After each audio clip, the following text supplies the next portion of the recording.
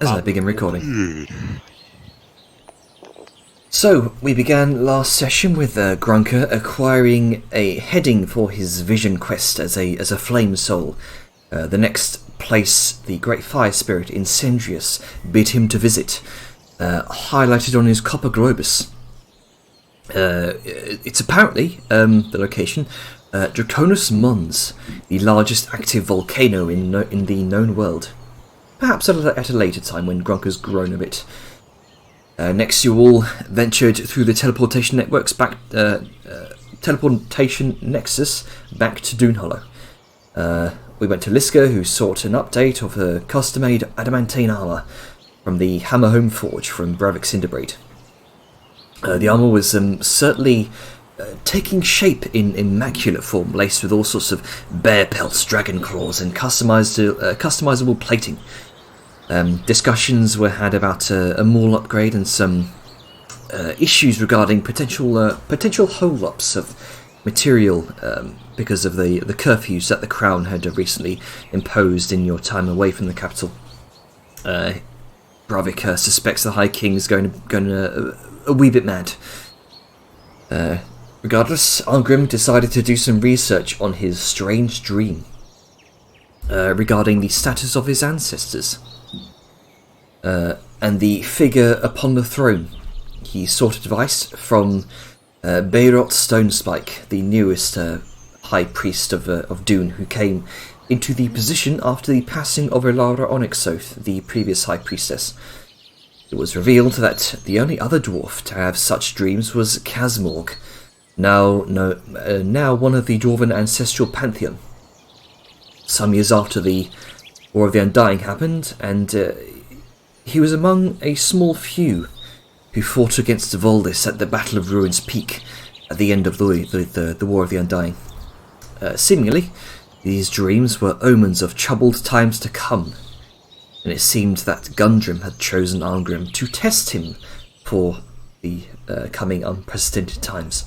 Arngrim also went to find updates on the fort being built upon the side of Mountainholm from Captain of the Dune Hollow Guard, Thurdrin Brasheim. It was revealed that Arngrim had spurred a grand movement of craftsmen from all across the Silver Kingdom, many of which were making pilgrimage to this new fort, this Raz Karak, as Arngrim called it, or Silver Home in Dwarven. And a number of people familiar to Arngrim's past were directing much of the construction. Grunker did some potion chopping, and Sayun and Vellum went to the Sapphire Archives to study on some rare metal they could potentially work with, to which they discovered a metal called orichalcum, a metal surrounded in myth and legend, purportedly found in great amounts whether under the sunken Kalkaros Peninsula, or within the lost city of Orikalos within the Ioshan Forest, hence its namesake. Throughout research into Orikalos, one species constantly resurfaced itself over and over again: Dragonborn and dragons. Later, you reconvened in the Golden Lodge, your old stomping ground, where you last spent your time here in Dune Hollow. Liska and Arngrim decided to acquire their sign-on bonus of 100 platinum. Dejar was also there, but kind of at the risk of going over that again, we already kind of went through that this last couple of weeks. Dejar has temporarily joined your group, at least until you arrive at the Ironsgate Wall. The morning after, you gathered your things and set back off onto the open road. So, we'll not be going day by day like we usually do. We'll not be going day by day. Like we usually do, we're going sort of days past type deal. And if anyone wants to say anything, it'll typically be when you're all set up at camp for the day. If you encounter anything notable across the road, I will mention it. Ideally, I'd like to kind of fill some time until the 31st, which is when I'll sort of aim for everyone to arrive at the gate. When we can do when we can all do our one shot when Ducky will be absent for his birthday. Yeah. So, during this period of the next couple of days, as the convoy of the Steamhammer, Bastion, the Giant Ram, and Venom's caravan trundles across the rolling golden hills of the Druvenholm Plains. Hammers strike. What would you all like to do? Can we see the map? Yes, give me a second. Gamble, quick question, because my memory is a sieve. Yeah. Do you want the buckler or the proper shield? The buckler was the one that let you fucking, I think it was like, let me double check it. Is it zoomed in so hard?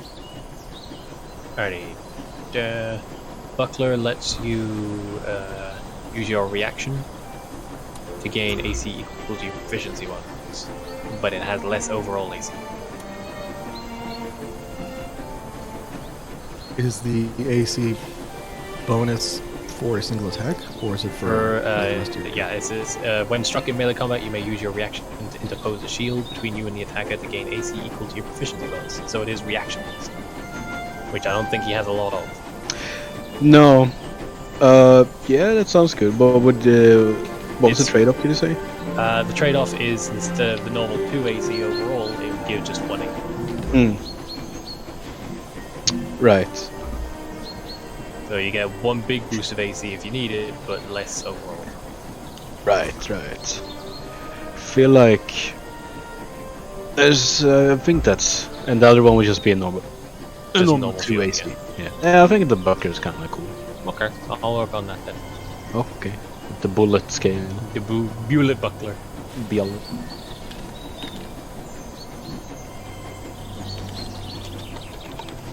So anything, Sorry, I was trying to switch. anything anyone would like to do? Well, I have things, but I'm just sort of getting the logistics in my brain before I open my big stupid mouth. Yeah. So if anyone else wants to go first, go right ahead. Okay.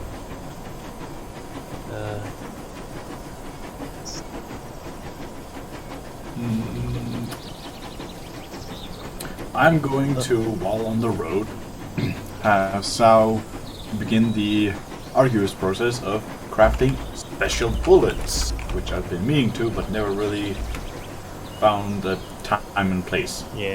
If you can get some holy water, then that'd be good for where we're going. Guess what I'm making? That is something. I have specifically 2 types of bullets I want to make. Mithril, which I have all materials for, and Sanctified. For Sanctified, I am lacking somebody with holy water and blessing power. Looks to the cleric. Subtle. Weird how that works. Funny that. I had already talked to Jenner about my plan to do that. Indeed. So, as you all come up across the road, you hold up, off-road for a moment to kind of set up camp for the evening.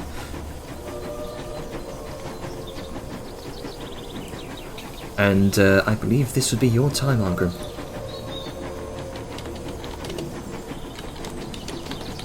I'm sorry, I'm super fucking dead right now. That's cool.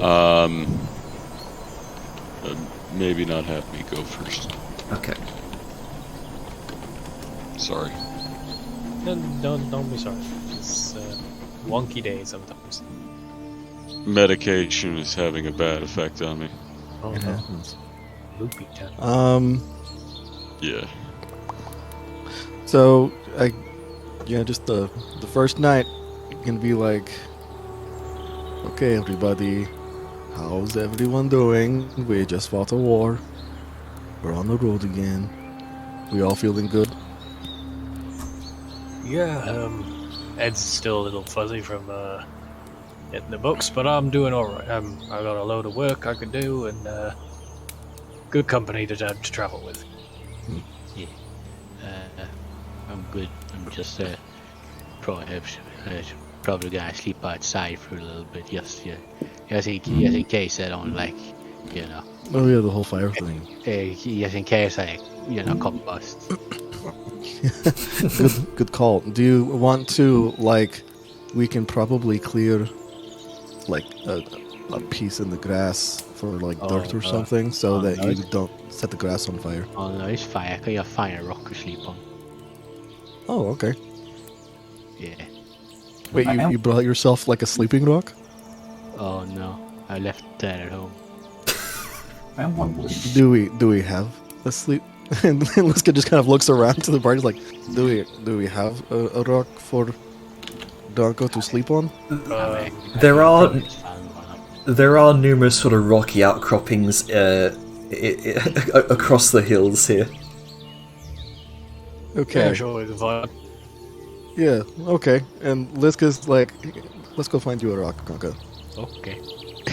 And Liska's gonna go find a rock Mhm. that is big enough for Grumka to sleep on comfortably, and is small enough that she can carry it to the cart. Okay, it's not hard to find such a rock. I mean, they're kind of spread out across the plains. It's very much akin to the sort of terrain in, what was it, that scene in Lord of the Rings where they're pursuing the orcs. Yeah. Yeah, just... The one where Legolas literally screams to taking the hobbits to Isengard. Yeah. The hops to Isengard. It's very much akin to that terrain, so it's not difficult to find a rock like that, a large boulder. So Liska's gonna like find this rock. Just can't try to get it as flat and almost like as close to a disc as possible. Mhm. And she's gonna like lift them out of the ground a little bit to see how deep they go. Like if no, this one's kind of weird. Like this one won't work until they find a rock, and then Liska's gonna like lift it up and walk back to the cart. Soil and kind of weed roots off the bottom of the rock. And you will see Liska just approaching back to the camp, lugging this huge kind of disc-shaped small boulder. It's like, found sleeping rock. Yeah. She just like throws it onto the ground.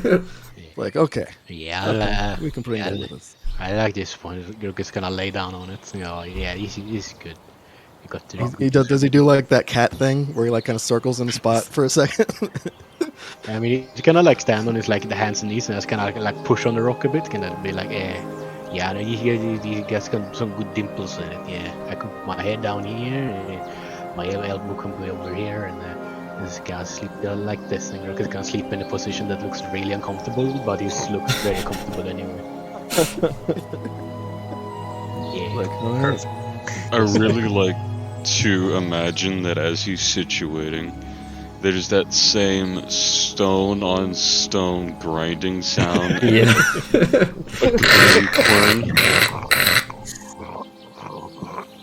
And like sandpaper and rock.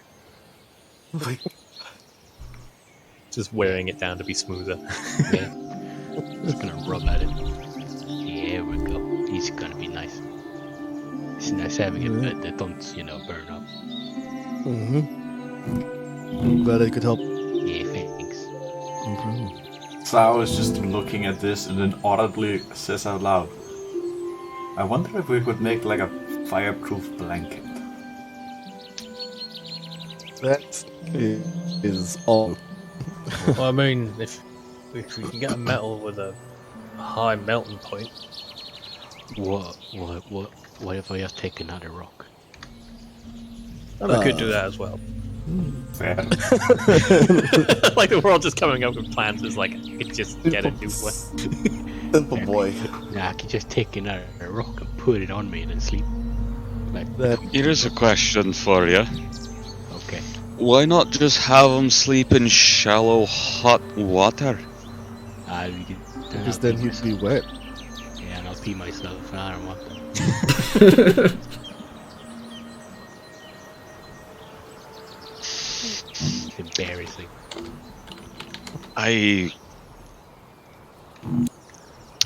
What about one of your Just cooking down pots, and he Andre? taps it.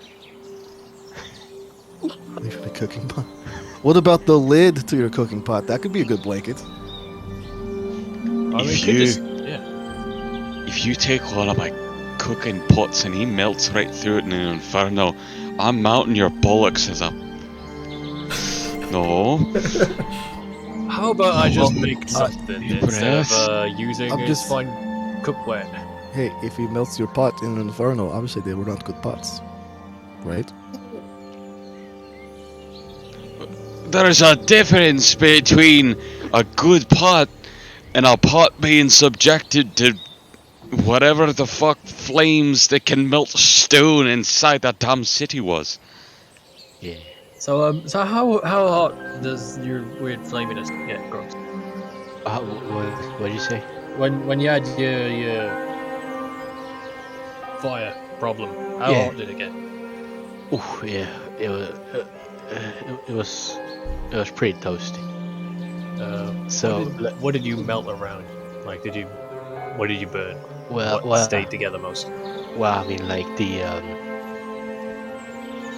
like all the blankets and stuff was like singed, and the metal door handle was kind of gooey, little soft,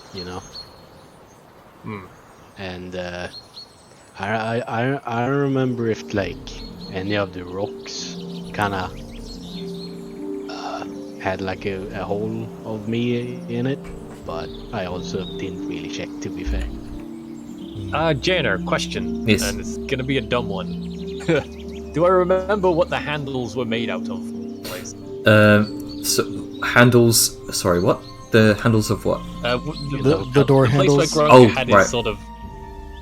In the golden, whatever the fuck it was. Was it Golden Lodge? I thought it was the regular place. It was the.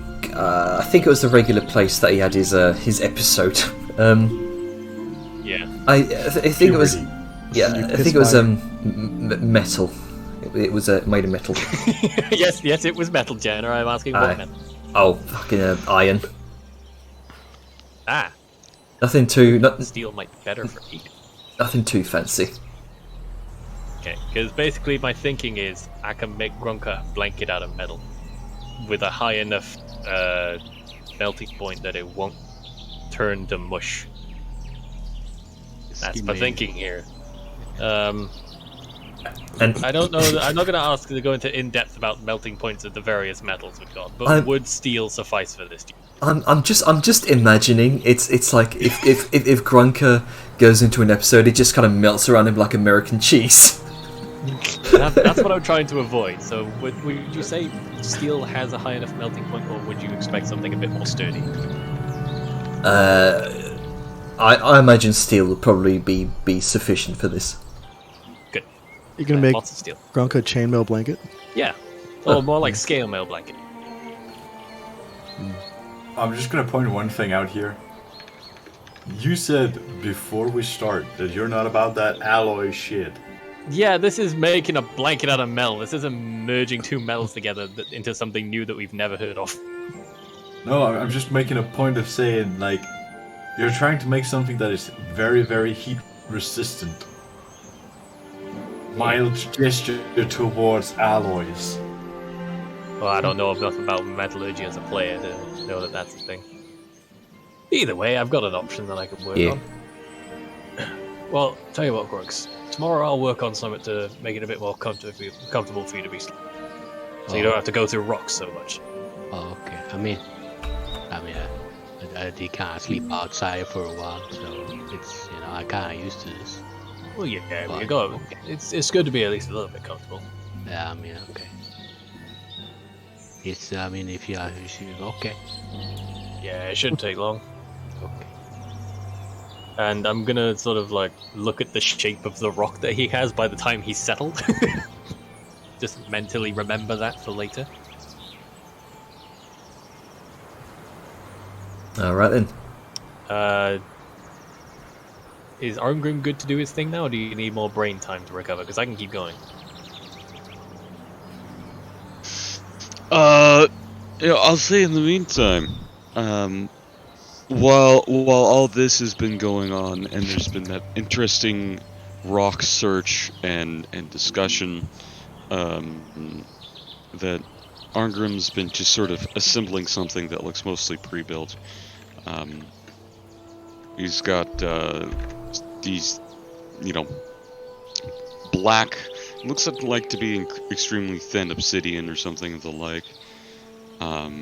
Circular stones, and he's got some cylinders of brass, some, high quality studded little leather straps, and he's assembling this all together over the course of this little interesting adventure. And by the time that you have asked him about using one of his pot lids, he's finished making a small pair of goggles.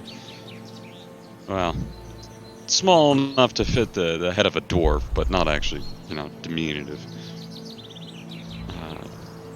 To the point that his goggles are assembled and up and going, and he is about to head out before he looks and sees it's night, and leaves any potential whatever the hell work he is going to do outside until the next day.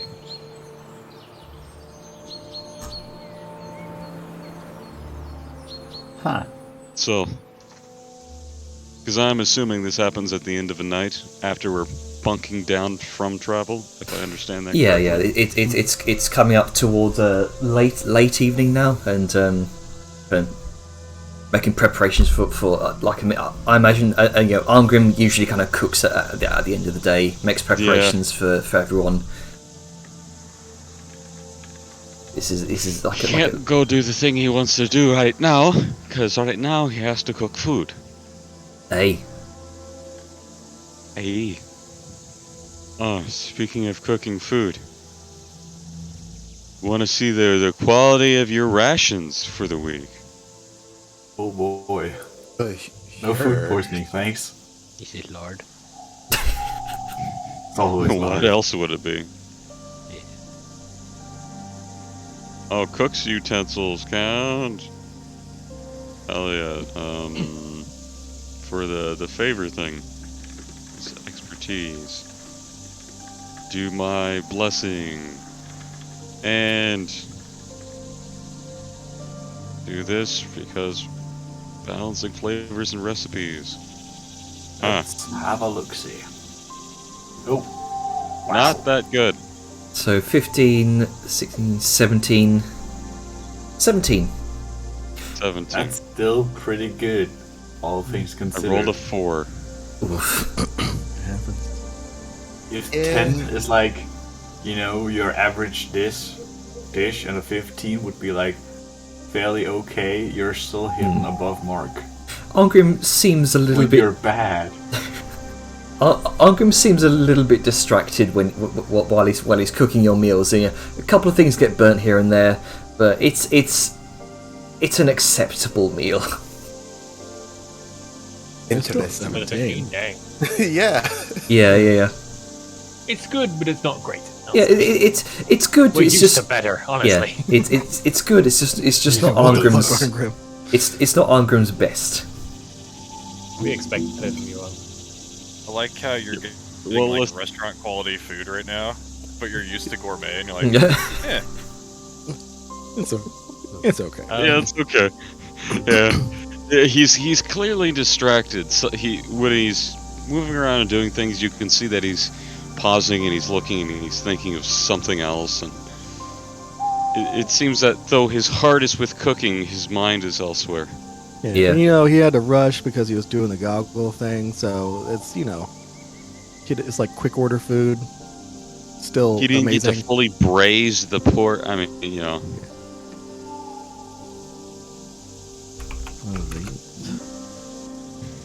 Okay, cool. So the next morning, unless anyone I else was has going to do to something once Arngrim was Sure, go ahead. on a yes. cuck 'em. Okay.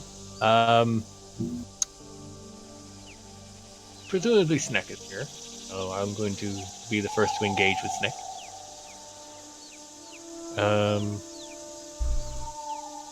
Sorry, my brain stalled for like a second, and all thoughts went from it. 4 Latency issues. 4. My brain has latency. Oh dear, we've reached that point. But yeah, what would Sneck be doing as we're settling? She'll be in the caravan, referring to her tome at the moment.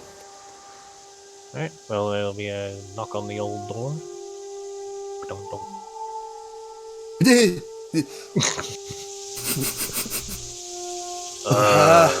You alright in there? Oh god, the cicadas. Hang on, let me turn it off. Turn down the cicadas, Jesus Christ. Oh god, we're being swarmed by cicadas. Roll initiative. Like, no. Wait. That's how cicadas Oh, usually wait, sound. hang on. Where is it? Fine, I can turn it down. She has a rattle on. Fucking. Anyway. You alright in there? This one's fine. She was just focused on her spell book. I wasn't expecting. Never mind. Can this one come in? Yes. Come in. He will enter. So go behind him. Just I'm expecting like a fucking student's dorm where there's just papers and shit everywhere. You would expect that it's a small pile of papers, and she's My just caravan. looking through them, looking through her notes. I'll fix that later. Yes, Phantom. Wanted to have a chat with you real quick. There's a couple of things business related, but first off, I want to get a better idea of how you travel and all that business, because I don't know anything about your necessities of comfort and all that lark. So since you're going to be traveling with us for a little bit, then might as well make you comfortable during it. So, anything I need to be aware of? Well, not really.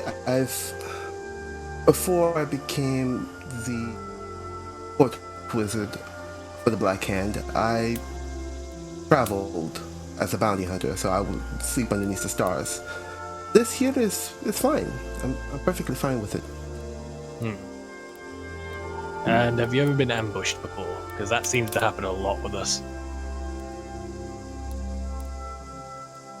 Not really. I Sorry, I got have distracted. Damn it. I have spells in order to keep me aware if I'm going to be attacked. Plus, you tend to have gained this innate ability to be aware of your social surroundings at all times. Are you a heavy sleeper? No.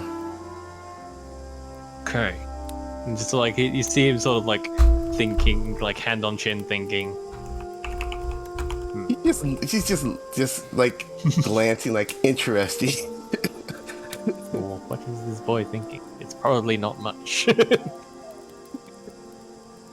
Right then. Well, you seem to have made yourself comfortable in here anyway. I normally sleep in here, but you're alright to use it while we're on the road. I gotta get used to not being so comfortable anyway. Kind of spoiled myself by traveling in this thing, I'll be honest. It's been nice to have a bed. But besides that, it's sort of like he's actually, like as you respond, he's sort of looking off to the side, like looking into space as if trying to remember something. Right. Your ring. Oh, right. I did ask you about that. Yeah. I needed to get some specifications. Well, first, give me a hand. I need to get measurements. Okay. He Just like gives you your hand. pulls out tape, starts. What were you using it for? Do I need to set any gems in it or anything like that? You can keep it simple. I need a ring of erudite. It'll be fine. What for? It's a very Probably- weird material to make a ring. I mean, I've got gold. I've got some platinum I can Well- melt down. Erudite would help me with my spell casting. Concentration of spells. So Mechanically, what the fuck are you using this for? mechanically, just the concentrate on spells, like you said. That's the Help with armor that concentration gives spells. you advantage on concentration with the spells, just so you're aware. You would have to have a full armor, not just a ring. Shit. That's what I thought the ring was for. Yeah, I thought it wasn't it like originally for you to stick your stone into. Oh, right, yes.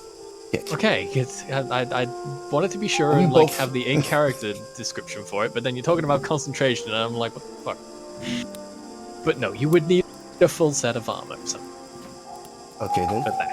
So, anyway, back like like some magic thing. Oh, right. She goes into her pouch and pulls out her transportation stone, at least, or at least I could have it without holding it all How the big time. is it? About size of your thumb, slightly. Right. And he's sort of gonna like not in a very abrupt way, but he'll sort of move himself past her hand to look closer at the stone. He Right. just So he you will. want? I just realized this is a sudden invasion of personal space, but He is aware of this. Like, do you just want to see the stone? I could just hand it to you. no, I got a knife for it. Right. So Okay. you're gonna want that set in the ring. Yes. Are you all right with me holding onto it when I work on it? Not now, because I got some other things to make first. But I'm fine. If you need to hold on to it while you're working, I don't care. Go for it. well, I mean, if I'm setting it, I'll need it. But I'll come grab it off you when I start getting to work on it. Okay. By the way, Yeah. on that note, this is gonna sound really odd. I need a weapon. I lost. Basically, I traded my dagger with Yeah, I can knock you up one. Just Okay. dagger. yeah, dagger or a metal staff, maybe. Yeah, I'll have a think. I've got to work on, like I said, got to work on a couple of things, but I don't figure it'll take too long with how much time we got on the road. Okay. Right, and sort of like puts this tape away, finalizes his own thoughts because he has to focus on that because he's not big brain. Right, stop, yeah, Mum. I need to tap out of that. I can't keep getting distracted by shit. God fucking damn it. Right, now on to more enjoyable topics. Did you want to join me for prayer? Sure. That'll take away off my mind, honestly. Always good to do before sleeping. Puts your mind at ease. Did you want to do it inside or outside? I'm fine either way, honestly. Yeah, let's just do it in here then. And then they will pray. If anyone else wants to do anything, go for it. Can I ask a question? Where is Tajar? She's in the wagon. She was like in the wagon doing nerd things. Okay. So like yeah, you just see Vellum go in and then time passes. He doesn't come out. Okay.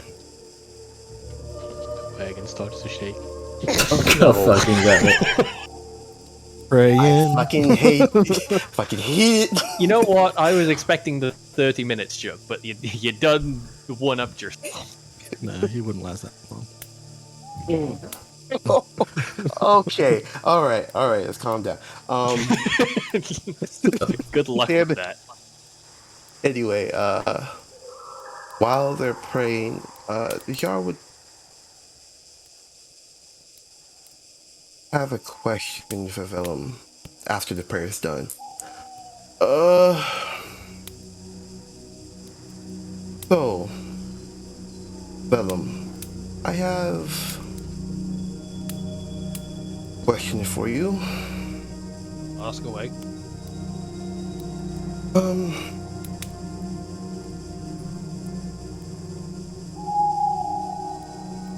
I got the feeling I this know is going to this be can- something awkward.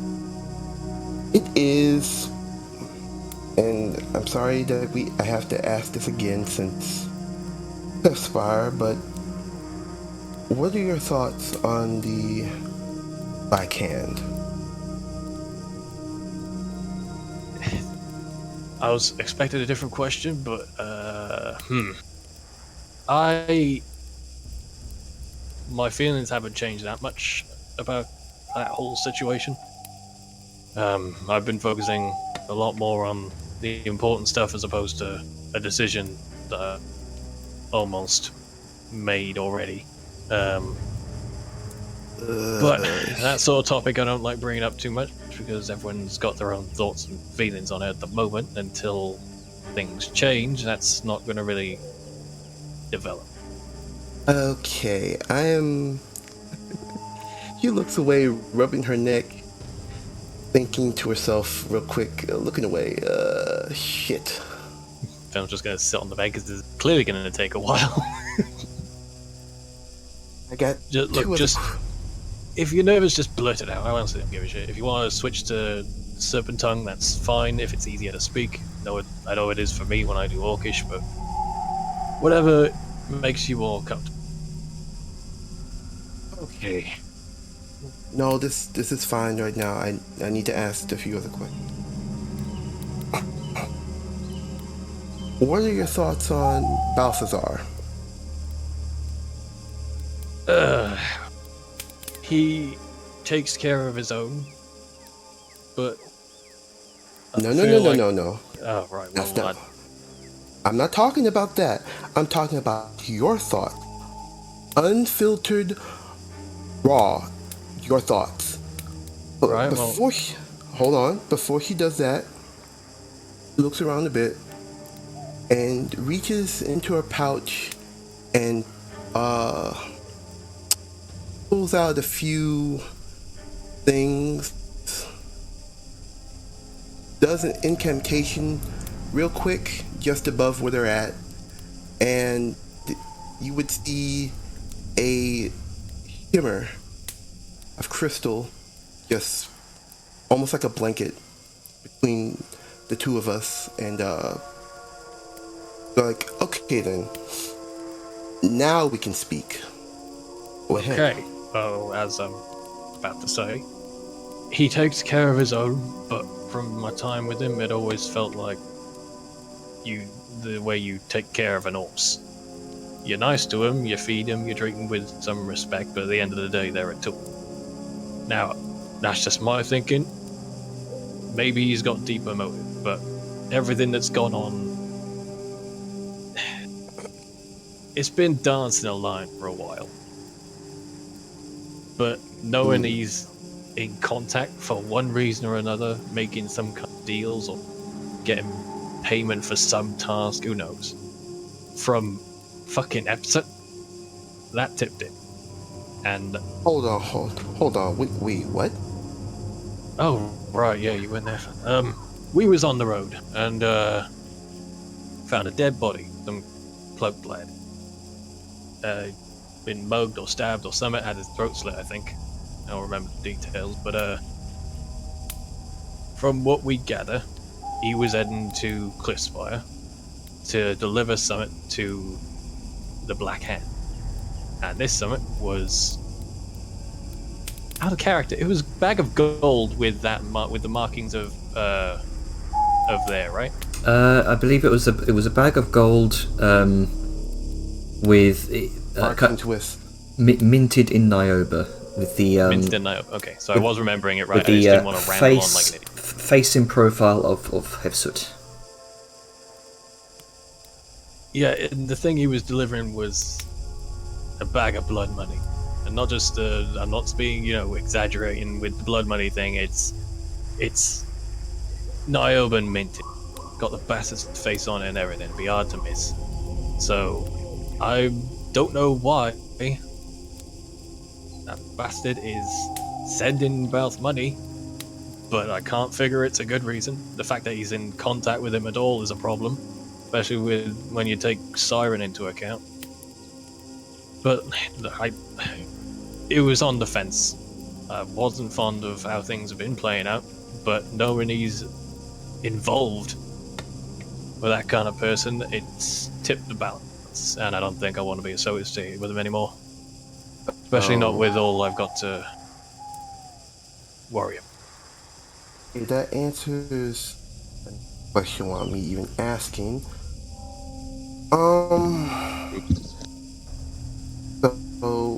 here's the other two questions. You're How just did full you of feel? beans today, ain't you?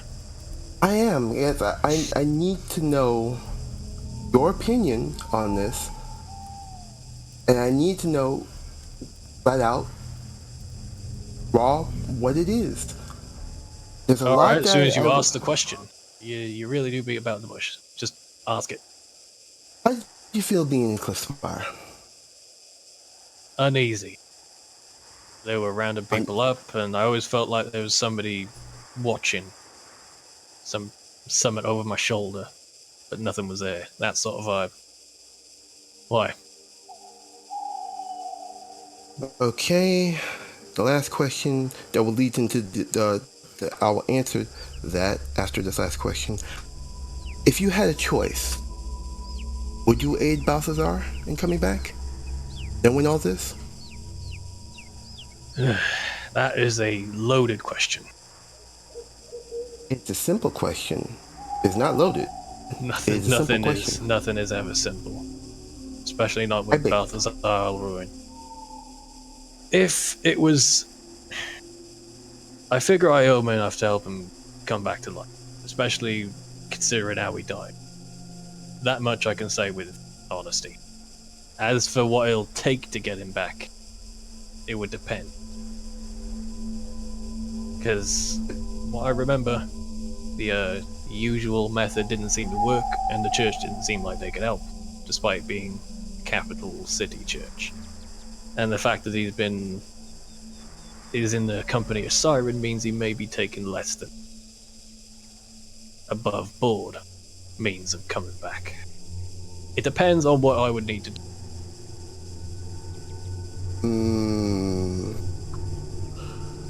Because as you can guess, we don't have a good opinion of necromancy, do we?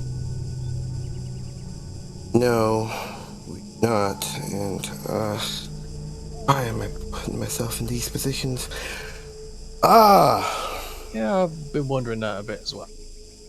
But I put up with Siren because, well, I feel like there's more to her than you think. Like, she does necromancy, yeah. She's got an attitude problem, yeah. But I feel like there's more going on. Especially with a letter I got from her.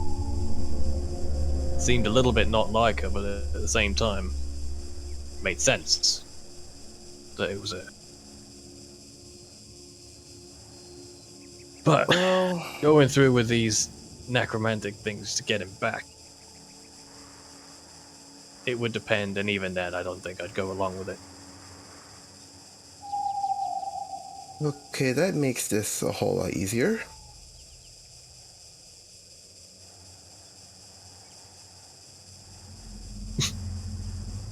Makes what easier? Give me a minute.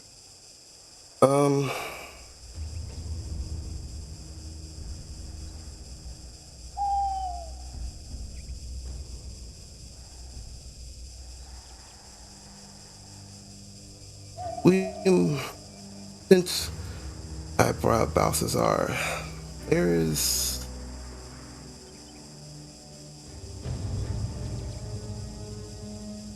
Seeing her hesitation, he's going to soften a bit, because so far he's been sort of badgering her to get to the damn point, but it's clear there's some contention within her. Sort of, I always feel weird about doing these sorts of motions, because then it develops into jokes, but he is going to, like, put a hand on, I think a hand, depending on where they are positioned, but sort of a reassuring gesture.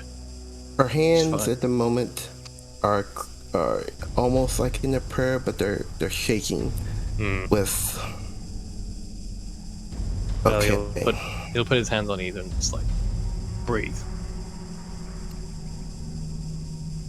He takes a breath. Okay.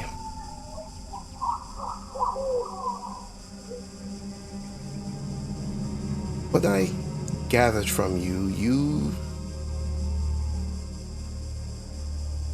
there's not going to be that much to aid Balthazar, am I correct? That you want to have nothing to do with him? Or the Black Hand? That's my decision, yes, but Like I said, everyone's got their own thoughts on it at the moment, and I'm the one about to push. It's fair. I'm afraid I'm gonna have to ask them as well. When it's just me and them, at least Sao Yun and Bronca as well. I'd say give it maybe a while. We've got a long time till we get to the wall, and it seems like people are going to be busy with their projects, and it's good to space these things out. True. And also, I guess we're not having 10-hour conversations about it. But he'll say, talk to me again for morning prayer. I have a lot to think about. I figure you do. Seems like you got a lot on your mind. Do you need any company? But right now, that would be nice. I'm... the frying pan into the fire. Well, I'll stick around. Not like I can work right now, obviously, and everyone seems preoccupied, so... Alright. And also gotta look after each other, haven't we? Yeah. You can shift there. And that he will stay with Snack until further notice. Alright. So, what are the rest of you guys doing?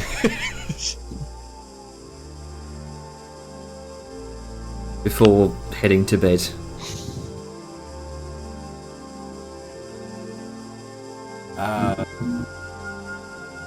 Zhao is gonna be on top of the steam hammer and looking mostly towards the sky, sort of tapping her pencil on her notebook a bit.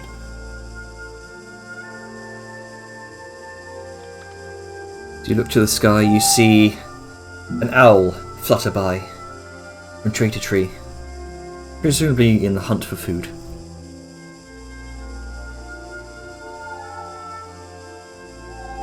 Maybe. She sort of jots down a few ideas and then sort of looks over to the steam hammer itself, which surprisingly she's sitting on.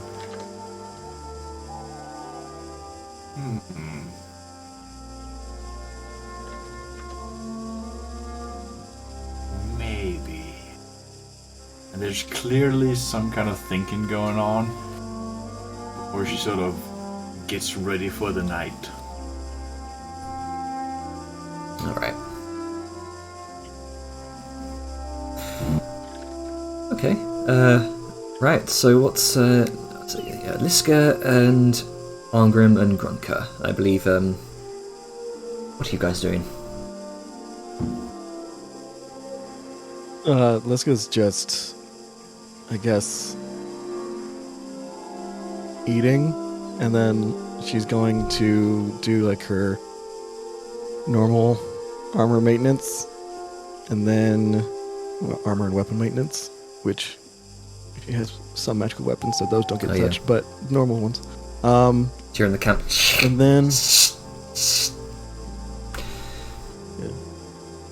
and then she is going to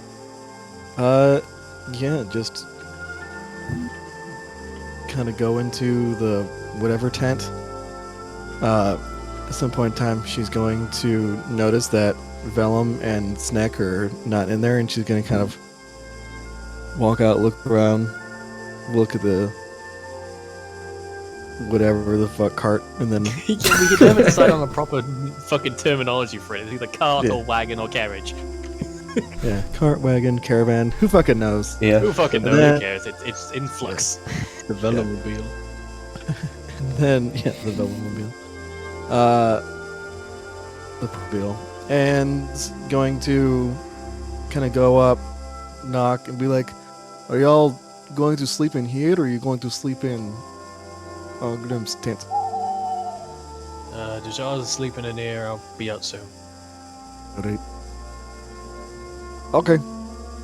And then she is going to go to sleep Okay. because she don't got much to do. She's not a crafter. She's not a Yeah. blacksmith, and she's not a magic person. She just does her thing.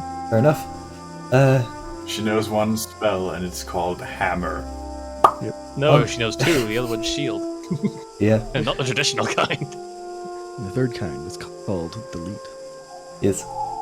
Angrim and Gonka. Do you want to do anything, or? I think Grunk is just kind of walking around and with Webby doing that whole like pseudo-alarm spell thing with his Oh yeah, web. yeah. And Vladimir kind of works with you to set up the usual boundaries around the campsite. Yeah. Okay. I think Arngrim's not not enthused to do anything right now. So. I think he's done what he needed to. Like, he had a couple of things. We got like weeks Yep. on the road, All right. so yeah. He went to bed early. Yeah. Okay. So, as morning comes next day, you are not interrupted for your sleep, thankfully. And Right. I believe Dejar wanted to talk before morning prayer.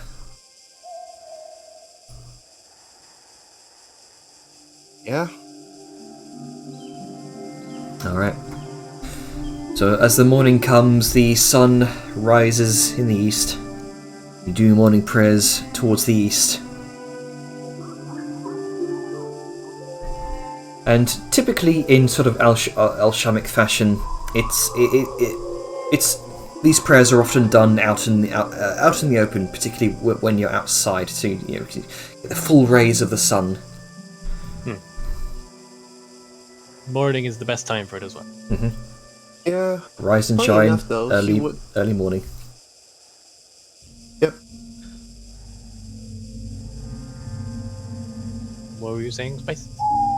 I was thinking, I'm trying to get my thoughts together real quick. Okay. You want to pop over to anyone else while you get your thoughts together? Yeah. Yeah. So the cart, everyone else rises for the morning. Arngrim begins cooking breakfast. Before that. Oh, okay. Clanky clank of maintenance. So he is doing his maintenance. So the breakfast bell that's waking people up instead of Vellum for his morning prayer or some rooster or some shit is probably going to be the catastrophic sound of the tank firing to some unknown location in the distance. just what is you all hear probably going to be equated to as the lowest and largest whistle you've ever heard. And you hear off in the distance. Followed by an explosion. Just birds. Birds flying and Time to wake up. And crows squawking, just fluttering from the canopies, terrified out of their minds. Sal is immediately up and awake and just fucking holding out her rifle leg, pointing around. Arngrim is triumphantly standing on top of the steam hammer, hands and fists resting at the side, chest puffed out. What season is it? It's going into fall winter, right? It is the last days of summer. The last days. Then he's enjoying the final moments. He can walk around in the shortest dwarven shorts you've ever seen. He's straddling the cannon like it's a penis. Oh no. But he is sitting up on top, or standing up on top. Anybody else would be sitting at his height. It's an easy mistake to make, but don't you dare tell it to him. He's wearing a pair of finely made black goggles.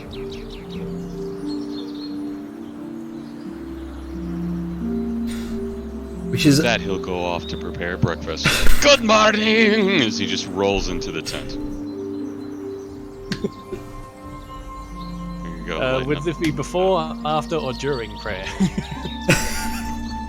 It probably would have been just before, because this sound was right at or right before dawn. You know, unusually early. This is your private time. I I love it. basically be like, Watson, what? We're under attack, Hunger. Are you firing things? Well, I'm firing, alright.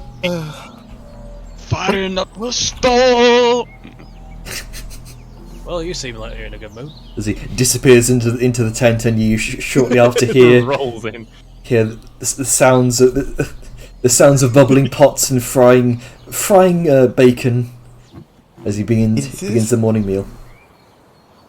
Is this normal for you, Glot? I don't know.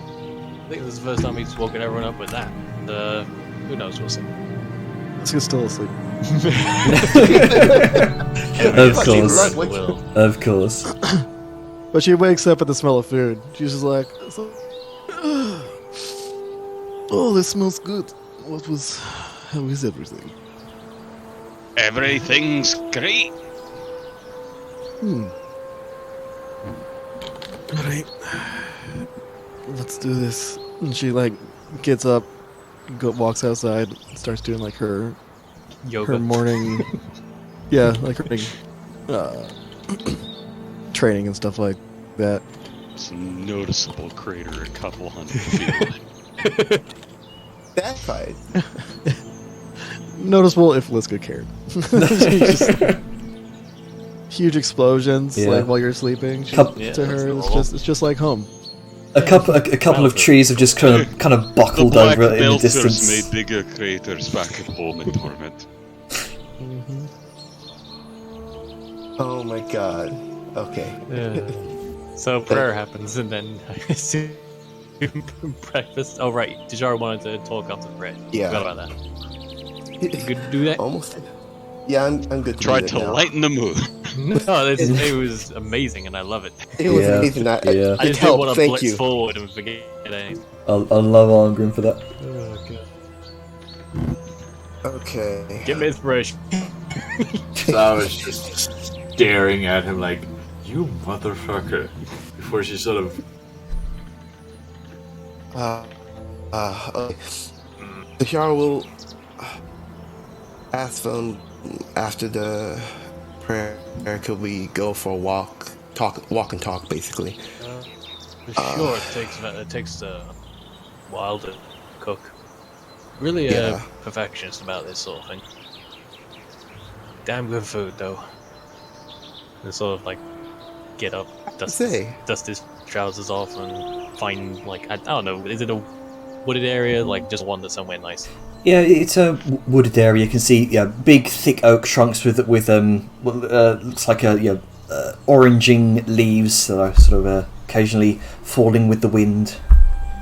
It's almost serene in its ambience. Nice sunny day. The cool of autumn, by the way. Grook is gonna go inspect the hole. Clearly, he has a priority street. The Shara will laugh a little bit, and her jovial tone will get serious again. Sorry to bring this up again from last night. What you gave me pause for thought.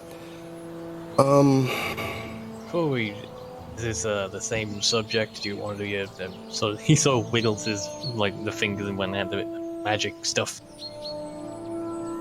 No, it's dealing with Balthazar. Right, well, may as well get it out of the way before the day properly starts. Yeah, okay. We're gonna speak of Balthazar.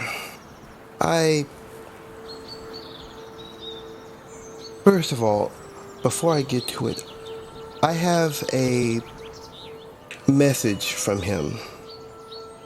Regardless of what you told me last night, Well, message is a message, so... he What wanted they- me. He wanted to ask you to take a contract on for the Black Hand to help rescue Siren, who is in Tiktajos, and she's been captured by the Handyman. However, on that note, I've been in contact with my underground contacts, and I'm sorry to say this, but I've believed the sources to be genuine, that she's dead. Well, if I know Siren, she's too stubborn to be dead. But,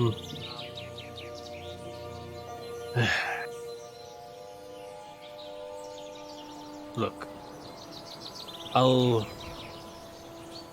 if you get everyone else on board, and I mean everyone, because I'm not going to drag anyone into a job they definitely don't want to do, especially with how some people might see someone like Siren. But I, myself, am willing to help. But I want to make one thing clear. I'm not doing this as the Black Hand or for the Black Hand. I'm going to do this for Siren.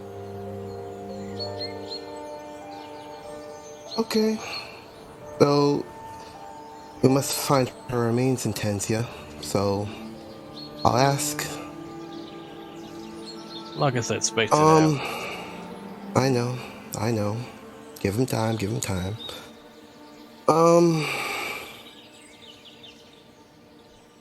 On the note of Balthazar, I fear I have some dire news. More dire than Siren being kidnapped, possibly dead, and shifty goings on. Well, lay it on me. Well,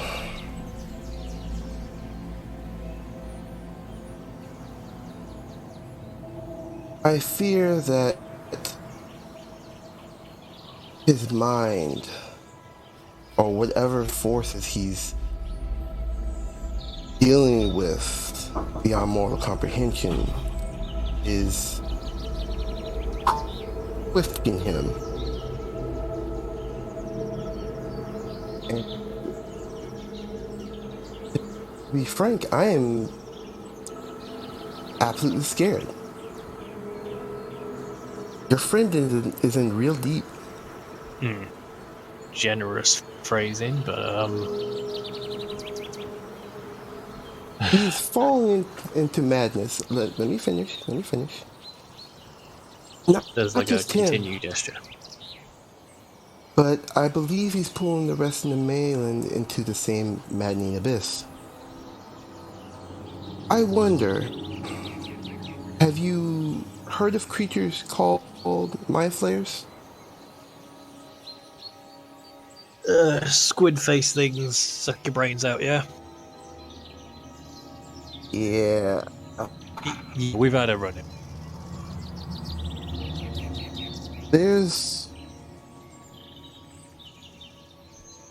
He's in contact with one. Of course he. Tall even amongst his kin. It's called Velosh. I think he's twisting his mind. In addition, Continue. In addition, the group you once known as a small band now has a death cult. Has made allies with, as you so knew about, Hefsut. And very soon, a vampire countess. Oh, good. Today was starting off so well. Right. I'm gonna be very blunt.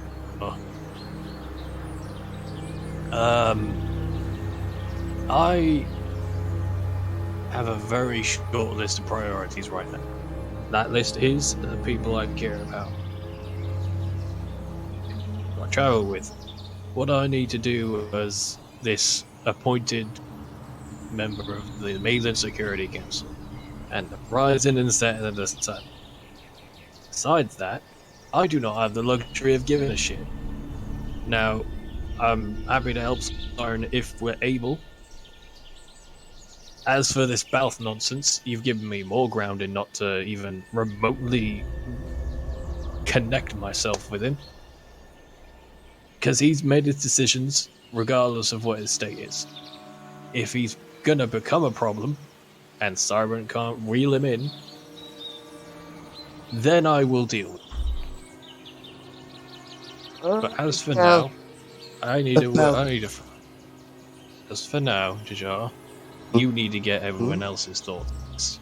I figure Arngrim and Liska are going to be definitely against him with that sort of news.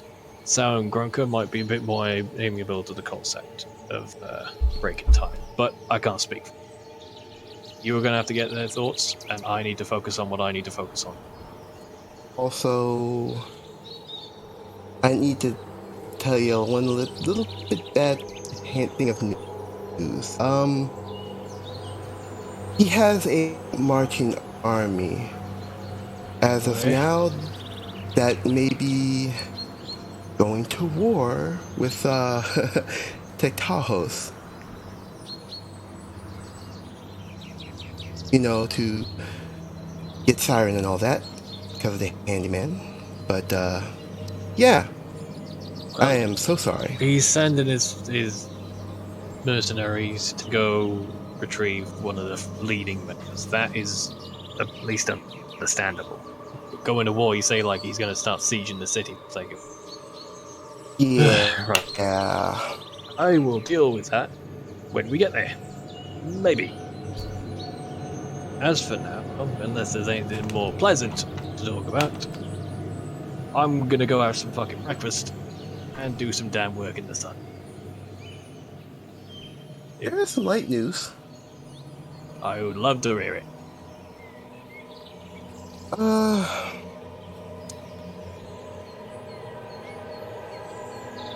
I've been noticing there's been a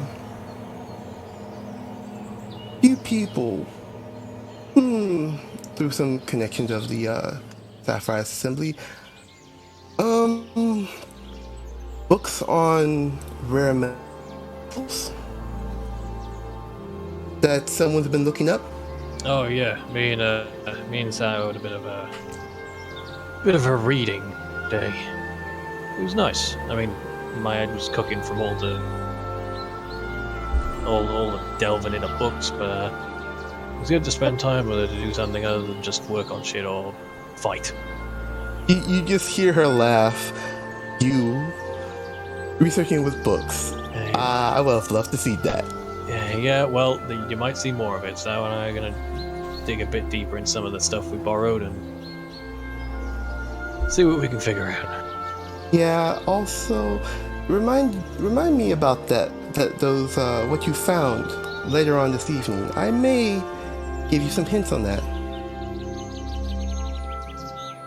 Right. Well, I will let you know when Sal and I plan on reading. I'm probably gonna give it a bit, but yeah. I'm probably gonna be working. Grab me if you need me, but that's what my focus is gonna be on for a while. And guess I'll see you at prayer. You do. Yep. Alright. The both of you eventually return back to camp. In the meantime, Arngrim's finished up his morning meal of bacons and grease and just all I've sorts. discovered a new recipe. It's called double bacon. Hey. It's called a bacon sandwich.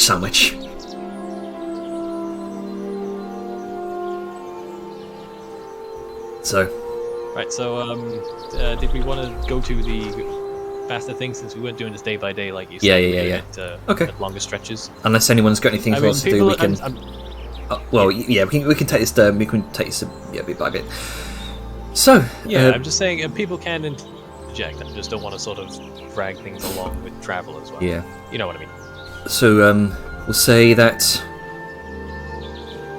as you all head back onto the road. For the meantime, a few days go by. Nothing significant catches your eye. Quick question, Jenner. What are the chunks of time that we're dealing with? Are we going by the week, or because I got crafting rolls to do, and I don't know how many I'm doing? Generally, week by week basis. Okay. I'll do my rolls in the background while you do role plays or whatever. You mind if I do a quick roll for crafting some special ammunition? Oh, by all means. I need to roll for 2d10 to see how many days it's going to take to make. So. 10 days. Oh. Ayo. We should be finished on those soon. I'm gonna have mithril bullets. Hell yeah. Alright, I'll do my rolls in the background, but if people want to interject with roleplay, which is the whole point of over travel, Is it go 10 for days it. before or after your Arcanist? This is something that is considered mundane, so I don't get a direct bonus to it. I thought even like crafting in general. Okay. Yeah, rules. Either way, I will say that. Dab. Either way, I will say that he's.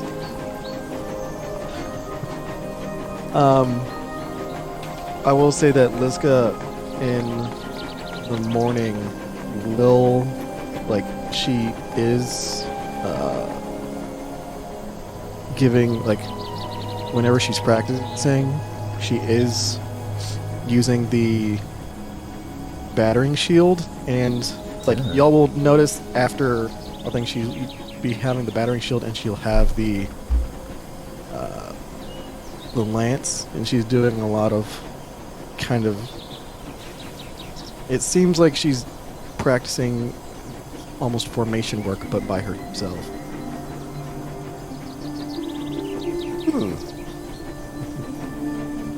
Dancing like no one's watching. This is an interesting technique you've not seen Liska use before. Is it the one she employed to knock the shit out of them?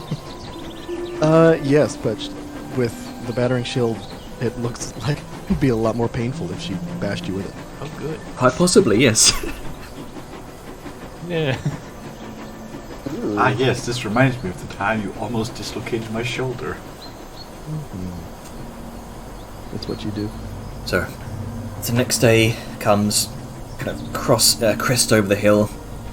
Xiaoyun, you notice in the far distance, quite a ways off the roadside, is a tall, sort of partly crumbled structure.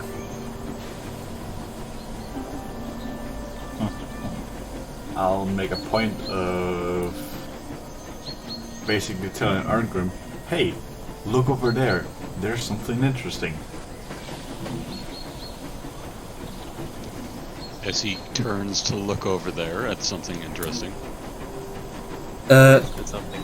Arngrim, it's the structure is most definitely dwarven in make.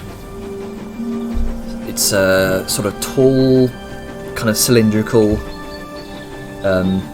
about 50 feet tall, and it's sort of been partly sheared and kind of crumbled from one side. It's and as you kind of veer the tank nearby, you can see it's mossy and overgrown. Looks very old. But there's only so far. There's only so much detail you can make out while still on the road.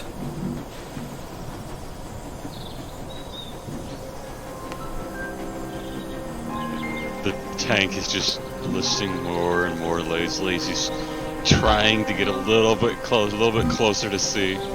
You feel a Until as you eventually there's a yeah as he goes off the road.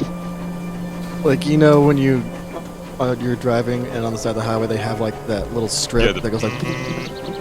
Yeah. That's what it's just like. Yeah. Yeah, but instead of veering into it, he's like, "Oh, well, I'm off the road now. No excuse," and he just fucking beeline, just hard left. Oh no, I've come off the road. Might as well. Oh no, I've lost control. I'm heading down a 4-degree decline. I was I can't also. stop. I'll have to use those ruins to brake. So I do have a question. How close? Because if you look on the main map, there's a point in time on the road where we'd be crossing over a river. That it said caravans were disappearing. How close are we to that? Oh, let me give you on the. Let me stick you on the map. Can we go back to the map? Yeah. Map is helpful. That is a long way away. But yeah, I didn't know, like, as Abel was saying, the chunks of time that are happening in between. So we I think we've been on the road We're in for the like... first week of travel, so I guess I don't know where we'd end up. You've been on the road for about just under a week. okay, so we still have 2.5, 3 weeks before we get to that part. Okay. Yeah. Alright. Cool. Yeah, let's just gonna kind of watch amusedly as Arngrim just slowly drifts and then hard drifts off the road. Yeah. Slowly drifts off the road and then instant commitment. Yep. Yeah. And as you slowly kind of veer down this slight decline of the hill towards this tall kind of 50-foot old dwarven tower-looking structure, you actually kind of pull alongside and stop. Eventually, you do see. So I can actually stop the train there. Kind of toot your horn for a moment as you signal to stop. And you can see, indeed, mossy, kind of overgrown rubble seems to fill the base of this, and the surrounding area of this mostly hollowed out tower. It's almost like a sort of hollowed out shell of a tower, if you will, but one side has been sheared off and the rubble has just collapsed all around. And what looked to be what were once wooden floors have been mostly rotted and kind of splintered away over many, many, many years. And your tank kind of up against what looks like some sort of upturned anvil, long overgrown with moss and rust, and it's kind of been partly buried in dirt.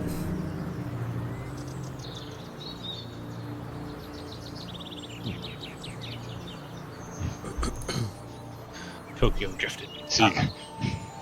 As he cover, he's got a work bag in hand. Quickly begins pulling out of his mason's tools to use them. He's measuring with things. He's testing levels. You know, he stuck a little hollow tube into the dirt, pulled it up and looked at it on a clear side. Took some out in his hand and tastes it. You know, just as he's going through and all the carvings, his fingers running. He's doing all these kinds of measurements with calipers and shit, and he's looking at the history. Your expertise aids you in identifying a stone building's date of construction and purpose, along with insights into who might have built it. There you go. Using his mason's tools to give him help with that. He's got stone cunning, allowing him to double his proficiency with history checks to determine the origin of stonework, and double proficiency to the roll. Yeah, you can proficient with history for it. You can double proficiency to it, and potentially hit advantage if I can swing for that, because I have the tool that has that skill set as one of its listed things. Yeah, I will certainly allow you all of those. So go ahead and make a history check. Alright. I'm also gonna blast.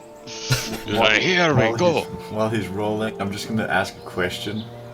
You are aware how tall 50-foot tall is? Yes.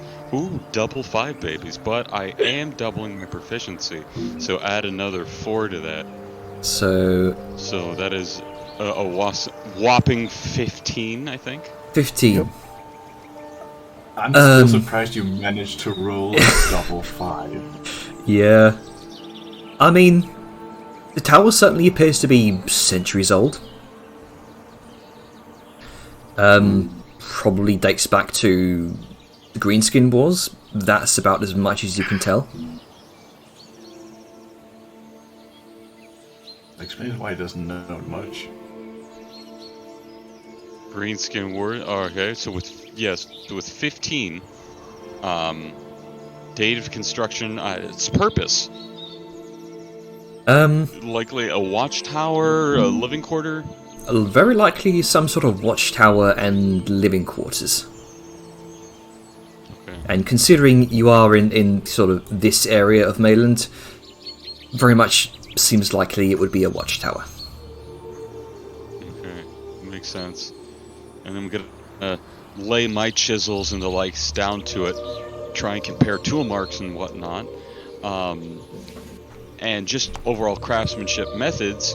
Does this match the tool profile and the telltale signs of dwarven craftsmanship, or do I think, with insight of who might have built it, this might have been a human or a halfling settlement construction?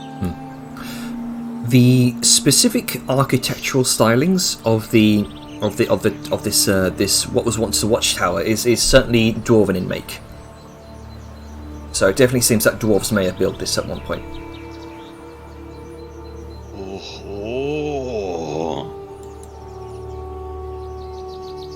As he's taking all of this in, what are you rolling for? What's up with you? What are you doing, Sable? Oh, I think he's just doing crafting I rolls. wanted to poke your brain, Chainer. Last session, when Velm's projects came up and all that business, I had said that I was going to start using the Icon of Fate. However, in my big brain, small mind way, I forgot about it. But I haven't mentioned that I'm doing it this session. Does it count that I said I was going to, but haven't verbally said that I have? I will say sure. I mean, I've always done the assumption that Bliska's just been doing it every morning. Yeah. Yeah, but Velm hasn't done it before, is the thing. And I didn't want to cheese it by being like, oh, it's convenient that I have it now. Yeah. If Liska's been doing it, I'll allow Venom to do it as well. I too have been doing it with Arngrim after the last ordeal. It helped me with the smithing. It was brought up once and said you hadn't mentioned it at all, and Arngrim wouldn't know. Then he learned about it, and we said, oh yeah, well now he wants to do it, so... Okay, I just didn't want to seem like I was abusing... It was allowed for me, it should be fine for you. Yeah. Okay, well I'm gonna use the fate reroll for that one then. Okay. It would be very nice to get Grunka a masterwork sheet. Yeah, no. Dang. Literally the one you needed. Sadly, it's not because the DC's higher because I wanted to put extra plating on it. But it's fine. Oh well. Sad times. 25 would have been the bare minimum. Oh well. He's got a shield. It's good enough for now. Sorry, continue with what you were doing with exploration. I am just back here crafting. Yeah. Okay.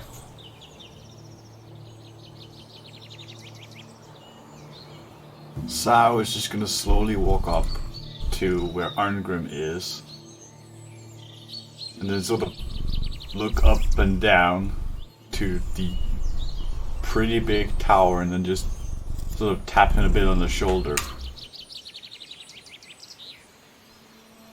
What? I'm in the middle. Sayun, yes. I know you're a bit busy with the stonework, but he sort of points up towards the top of the tower, where there's a tiny semblance of what seems to be a top floor, except, a birch, it's not that it would fall.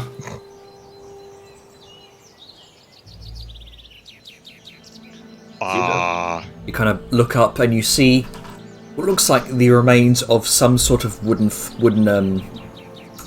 level, some sort of floor. The wood looks like it's long rotted. It looks sparsely constructed now over the possible centuries it's been there. And you kind of, as you both kind of look up there, you see some sort of some sort of chest or container?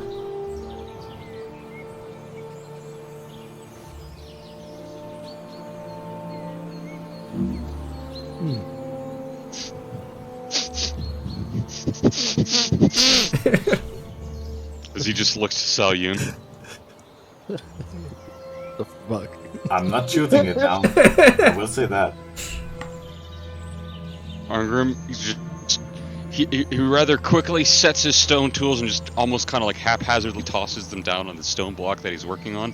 Starts to quickly waddle off, runs back. He makes sure they're still there, balances them, turns one and makes it kind of straight with the others, and then quickly walks off to go up the structure. A little back and forth. Liska's just kind of watching, like, so what are y'all doing? Well, for once, I spotted something, and now Onagrim is, well, being a dwarf. Wait, huh? What did you spot? Sal sort of points up towards the top floor. I think there might be a chest up there of some kind. That's dwarfology! And Yar pops her head out. We stopped? Or not? and then Sal just he looks over at the jar look and... So go ahead, Liska. go, Doug. Oh. Well, Ducky, Okay, there you go. you look over to the jar and do you do anything or just look? Sal's just giving the jar like a look like, did you not hear the tank go off-road? No. Book. Too absorbed. Nerd.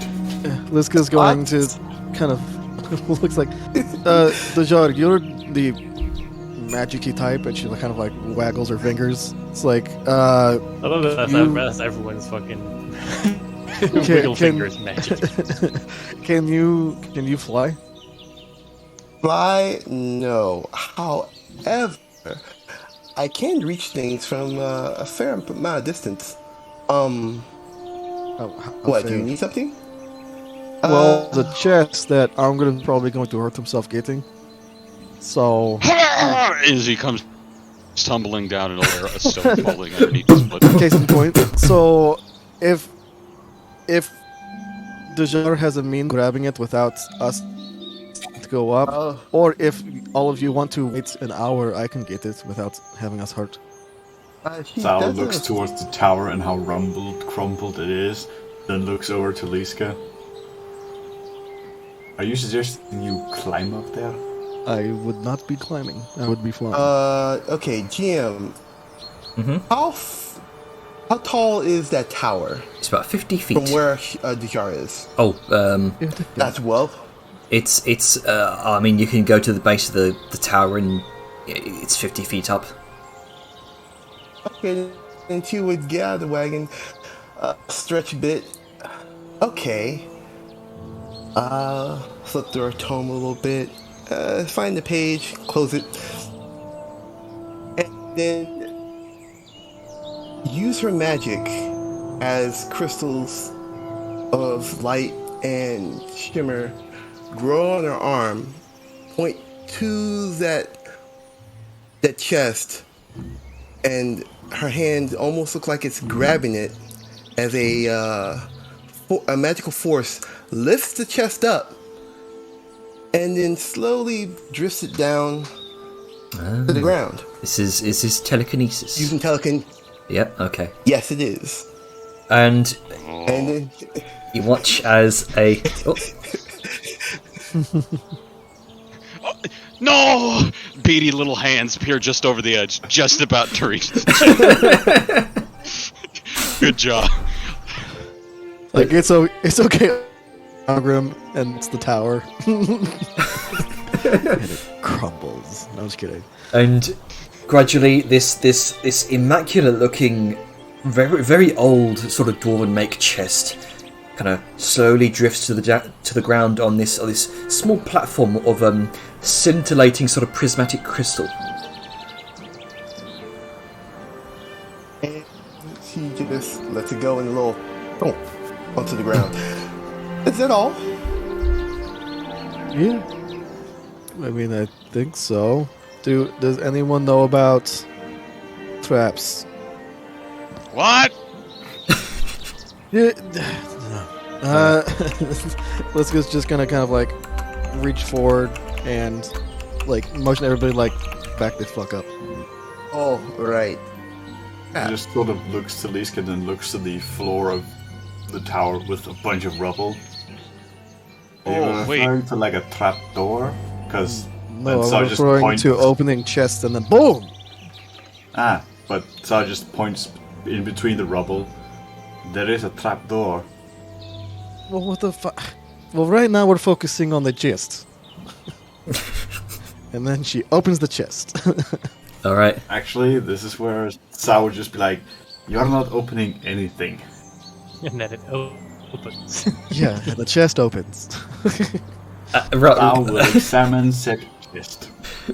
Well, as you're doing that, as Liska kind of cranks it open, there is no lock. And I need you... No. I'm joking. The chest just opens. And inside, you see what looks like a number of small vials of what look like sort of slightly glowing orange liquid. So This is liquid fire in a bottle. Close, Sayun. You're familiar with this. This is alchemist's fire. Saw just immediately eyes it and just looks to Liska. If this has gone off, you would have been engulfed in fire. It's fine. And there's been worse things. The chart just looks to both of them. I don't even want to ask. You don't have No. to.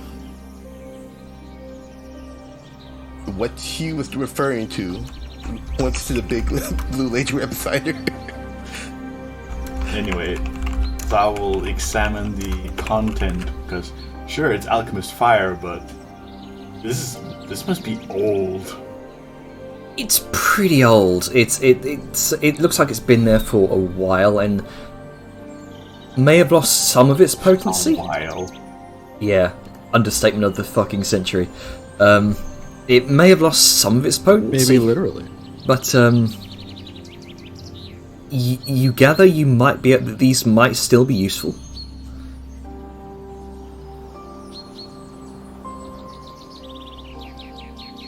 Saw sort of looks over to Arngrim. As he's falling down the last couple steps of stairs, dripping, and rolls back up. I'm okay. I warned you, bro. I warned you about the stairs. It keeps happening. Oh, this is good work. We used to climb these babies for miles. Oh, patrols were. Are you okay? Are you okay, Sir Brahim Brick? Oh, Alright, never been more awake. Arngrim, As he kind of like waddles over and bends over his knees. What are the artifacts? this looks like to be centuries old alchemist's fire. And she holds up a single vial.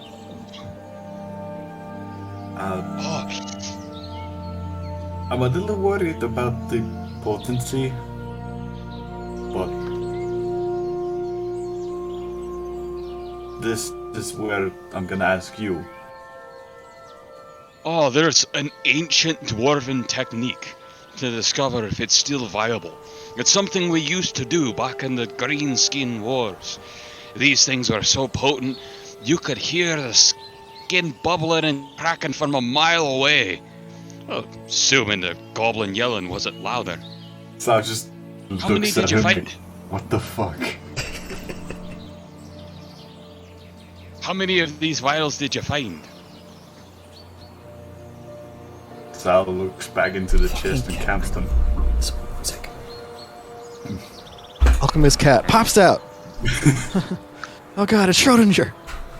Oh no, that's revenge. How many vials were there, Jenner? One, I think. At least there's a few. There was Oh, okay. Jenner Janitor's kicking his cat out. dealing with his cat. Go yeah, ahead. Go ahead. Sorry. that's fine. How many vials exactly did we find? 3. 3. Okay. Is there If you anything else don't in the mind giving, I can show you the secret technique to discover if the ingredients are still viable. called throwing? Zhao hesitantly hands over the one she is holding. He's gonna throw it, isn't he? Can I have it? Yes. He holds it up, he swirls it, he looks at it. He climbs into the tower, stepping over that one stone that always gives him trouble.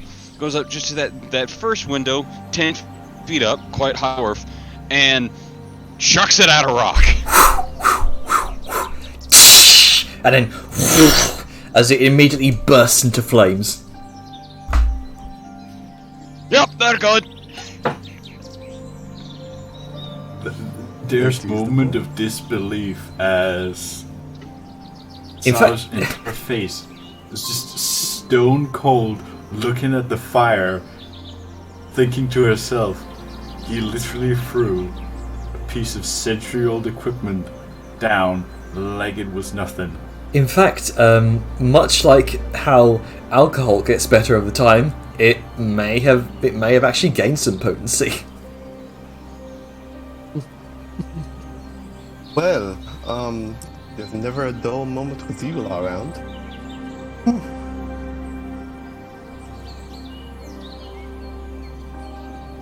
Fun.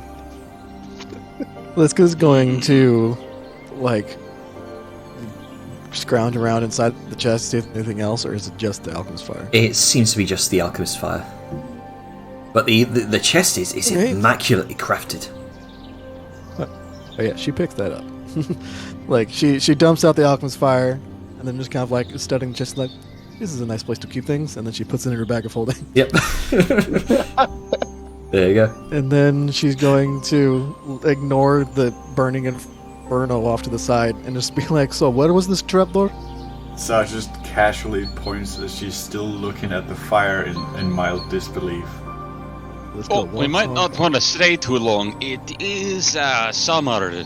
There's some dry bush, could spread a bit. And as you look over to the fire, it is starting to catch in some of the long dry grass. Okay, Greg is gonna like control fire. And this- stop that. This is the first time you've actually used control fire, isn't it? Kind of, yeah. I mean, he did it to show off, like, to show it to Sal, but this Oh, was yeah, yeah, before. yeah. This is the first time with Eld. All right. As you draw Eld and begin to hold it, almost like a dowsing rod over the flame, you watch as the fire is sucked into the blade. Tasty.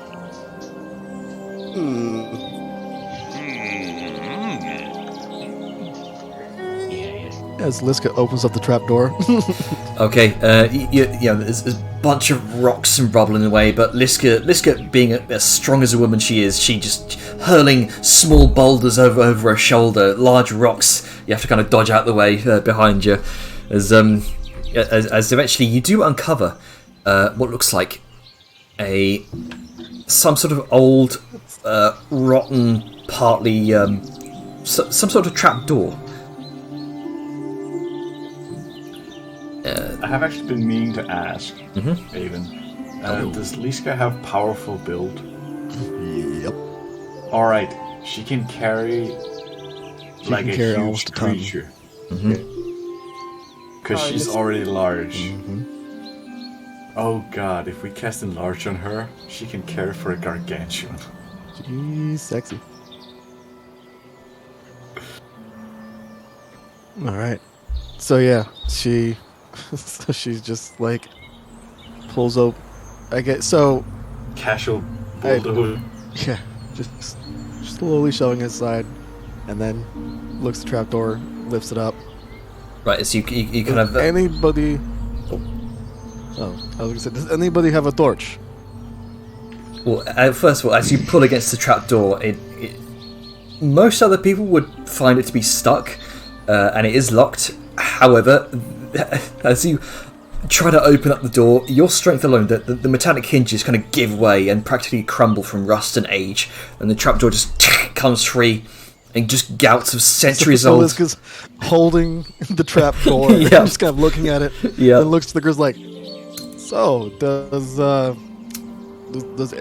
anybody have a torch? Hang on. No! He'll pull out the sunblade. Right as Arnger saying no and slaps his breastplate, you pull out your sunblade. We both start to glow with the daylight. Yeah, I think we're coming, Liska. Liska's just like closes her eyes, just like, fuck, thank you. It's just like the absolute fucking morons they are. That's kind of bright, isn't it? Can you break down there? She points to the hole. And as you kind of point to the hole, there's like centuries of gouts of like old dust and mildew, and just a sense of wood rot fills your face and nostrils. It's unpleasant. Sao just slowly walks over, takes out from her own bag of holding a fucking lumen lantern. Like, you guys know I come prepared, right? It's this normal for Look, Dejar, look. When you're on the road with a bunch of adventuring parties like these, nothing is normal. Trust me. point taken. And Sao will just hand the lumen lantern over to Liska. Yeah, let's go. We'll kind of, I guess, lower it down a little just to see what's down there, like if there's an old fuck off ladder or if it's steps or what. There appears to be a very, very old wooden ladder, which again looks very unstable. 5 silver says that won't hold anybody's weight. Sao just looks at her. 5 silver, it says it won't hold Kronka. Granka, Hello. can you climb down this ladder? Okay. Gonna climb down the ladder. All right. So as you descend into some sort of dusty old basement. It's going to clear the dust away from your vision, particularly with your vision alone. Actually, let me get some ambience up. So what you're saying is it could hold Grunka.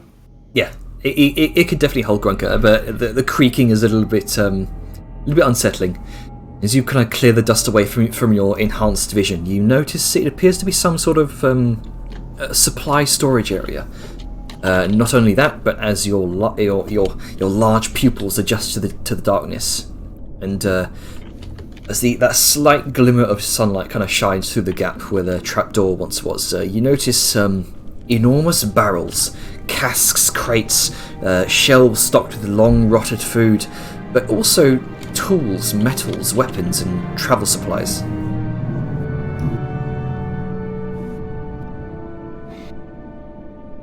I see. What do you see? What do your deepling eyes see? Oh, stuff. Like a lot of stuff. Doesn't look like anyone's been here for a long time.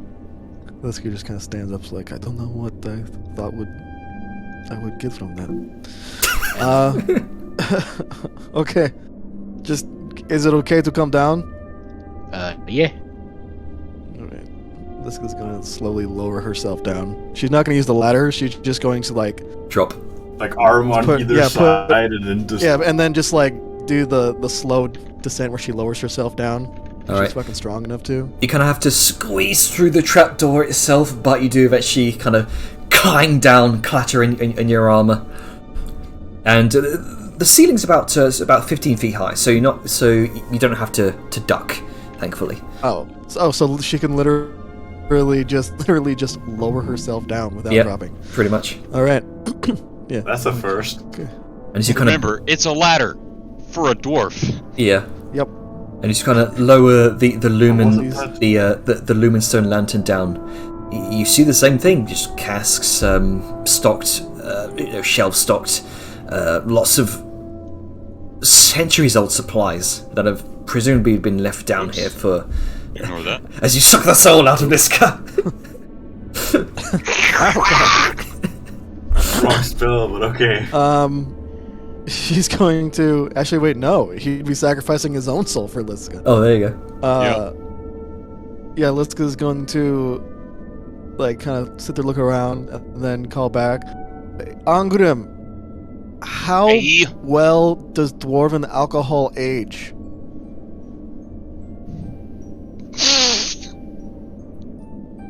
There's an immediate loud sound as Arngrim just falls down the ladder, face first, onto the ground. Like doesn't even try to break How, it. how far is it? 15 feet. 15 feet. 1d6. There we When a go. dwarf hears age, dwarven booze, he goes face first. There's the immediate to him. He's moving towards you before he's even fully on his feet. You mean to tell me you found aged dwarven ale worth, I don't know how much, but aging for 4.5 centuries? Oh, I don't know. I mean, that's what casks are for, right? And she points to all the casks. As he's just nodding his head. You and see, he just slowly turns and savors the moment. You see, Arngrim, to your astonishment, 4 massive casks, presumably filled with ale. I think he just entered heaven. Define massive. About Liska size? about Liska size in diameter.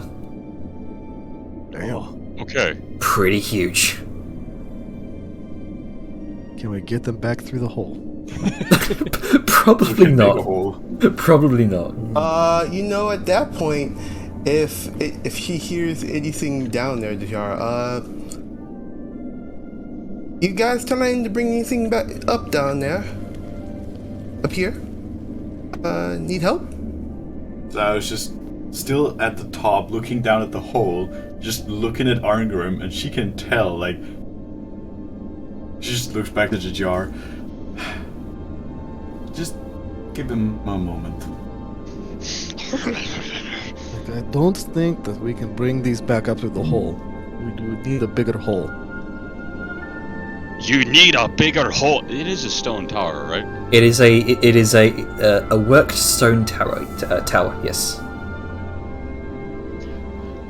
Will you please lift me up to the hole? Yeah, sure. And she will, like a child, lift Arngrim and hold him up to the hole. Here you go. All right. As he He cracks reaches into cracks his bucket and he starts knuckles. playing with some clay. And he starts making what looks to be a very thin donut. What? Yeah, he holds up the donut. He kind of holds it up to the shape of the entrance of the hole, and he kind of like goes a little further in and out, and he adjusts it. Oh no. Okay. What's As that? he, And as he he touches it with stone shape as he rips the hole open wider. beam of sunlight, more sunlight kind of beams down into the basement, and no more than 5 feet in any dimension. Yeah, that'll do it. That'll do it. And he opens it up. The ladder just crumbles away because it's got nothing to hold on to now.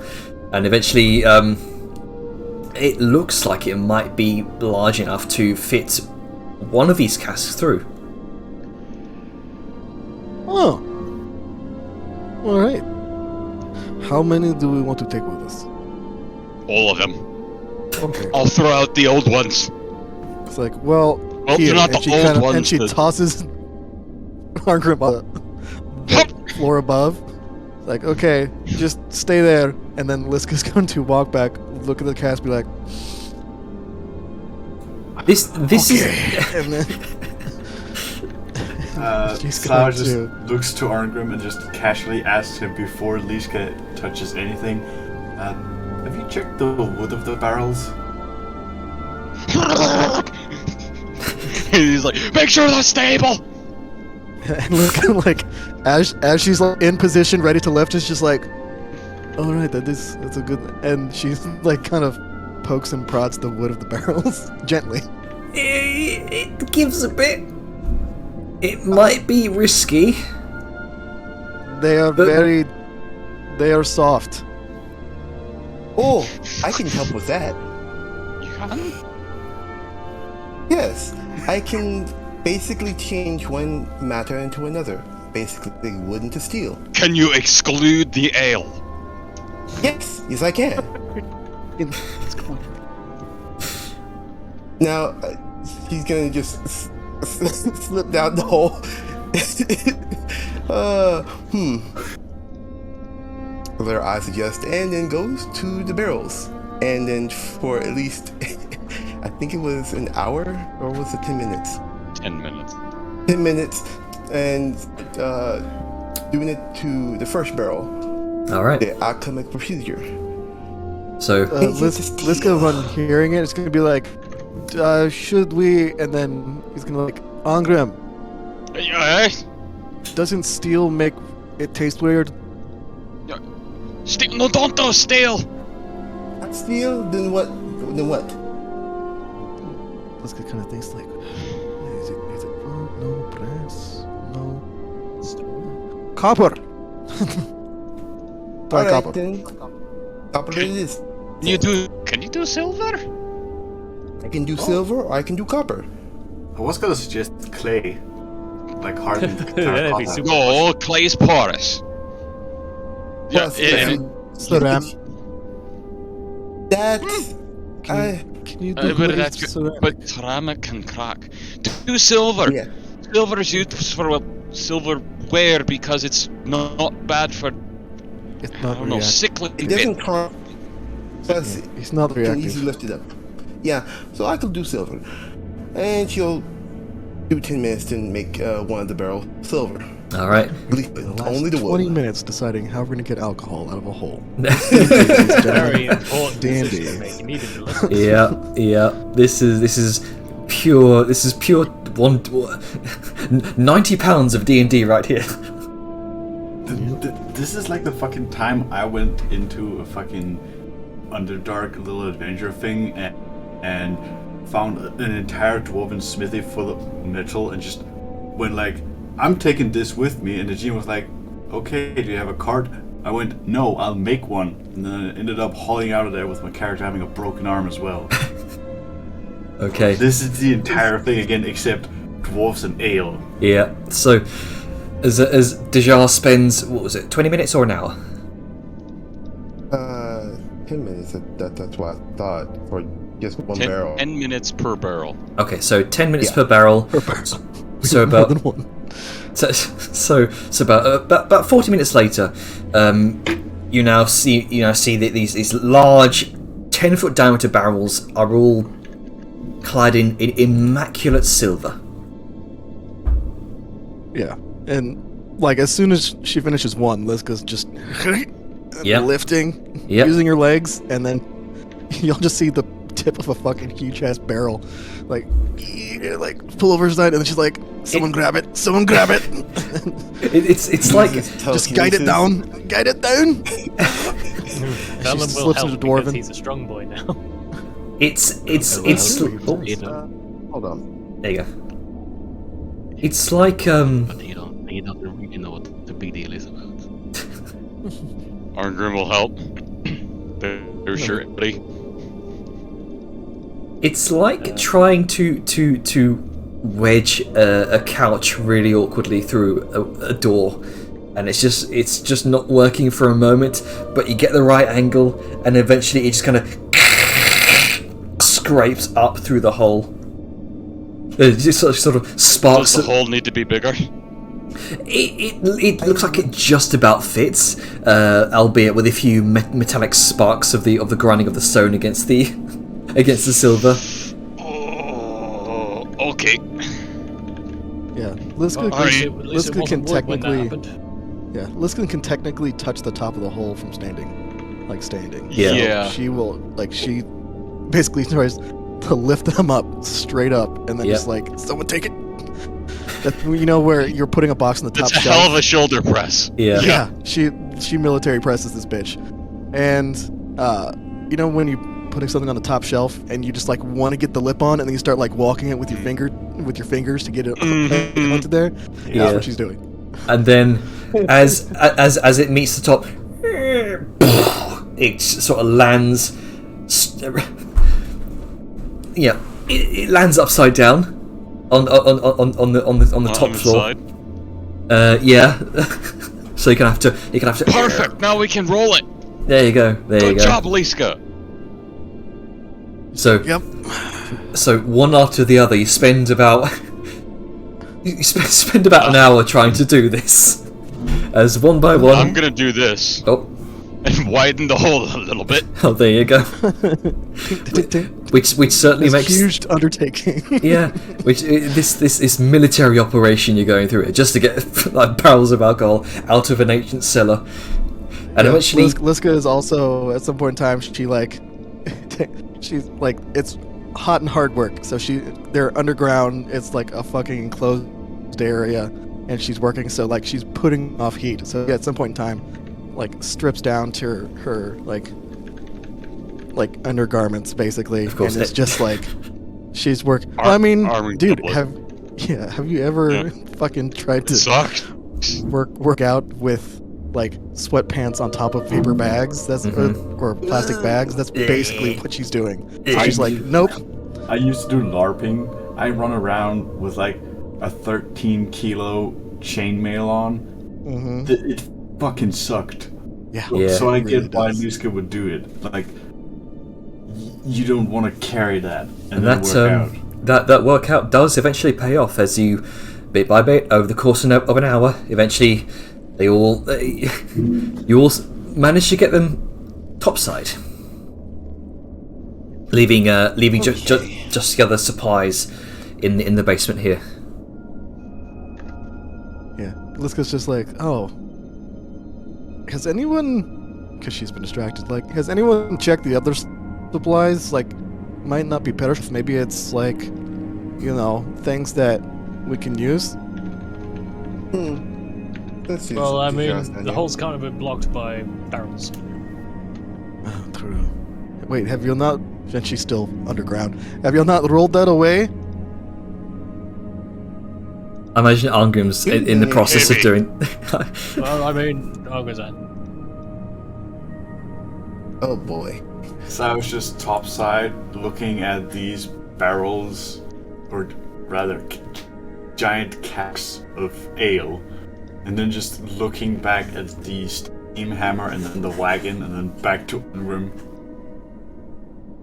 So where are you putting these? I'm gonna make a wagon. Of course. We're gonna have a whole train. Called the Flag and Wagon. There Yep. we go. Nice. Liska has her moments. Hey, Angrim, Hey. have you tasted it yet? That's I'm saving important. that moment. Well, I mean, you know, maybe it's good to taste it first before we do all this. Before what's we've already going done it. Yeah, I mean, you know, before we build the car and all that.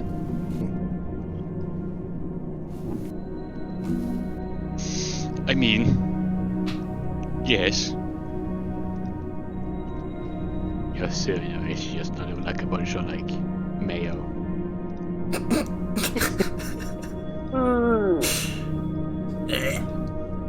There's Human kind of a noticeable cringe. Alright, time to tapping. I'm currently picturing like when he turns a tab on it, instead of like ale coming out, it's as thick as honey. Oh, jeez. Ooh.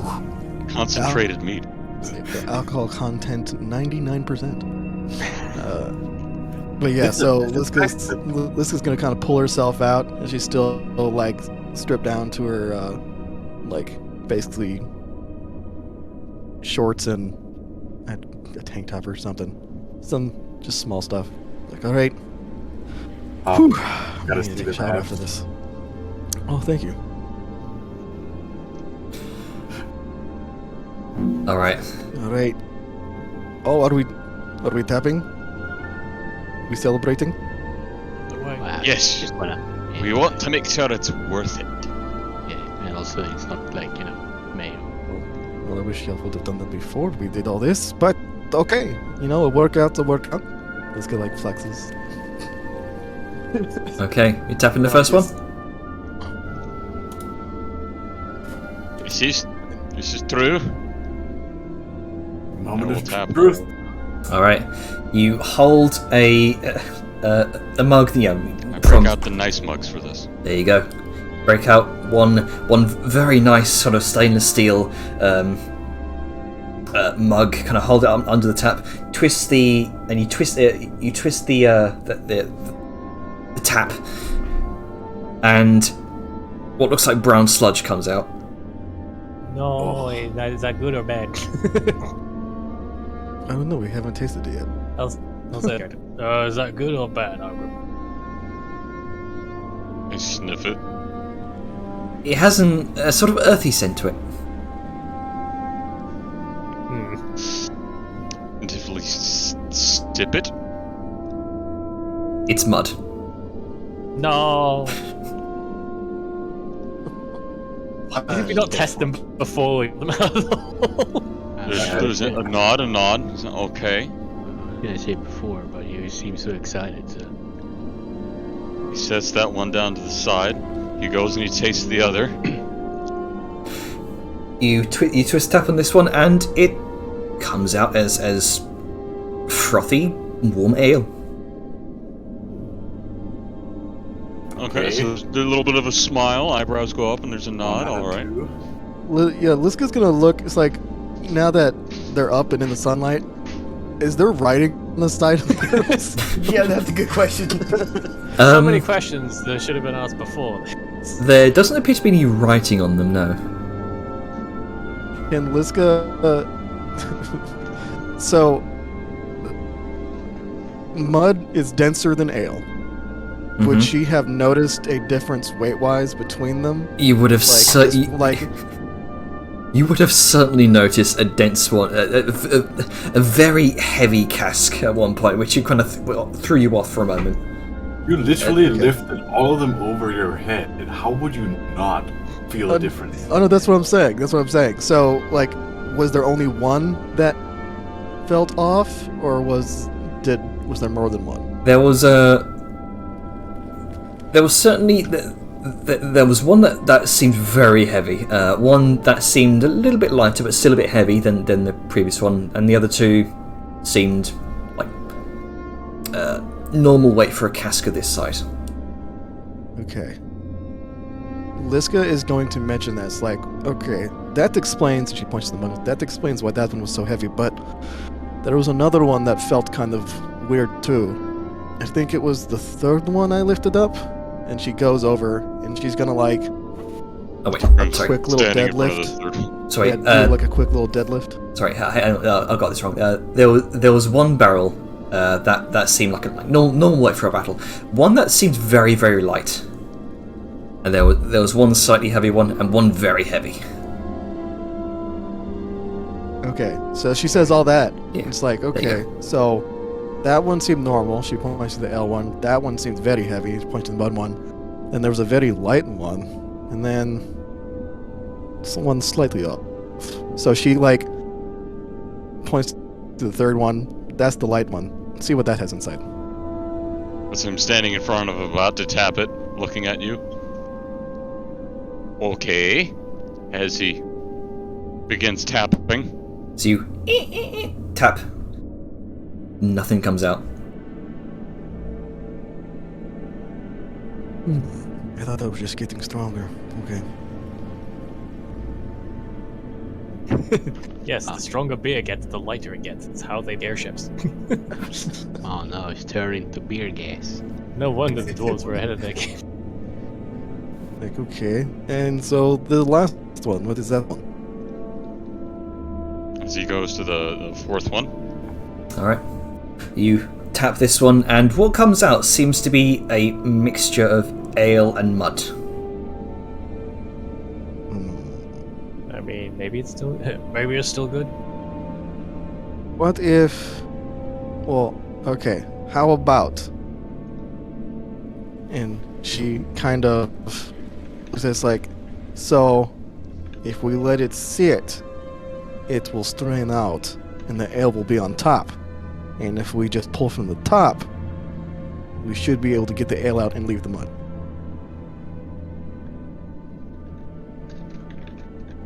Good idea. Aye. Could possibly work. Could work well. I'm more curious about why it's mud. It's dwarves. They like mud. Sar just gives Liske like a side-eye look before looking into Arngrim. Like, So, Mud is just wet stone. Have you ever had mud bath? A mud bath that you can also drink in. oh. Hold on. He's Just kind getting of up makes a into the face, just top. like, So We discovered a new dwarven trend. The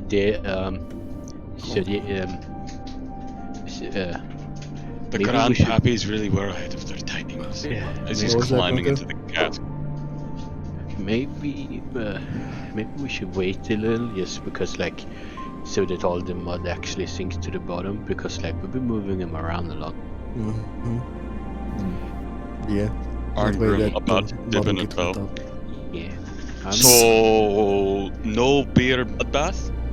I mean, No. not unless you make a bathhouse for it. I mean, you could try and like extract the beer from the mud, but it would probably take a while. Just put it through Sadly, like. I can only move stone. I can't cheesecloth. shape earth. What if? Wait, Jeez, shit, Earth. No. Earth, you say? He looks you up and down.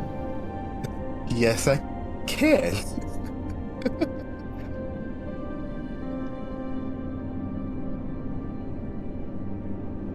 So to a- you'll just push all like the mud down and squeeze out all the ale up top.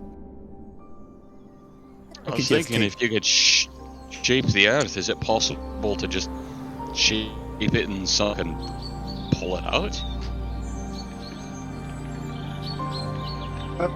Question, Jenner. With mold earth, can I extract the mud out of the ale?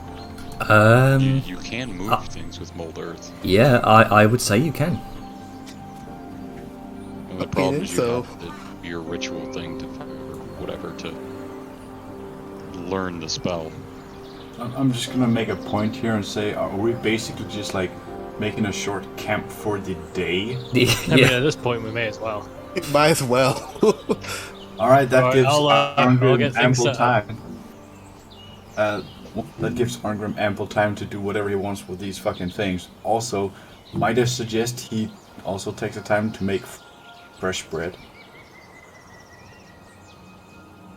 Very specific. It's more the fact that I remember, like, bread is a common thing the Roman army had to stop to make. And I was just like, might as well. I mean, Not like he isn't a baker or something. he is. His last name does literally mean baked bread. Oh, Maybe Yeah. use the bread to sift the ale through. Well, I mean, if Half the bread Bizarre's going to be absorb using, all of the ale, it won't absorb the mud. It'd be like yeah, Very the jar's sponges. just going to remove the mud. Why? yeah. Let me do that. He gets my book open. Let me do my thing here. Just let me leave it to me. Okay, so as the jar kind of sifts through a book, using your cantrip ability, wasn't it? The ability to exchange cantrips. Yeah. And Yep. eventually, as the jar begins to sort of sift through the mud, weaving a few runic runic patterns in the air. You watch as all the mud seems to creep up the sides of the now open cask, off the sides, and kind of drips off into the grass below. So this is what's happening tomorrow, right? This is still today, but Ducky's saying like we may This as is well a make lot. camp. Yeah, this will have to happen tomorrow because that's a long rest thing. Oh, right, okay. Wait, are you Yeah. talking about? Doesn't Tasha's allow wizards to do that for a short rest? I thought. No, that's a long rest. What about arcane recovery? Cantrip formulas. Oh, long rest. Yeah, no, he's right. It's long rest. Yeah, we Okay. talked about that the other day. Well, like- I mean, So that could, something that happens in the morning, I Yeah, guess. So yeah, the only yeah. reason is we can't go on the move today. That's fine as well. You can do that. I think it was mention of the other supplies by Liska. Yep. Just to see what they have.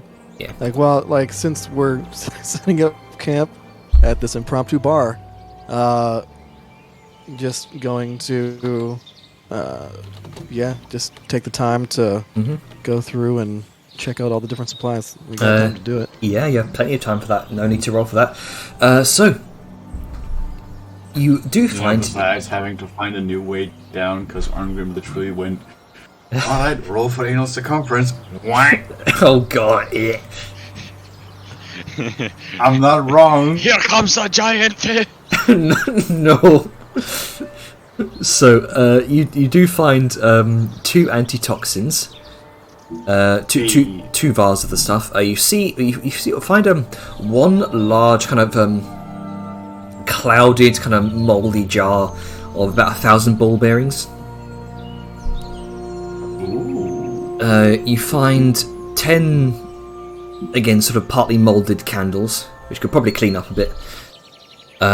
5 healers kits, 2 hooded lanterns, 1 hourglass, some sort of locked golden case, about 20 pounds of iron, and 10 pounds of steel.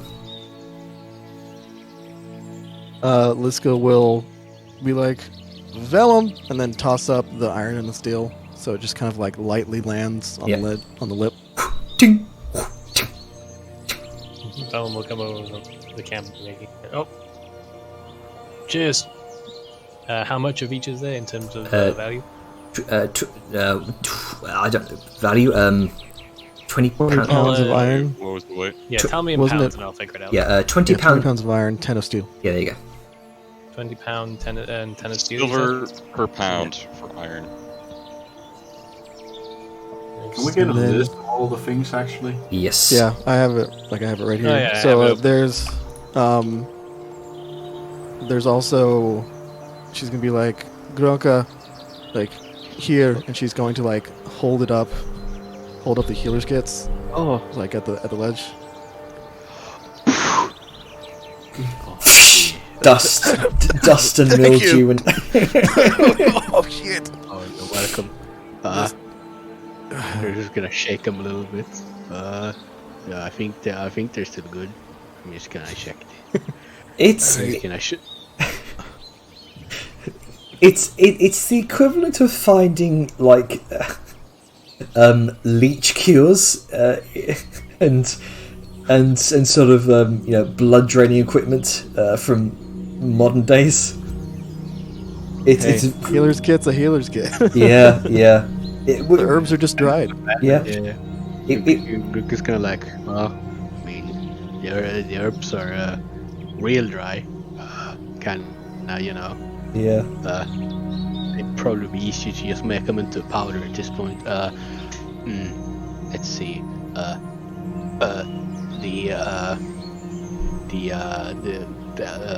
Oh no, the disinfectant had turned into a powder.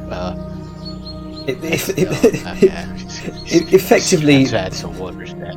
effectively, they are powdered at this point. Yeah.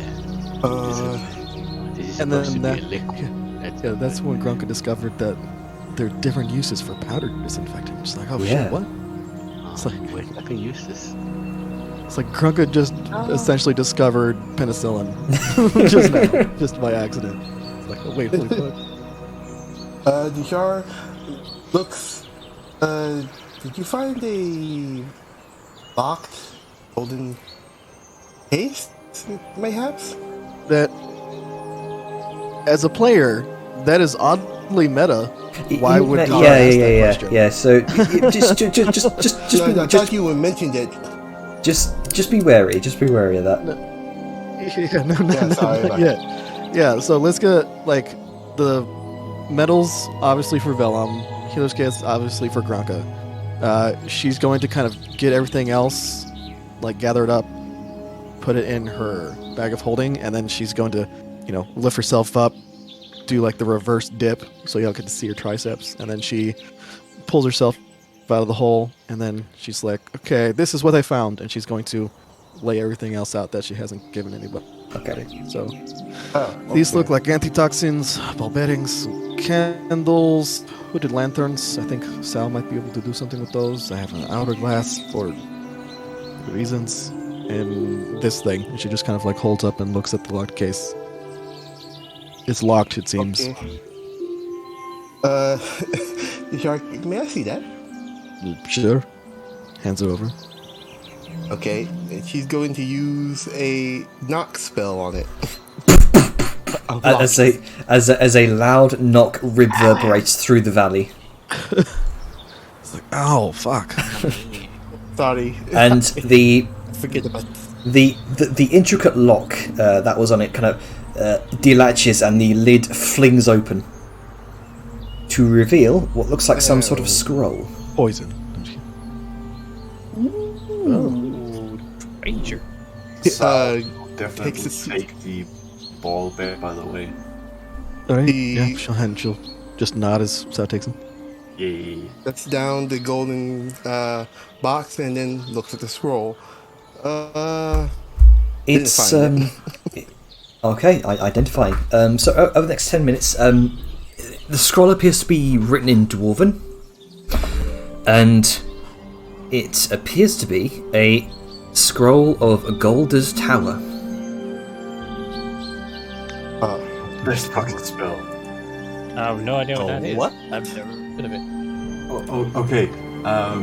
Golder's Tower is essentially, here's a 2-foot story building, or a 2-story building you can just summon. Oh shit! It's one of a few spells from the Lost Laboratories of Kavalish. Oh, okay. Oh shit! But Golder's Tower is like one of the better spells because it's third level, and it's essentially, plonk down. Here's a house. That is very useful. It's very what level useful. is it? Nobody fucking picks it. 3rd level conjuration.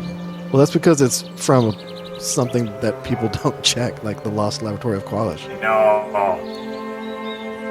Okay, yeah, Jared definitely wanted to keep this. Wizard nerd. I'm definitely gonna put this in my book. I would say, yeah, this is definitely something that you want to learn. Oh, hell yes. And the best part is, it's a wizard only. Ooh, even better. Yeah, no clashing. It's like a mini Mordenkainen's, except that it's not on a different dimension. See, a real Yeah, Chad move would be to pretty make cool. cool. Kindness and then flank it with towers. Yeah, but then that'd be obvious. Yeah. But you're a wizard. Here's the thing. You're a wizard, Harry. You make a Mordenkainen's, right? And then you make the force that be at the corner, but you don't put the Mordenkainen's in the middle. It's just off. That's a diversion. Yeah. Oh no. Like, so they think it's in the middle, and they're like, why can't we see it? And it's just like 50 feet away. And there's So, just like, nothing they're there. sieging the towers. most wasteful and- play. But it'd be hilarious because imagine like they're sieging the towers and they're fighting, simulacrums or undead or whatever, thinking that they can get to the Mordenkainen's entrance in the middle. They're not paying attention, and the whole party's just kind of peeking through the door 50 feet away, watching this entire thing. It's like, this is really interesting. Just eating spectral popcorn. You know what makes it better? The last part, which is much akin to other spells. If you cast this every day on the same location, same configuration, becomes permanent for a year, it's permanent. You become permanent. Which means you can do this as an upcasted version for more, stories. Oh, definitely. It also Yeah, because includes spend a year in one place. Yeah, This one that's might- the downtime shit. One Yeah. thing I would like to point that this specifically has an option to make an entire, storage or story of like a washroom with the toilets, wash tubs, a magic brazier, and sauna benches. Yeah, my plan is to do shit like this with Temple of the Gods, by the way. Yeah. But we should probably get back into the game. Yes. Yeah. Yeah, we're getting Yeah. distracted. An interesting thing, final note on that, you say it's written in Dwarven. It's normally scrolls. If it's on your spell list, you can read it. Yes. So there isn't so much a language barrier. So maybe there's Dwarven runes describing it, but you wouldn't have to seek somebody else out to decipher it by raw, Yeah. unless Janner wants to do otherwise for, Yeah, it's- I don't know, It teamwork. was a flavor thing. Got it. Okay then. So, yep, he tucks that scroll away into the golden box and take the golden box and put it in their what is it? Bag of holding. Yeah, bag of holding. I don't know why my brain stalled. It's all good. Is it big enough to... No? It depends, yeah. It would. Little scroll box. Yeah. It's It's a tiny... Yeah, that's why I stopped myself. Yeah. It's a thin scroll box. It would be able to fit in. It's very again sort of dwarven crafts. It's very immaculately crafted. It's lots of small sigils, small runes on it. Could probably sell for a pretty penny. Nice. Before she puts it away, Arngrim's just gonna be like, hey, can I stare at that for a couple minutes and admire the craftsmanship? Sure. Here. He'll give it a real good look over. He'll bring out some smithing tools and take some measurements. Just kind of hold it up to the light and then of course pass it back. Alright, thank you. I think I understand it now. Oh, hold on, she says, after she just witnessed all that. You were able to mold the earth just like any arcane user. What does your religion foretell? Since you look like a holy man. Well, it is kind of plainly obvious looking at him. He has a bunch of dwarven symbols all over him and some glowing runes. Well, I follow dwarves in general and the ancestry of Dune, but I invoke the magics of craftsmen from Dune, but the magic and the I suppose artifice, as he holds a gesturing hand out to Saoyun, of Gundren. So I can't actually move soil, but stone. As he knocks over towards the tower and the stoneworks that were about it. I can shift that quite fine. So, here's an idea. So, if I were able to turn that stone that was recently, or I would say a couple of hours ago, lit in flames, into silver, you could make that silver rock that I just transmuted into something else?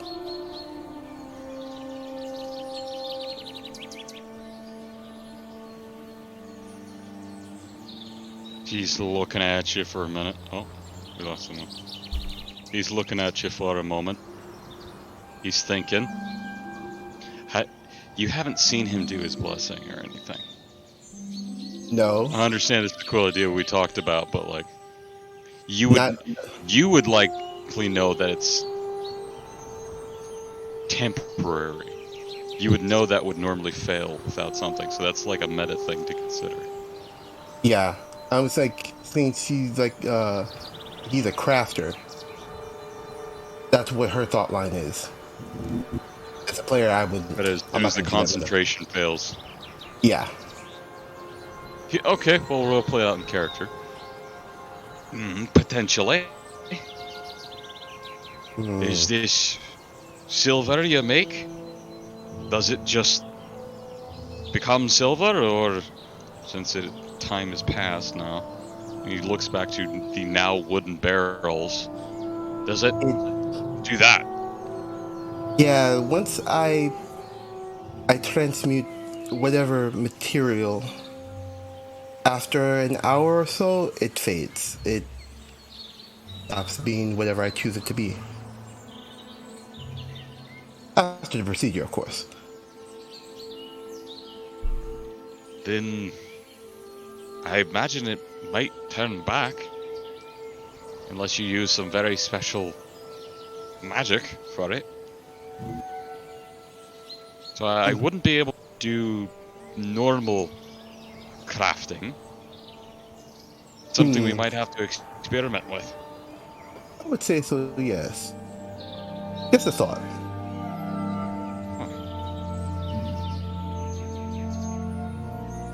So he's just kind of like lost thinking about something. That's the concept of transmutation to this degree hasn't really occurred to him. And then he gets thinking for a bit. Turning something to silver and turn to something else. I just turn something else to silver and... I'm gonna have to experiment tonight. Okay. Just wanted to pose the idea to you. No, it's a good idea. It really is. I'm not sure. I've never done anything with your kind before. I'll take that as a compliment. The Sal sort of chimes in. He means your kind of magic. Again, I'll take that with that as a compliment. It's not a race. I mean, he's It's not so much a compliment as it is a statement.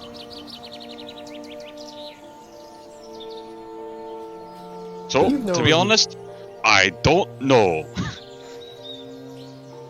To fix that,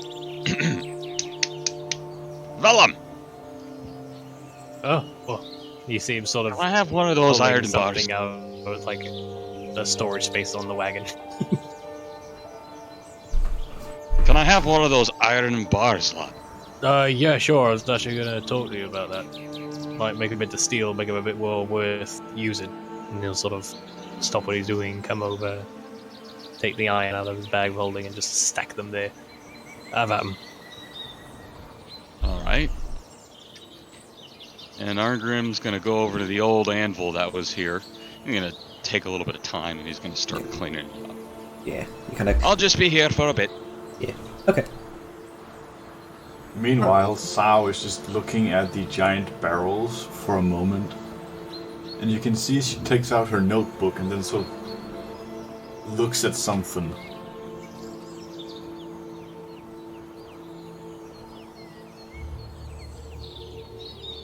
Kiara is looking at Sal, but she's not saying anything.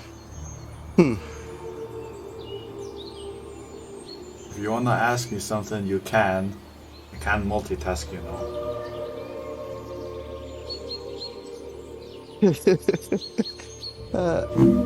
What are you thinking?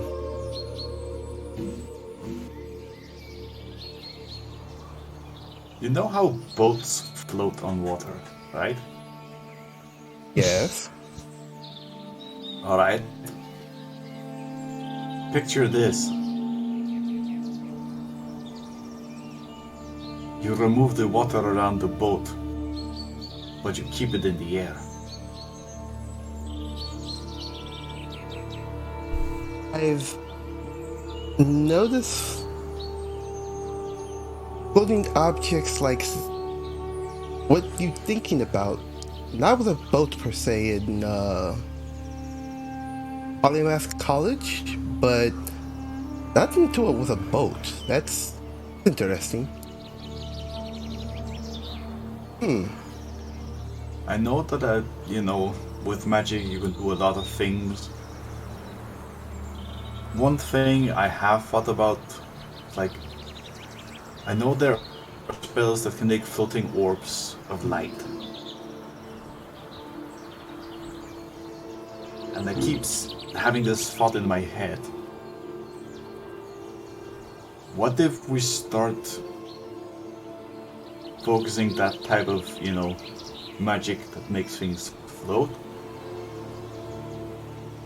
but on something akin to this, and she sort of gestures with both hands towards the barrel. You know? So You can see that somewhere along her, line of thought, she's skipping a lot of explanatory steps.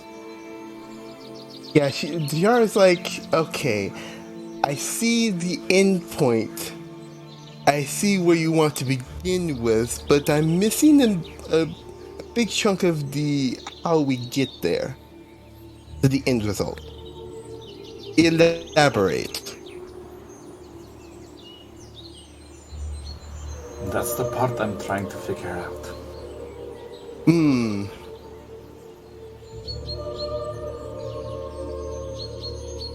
Because I have the idea brewing in my head, but I'm struggling with the refinement. Why not try and make a box-sized model? Maybe.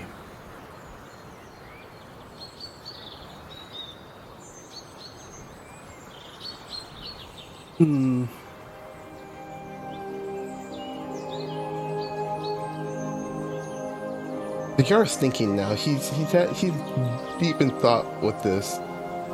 Interesting. One issue I keep coming up with a refinement is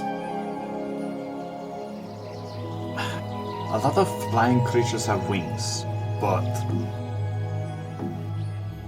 making a mechanical set of wings is, well, so I just sort of gestures over to, Liska in terms of size.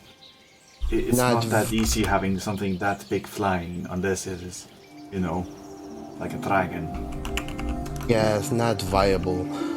Huh.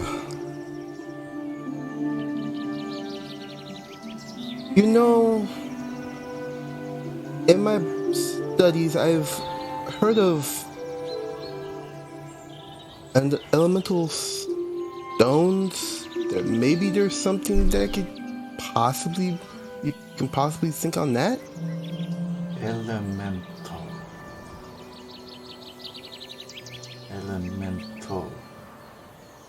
I mean, I've never seen one, but just a thought. That does give me ideas. Thank you. For now, well, it will be a work in progress.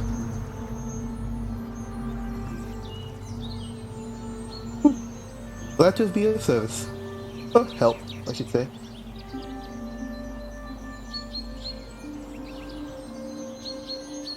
He's now all lost in thought.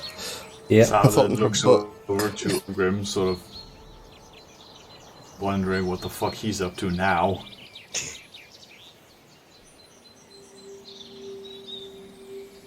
Argrim looks to be sort of trying to fix up this long kind of lost ancient anvil that's kind of been tipped over to one side, but he's kind of righted it back up, kind of dusted off the dirt from it, and he seems to be refurbishing it for the time being.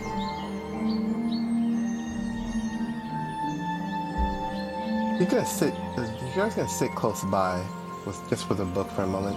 Okay. Velamin's gonna go back to what he was doing, which is sort of holding a small thing out of storage. Hey, Grogs, I finished your bed. You're gonna plop it down, and it basically for sake of ease of description, it is not exactly this, but it looks shape-wise like a grill, like the rounded bottom on like some stilty legs, but it's like short stilty legs, and the lid, quote unquote, of it is raised and sort of angled in such a way that it would sort of go over the edge of it, of if it was like put the top on top of the bottom, and inside there's like a sheet of scaled metal, smaller scales, so it behaves more like a blanket. Right, this should do you. None of this is gonna melt like that, like those iron door handles, hopefully, and it'll keep you dry in the rain as well. Oh, I think I got the shape right, but just in case, try it out. It's up. you're just gonna climb into it. Oh, It's deep enough that you can't really see him unless you're like looking in. It's like a Nice and snug. like a crib. it's like a metal cat box.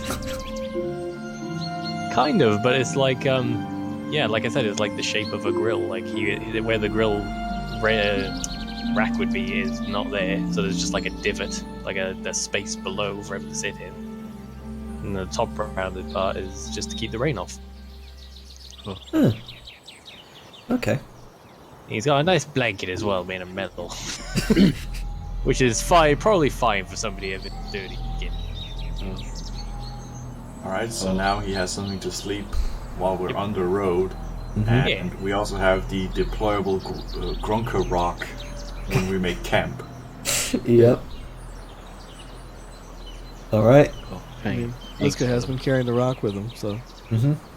Yep, Well, Thanks, Bellum. no problem. Everyone deserves to sleep comfortable. I'm gonna get to work on your shield. Oh, Okay yeah. then. I'm just currently picturing like Grunker's stone bed also doubles as Liska's workout tool in the morning. It kind of does. workout bench. Okay. So is that the remainder of the day for everyone? Yeah. Yeah, we also need to make sure we get the fucking flag and wagon made so we can actually Oh, yeah. carry the Flag Yeah. wagon. That's why he's refurbishing up some of this anvil. Okay. He could set out his own, but there's a perfectly good anvil right here that just needs a little bit of elbow grease. Yeah. And by elbow grease, I mean lard. Also the fact that it's like an old dwarven anvil, so there's like history to it, so why not give it some love? You know what? This anvil has got to be legitimately, if it's from that period, around, again, 400 to 500 years old, somewhere in that line. Mm-hmm. Assuming it was made for this location and didn't exist prior. This is an old fucking anvil. Oh, imagine how many swords have been made on this that killed a goblin. Ooh, okay. You can hear his fucking dwarven pride start rising. So I'm gonna Vellum gooch. said that he wanted to do something, so I'm gonna hold up a little iron ingot and waddle over to Vellum once this is done. He's put in a hell of a lot of work into making this thing nice. He's even got some like little silver powder that he's rubbed into the side runes that he's carved in. He's done everything he can to make this thing look good again. And with the almighty power of even having fucking mending, there you go. He's even thrown in a little spicy magical meatball on there. So it's good as new, maybe a little better. So he's got that set up there with the ingot on there, and he's gonna approach Vellum, assumingly in his cart. He's out and about. Okay, well he's going to go out and about and look for Vellum in the flaming sword. of sunlight. Yeah, he's not hard to find. He's just milling about camp. Oh, hey, Angrim. Hello. Thank you for letting me have that bar. I have a question. Would you be willing to trade? Because this is some old iron and it's sentimental. I have a bunch of new iron, and if you want that, I'd be willing to, give you a little more than it's worth. Well, Just I mean, because, honestly, I was just going to turn it into steel, but if it's got sentimental value to you, then find trading its worth in steel for you having them. oh yeah, that's great, totally fair. I'll make sure to give you a little extra on top. I appreciate it. But you said you wanted something. How can I help you? As he kind of pops a squat. Sorry, I don't remember. Out of character, I don't remember saying that, so I'm gonna have to make something up. You said that when he wanted a thing from him when he asked for the iron bar. Yeah, you wanted them turned into steel. But that wasn't. I don't know if we elaborated further on that, and he's kind of forgot. Oh no, I just needed you to work your divine magic to turn them iron into steel. But since that's not happening, no need to worry too much about it. But while I have you here, not right now because I've got commissions to work through. I was wondering if we could work together on some runecraft or something. I haven't really touched the stuff since we learned how to do it, so it'd probably be a good idea to get a better understanding of it if I need to work on it for a project. Oh yeah, I'd love to. If you have a little bit of time tonight, I could go over. I could make that steel for you, and in the meantime, we could have a little crash course. Maybe use one of the little steel plates to make a basic rune of something. Sure, can give it a go. Alright. You don't want the steel to yeah, it'll have to be after be sundown anything? because, prayer and all. Oh, yeah. After sundown or sunrise? Whatever you said this evening, so I figure that's when.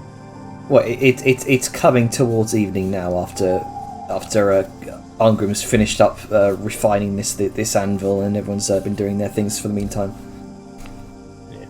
So how about I go ahead and I'll do my little ritual thing, because that'll take me an hour or so, and I'll make you a fat lot of steel, and then when that's done, I can show you how to make a rune. Yeah, sounds good. Right, I'm gonna go grab Jajar and pray, and I'll see you in a bit. And you just wanted me to turn an ingot into a different kind of ingot, not a sword or anything, just no, just ingots. I've got more versatility with having them as ingots and making them into weapons. So I'll be using them for projects down the road. Huh. You never have too much steel. I've never tried that. Every time I turn it into something, I make a finished product, I turn an ingot into an axe, or I turn, goblins into an ingot, but it's always a raw material into something more refined. I've never tried just direct like that. Well, first I'll time have to practice. And with that, what did you give him? I think you said 20 pounds? 20 ingots of iron. Yeah, so 20 what pounds. that equates to in steel. 20 ingots of dwarven old iron. Yeah. I thought Angrim going was keeping to- that for sentimentality's sake. Yeah, and I'm trading him my It's just so he knows what to get, Cause question for you, real quick, Jenner. You'll have to tab over. What was the Yep. health value of the steam hammer? The health value of the steam hammer, I believe, when you left. Or rather, how much life would it be missing? I can double check that right now. Give me a second. Where is it? Mountain vehicles, silver steam hammer. That would be once it loads. Because that's how many pounds of iron Right. he would have to purchase. I got He already has I plenty, got the but pog. Okay, it's 183 of 250 hit points. Sorry, 182 out of 250.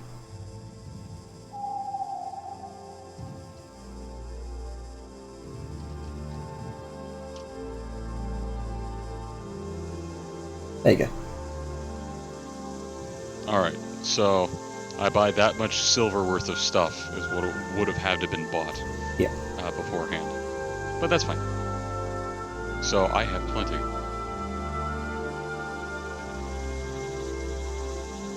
Okay, so I'll just handle that math real quick if you want to tab over to their world play. Sure. So, as you finish up for the moment, head over to Dejar. And you both Oh, speak. it's just gonna be a. Oh, unless Jazar has something specific. It's just gonna do the praying on the. Okay. I don't. Yeah, nothing important to say. Okay. Nothing too in depth, just usual behaviors. You pray for the evening, and eventually, you wanted to return back to Angrim so he can show you how to do some rune crafting. Yeah, just sort of a refresher course, because we basically learned it, and then Velen never looked at the book. Yeah, yeah. Both Velen and the player never looked at the fucking book. So yeah, he'll just sort of saunter up to wherever Angrim is working, probably on the steam tank, I assume.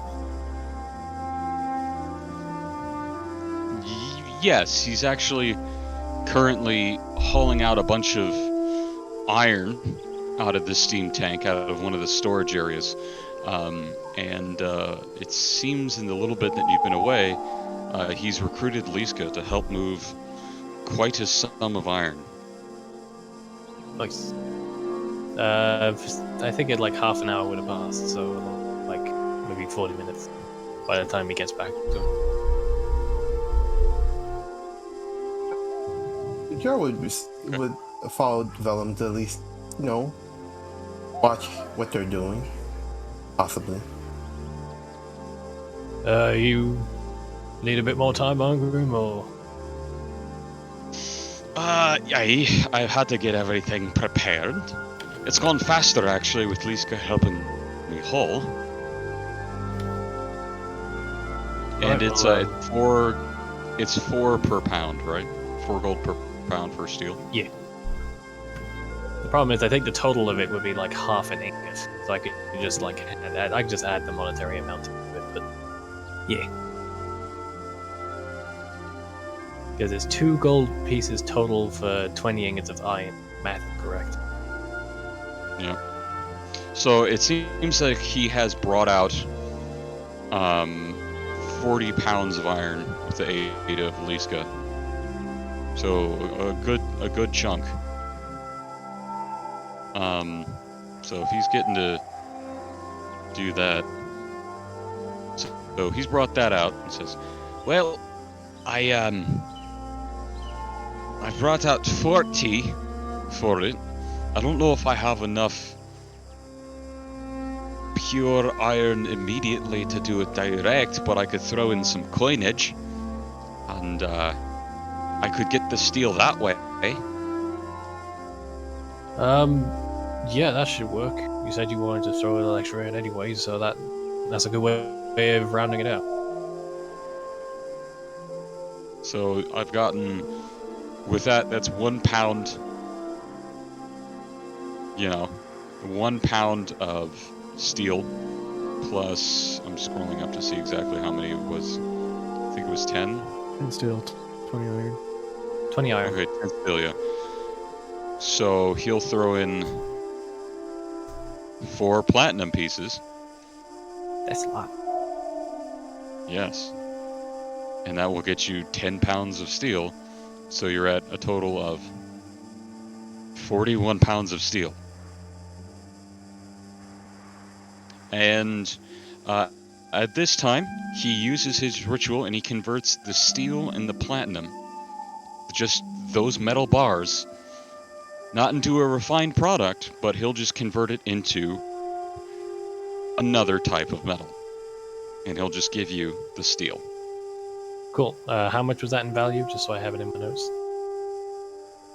Jeez. 11 gold pieces. Okay. No, excuse me, no. 11 pounds, so 44 gold.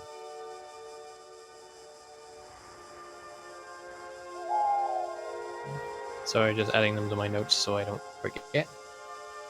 I'll... Vellum's, no, I've got it down now. Vellum's sort of just like he's been opening his bag of holding ready to just sort of put the steel in when it's done. That is a lot more than I thought. Right, well, you gave me your steel and iron, so I'm covering and giving you a little extra. I doubled your iron, so... That's, I'm right appreciative of that. And I don't know if Liska's seen him forge, but she sees the whole spirits and shit come out. The spooky And they ghosts. beat on the fucking anvil. Yeah, the spooky ancestor ghosts. Oh, shit. And they seem to anvil this thing, or hammer this thing, on the refurbished anvil from one type of metal to another. You Because know I think what? this is the first time you've seen him smith. I'm gonna ask a question here. So I don't know if you're gonna ask it. Would one of his ancestors possibly know this anvil? That is an interesting point. Good I will question. commune later. Because part of me is just like, wouldn't that be something? Well, you know what? For flavor reasons, maybe the ancestors that he calls to help with this artisan's blessings come out of the old fort. Yeah, that would certainly make sense. You watch as... He just rings his fucking cast iron as a dinner bell. Yeah. And you watch as, apparating from around the battlefield, or at least what may have once been a battlefield, you see a number of spirits seemingly coming out of what looks like some sort of routine. You know, sharpening swords, tending to their armor, and you watch as they all kind of stand up and begin dutifully making their way over to the steam hammer and back to the anvil, just ferrying different metals and kind of sheet metals over towards your towards your beauty, your steam hammer, and they begin to repair it. Oh. Yeah, Tijar, upon seeing this, is thoroughly spooked. Spooky ghosts, indeed. I'm just gonna look at Jar like, yeah, it's weird, but don't worry about it. It's not like necromancy or anything like that. It's like holy magic or some shit.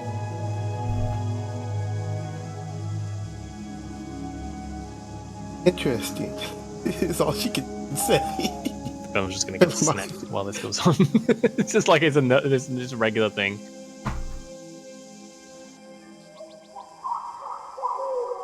Okay. Alright, so I've made a bunch of stuff. And then at that point, he'll turn to Liska and thank her. And the same thing to, Vellum. He'll pocket all the, quote-unquote, pocket all the iron and steel from this bygone age that we traded.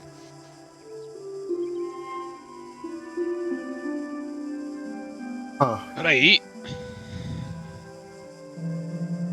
Well, so that's how I do some of my magical crafting. I don't know if that will solve your questions on what you can do.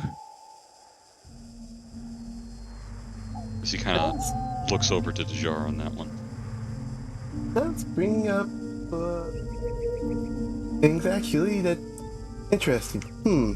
She thinks for a moment. I'm gonna turn in early. Need to catch up on some sleep. And with that, he's gonna just go straight in the wagon. Okay. Leave them to their business. So, Okay. Tijar asks, so your ancestors help you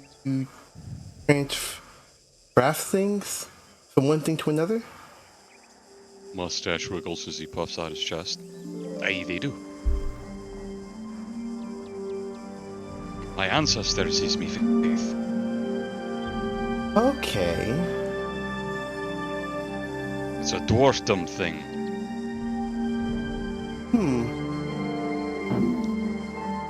Interesting. Uh, question, Jenner. Mm-hmm. Would uh members of the Yaris clan would have done something similar to this, or would have been stories about this? Ancestor worship in Naga clans isn't unheard of. Perhaps done differently than what you've witnessed here, but Not to Again. this degree. probably not to this degree. No. There are members of my clan that speak of ancestor worship, but not something like this. Interesting. I would like to test this out if I don't know, took a pound of a rock and you would go at it with the help of your ancestors and make something of it. I don't know. It'll be an experiment. Aye. Try out.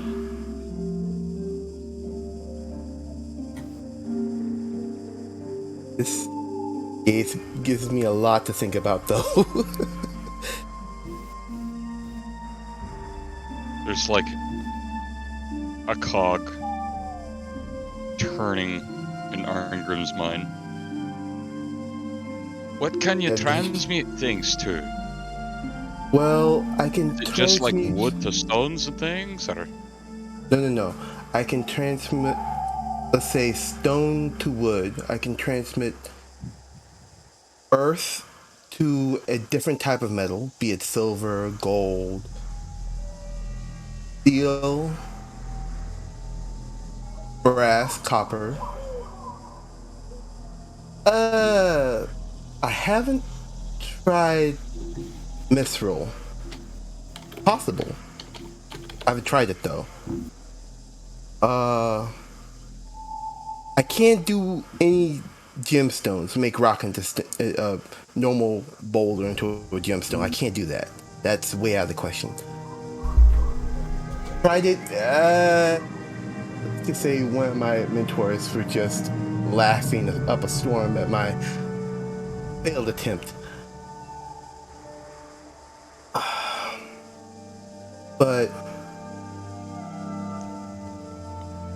what's the finest metal you can make? the finest I can make is silver. Silver or gold.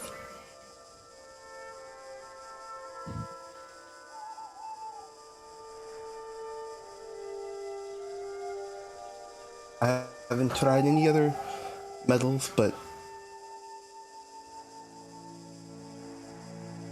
that.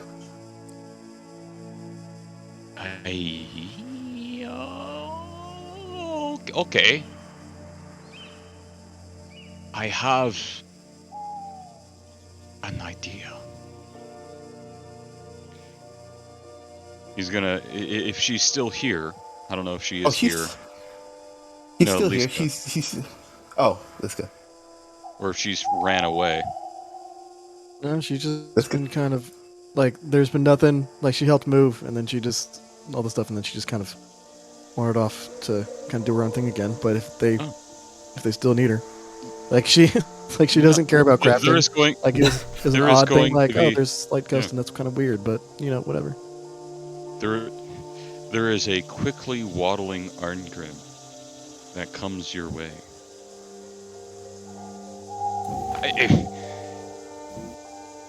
You've been hunting down metals, right?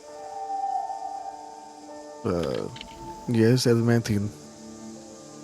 Do you have any on you? No. Fuck! Oh no. I'm sorry. All of it goes to the blacksmith that's making my armor.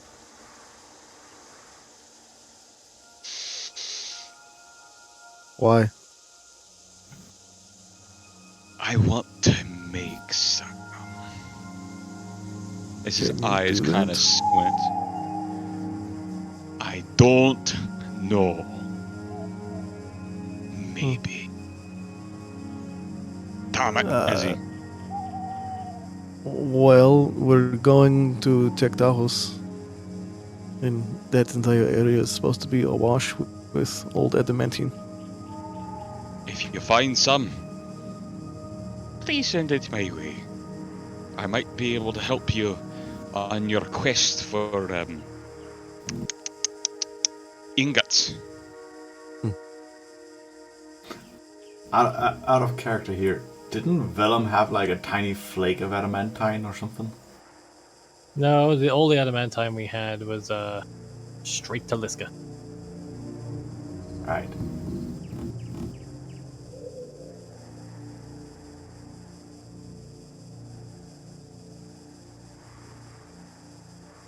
Silence. Well, I'm It's, trying to think now. so like, yeah. If I find some, I'll let you dabble with it a little bit, but it's probably going to go again back to Doom Hollow or Proven Doom Hollow. Dwarven I see. names. I see. Yeah.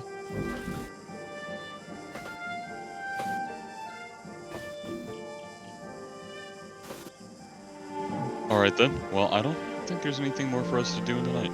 All right then. So as you all Besides return, the fucking flag and wagon. yeah. That's tomorrow. Okay. So as you all return to bed for the night. We're basically making a pit stop here. Yeah, yeah. You come awake the next morning and you're back on the road, and you're pretty much off road at this point. It seems to be the shortest way, but the steam hammer is braced for such off road activities. So we're leaving the ale. I thought No, we made no, making the sir. flagon wagon. Yeah, I thought you were making a Yeah, flagon he's wagon. gonna make that in the morning. Oh, there you go. Yeah. Okay. All Well, right. he makes it in the morning while everyone else is getting their shit together, and then onwards. I'm currently picturing Arngrim I mean, having carefully made a wagon specifically for these caskets. Mhm. I do want to ask again. The wood on these caskets is a little soft. yeah, you might have to. Well, you may have to find a way to drain the ale, lest the sort of juggering and sort of jiggering off of the cart on the off-road travel, lest the cask split.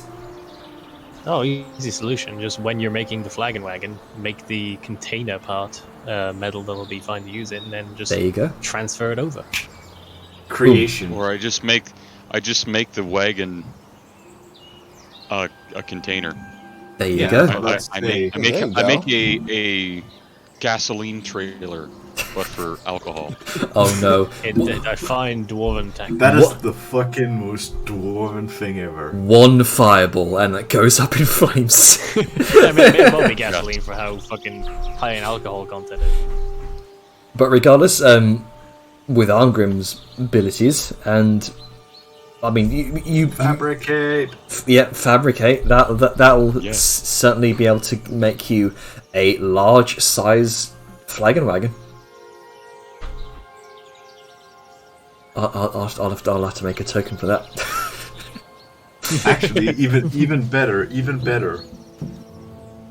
He does not need to make one big casket with fabricate.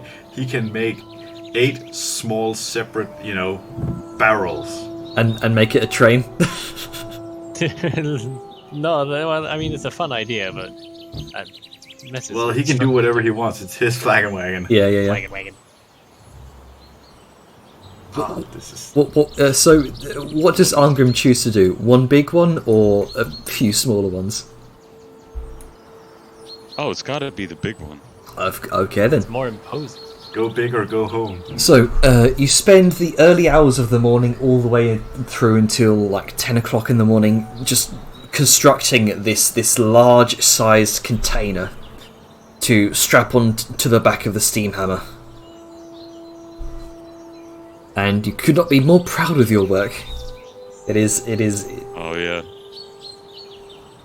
This is made of silver, yeah? Hook it up with a tow hook and a little quick disconnect with a pull of a bar, and oh, it's got a tap on the back. Yeah, there we go. You could not get more dwarven than that. You know what makes it even better?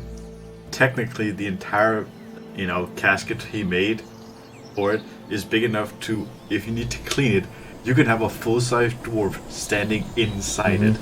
Oh yeah. That's the point. And with that, with the flag and wagon complete, you set back off on the unsturdy terrain. Let's see. Carrying what is liquid gold for a dwarf. I'm just gonna.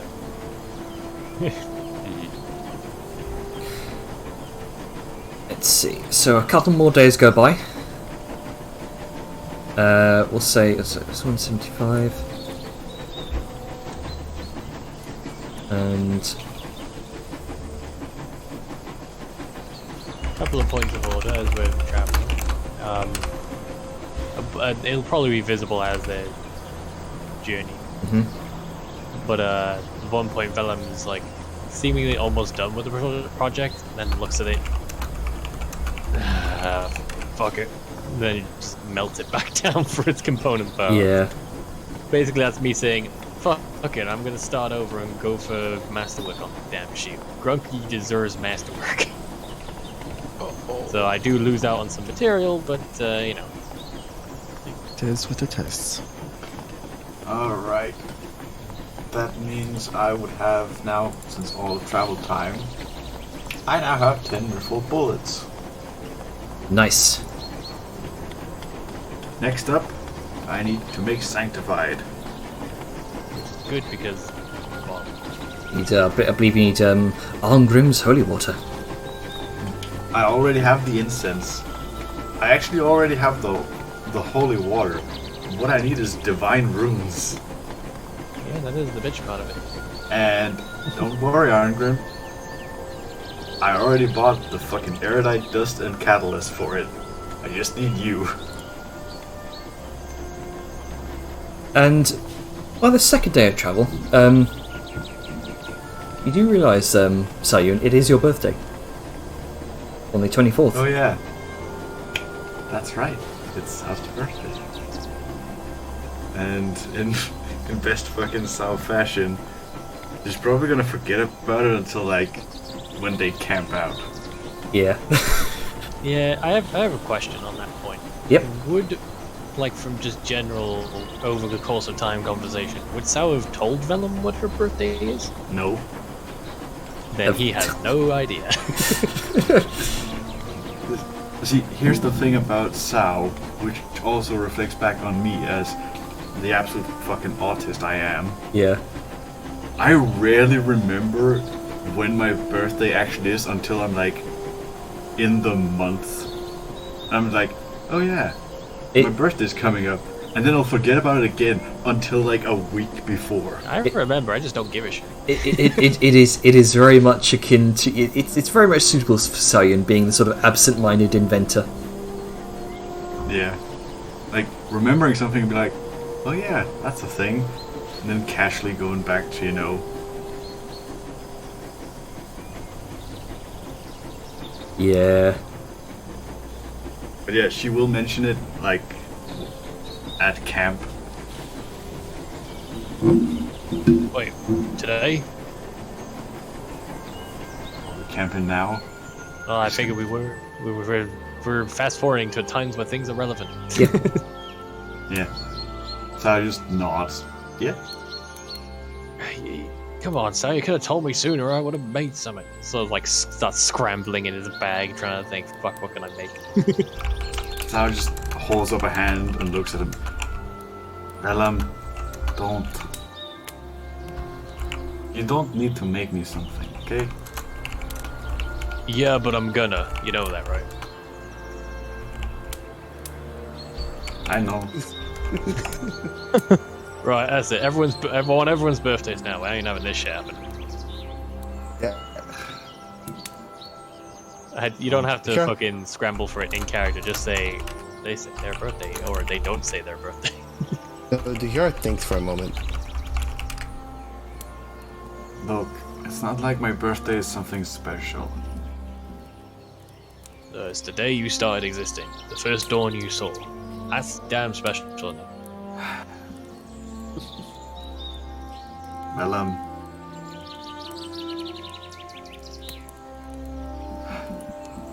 remember when I said I have a bunch of brothers? Birthdays kinda turn into the same thing. Especially when there's more of us. Well, just means you gotta do more to make him special. And he says, at this point, he's got like his face is practically in his bag, even though it's a bag of holding, and that's not how it works. But it's such a reflex of rummaging in your bag. Sarah's just rolling her eyes as she looks to the others. Who's Liska just sharing their shrugs. birthday with Vellum? It's like Liska just catches like, I don't really know my birthday. I can tell you when I joined the Legion. That'll do. That's like a birthday for you. Is that right? Yeah. Sarah shows I guess. points a bit at Liska. It kind of makes sense from what you've told. The Legion is like you're adopted at birth. Oh, wait, how would you know? Actually, how does that work? Do you even celebrate that? No. It's birthdays or whatever days are not really celebrated all that much, but it's more just when you join the Legion, when you were officially brought into it. Up until that point, it's just kind of there's group birthdays, I guess you can say, like just a communal, like we've survived another year in the sulfur plains of torment, you know, all that fun stuff. Bit dark, but yeah, I get it. Well, you haven't been on the plains of torment, so Not like you know, Sulfur Plains sounds like a nice place. it can be. It's sulfur. That's why I said it can be.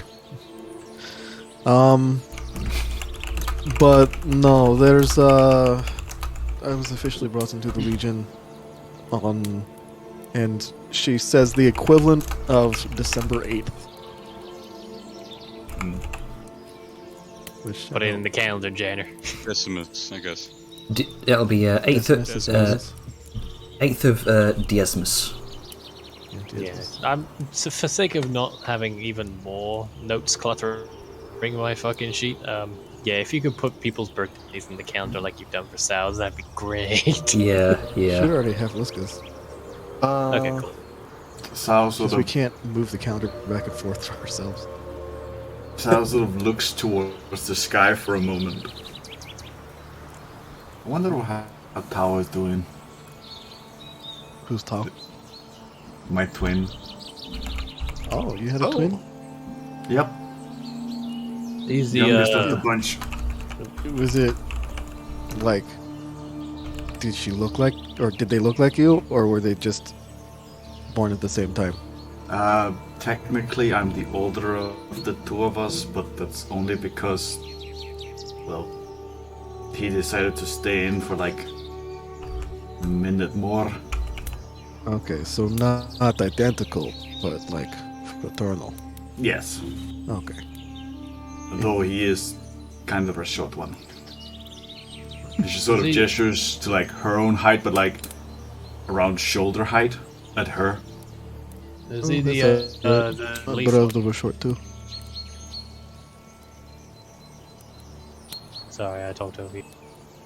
That's fine. Liska says that's all right. My brother was short too. He's the leaf one, right? Yeah. He is the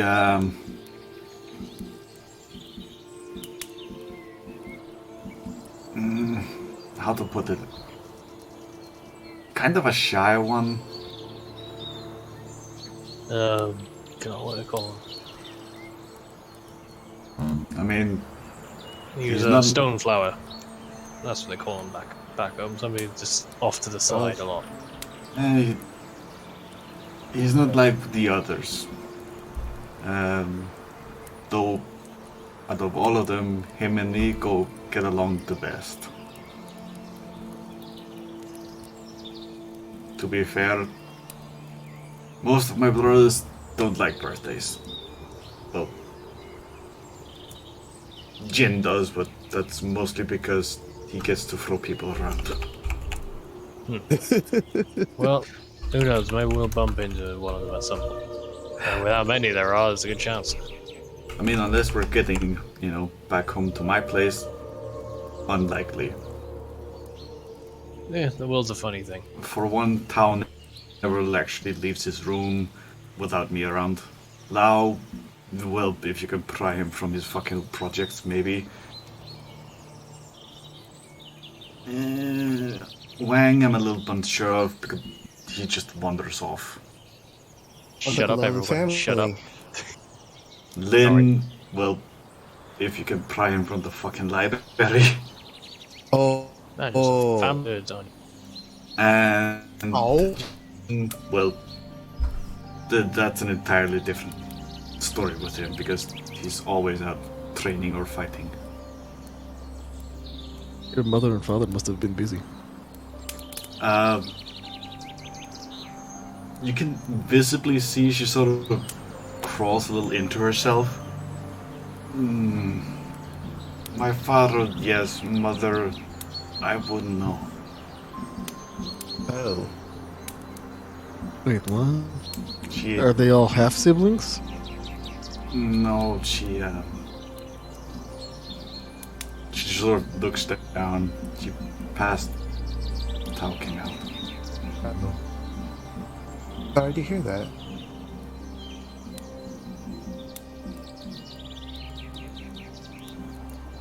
So, what would you like? I don't know. I think I know you well enough. I'll think of something. It's clear he's trying to give a more positive vibe to the conversation, not focusing too much. We haven't at this. If you want to know my birthday, it's Sundance. Oh yeah, I remember.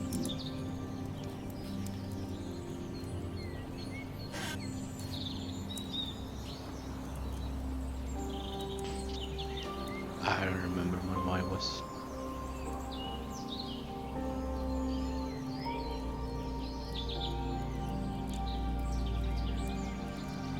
Hello.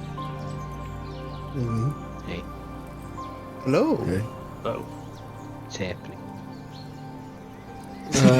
We're talking about Sal's family. Oh, and And birthdays. birthday face. Mm-hmm. I see. Yeah. Where are we currently as this is happening? Camped for the evening, I believe the timing was. I don't know what day, because... Oh yeah, Sal's birthday is... Of course I know the fucking day. Nice. Sorry, I had a himbo moment. So it's the evening camp? Yeah. Is I that would right? think so. Is that right, Jander? I imagine you're camping for the evening, yes? Yes, so it was brought up as we were in. Well, Arngrim will bring out some food.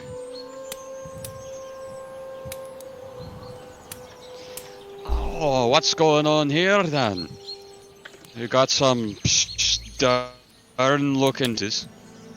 Oh, Grim, what's your birthday? Oh, my birthday. Oh, don't worry about something like that. A No, dwarf no, like I've me had enough of doesn't that off Sal celebrate. today. It's her Nah. birthday today. Celebrate my birthday. It's a religious thing. Ironically enough, I would actually I believe would that. like to insight. I'm May not I very insight you, Val? clear. I would actually Go ahead. believe that. 10, oh god. Everyone's rolling like shit this session. Yeah. Well, you know he worships his ancestors and holds them really. He worships Maybe he doesn't death care days. about his own birthday. Yeah, he celebrates death Well, days. I guess if respect that if it's religious. If you're wondering about these stern faces, I miss home. I miss my brothers. Me too. But Dad and there's Willem lots threw of a fucking things. hissy fit about it being my birthday. Well, I mean, you find Well, out a happy good friend on a birthday. birthday and you didn't know about it. How am I Yeah. supposed to get you a gift if I don't know it's coming? Today's my birthday. Time to make something, don't I? Got the ball I'm- bearings, and here, have some antitoxins. Happy birthday. Practical as always. Sal sort of thinks for a moment. I am going to turn 25? Yeah, sounds about right. Is that old or young for a dwarf or orc? For a dwarf, that would be relatively young. For a orc, I know that. I meant orc. uh, Sorry, I was trying to convert to dwarf years, but I realized I don't know. Well, Ah. so just to give a heads up, dwarves lived about the same as humans in Janner's universe, don't they? About Yeah, orcs live the same as slightly. I've talked with Jenny, said like 100, 120. Yeah, dwarves live to about 120. Orcs live about the same as humans. I'm relatively an adult, so to speak. My father would tend to disagree, but Fuck. he always does. Well, you got a bit of a dilemma, I suppose. I care a lot more about those before than the self, but those that come before have worthy of that. It's really simple. If you don't respect them, if they're not worth the respect, don't care. So it's more the fact that he never actually agreed with me on anything. Yeah, I understand that. It's not easy to be. Yes, it'll get you believe, but it's not easy to be in conflict with your parents or some sense of authority, especially when you're supposed to be able to rely on them. Our culture is quite different, and I understand that. I understand I don't understand it, but there's the idea that you can't pick your family, but that doesn't mean you have to love them. We dwarves, we like our families and our memories, our legacies, but we still try and remove the things we feel are a stain to us. Sometimes you can just let go of something, even if it's close to you, if you think it's weighing you down.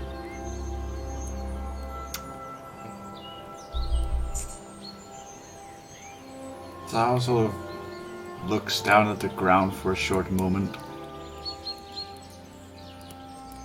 Have you ever had your father tell you that everything you've ever made is a failure only because, well, none of your brothers did it?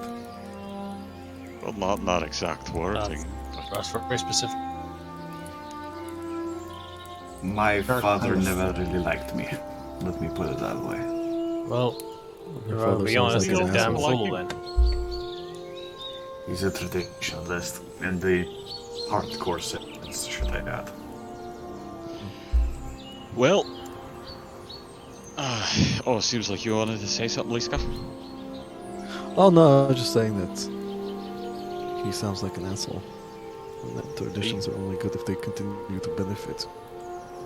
Yeah, sounds like he's just inward progress.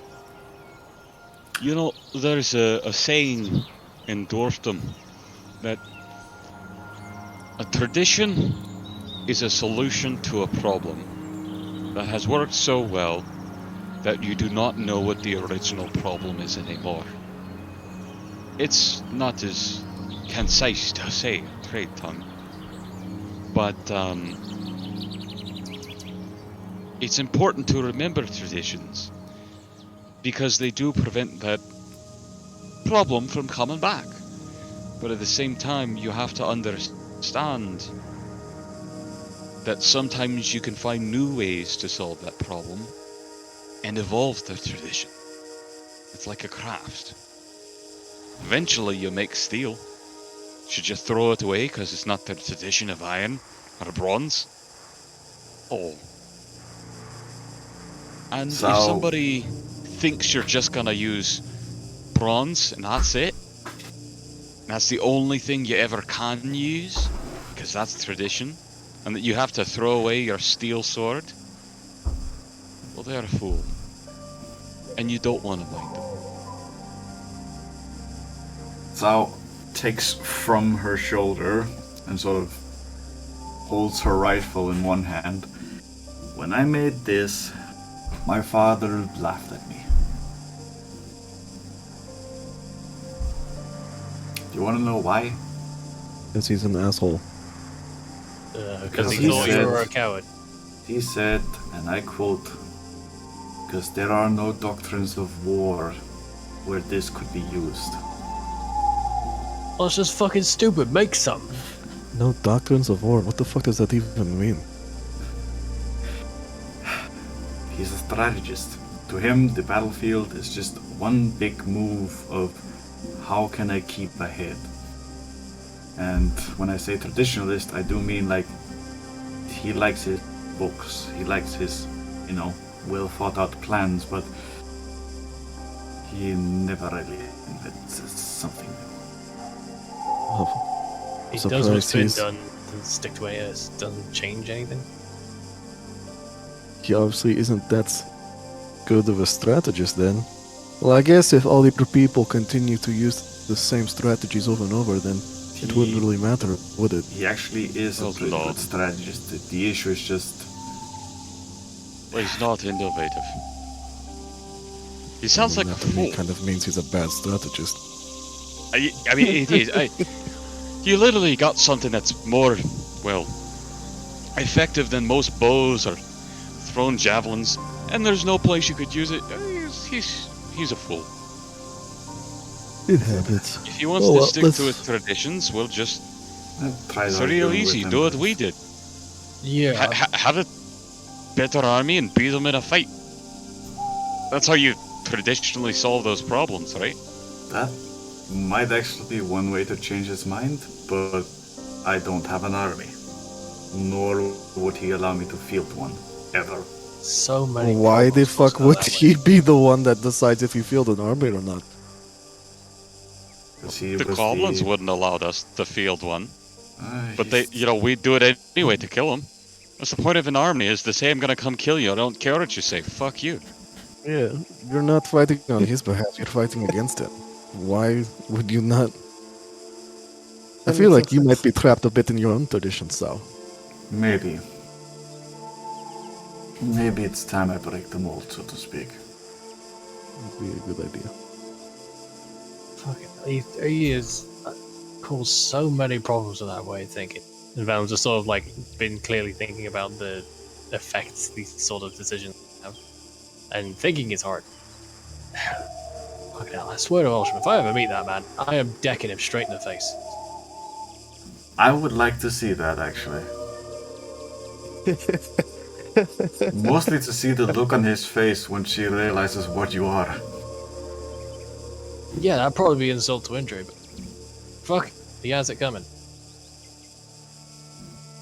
There's, Actually, like bastards. Zhao just slow turns. Wait, so Wait, he's asking what? if he likes himself.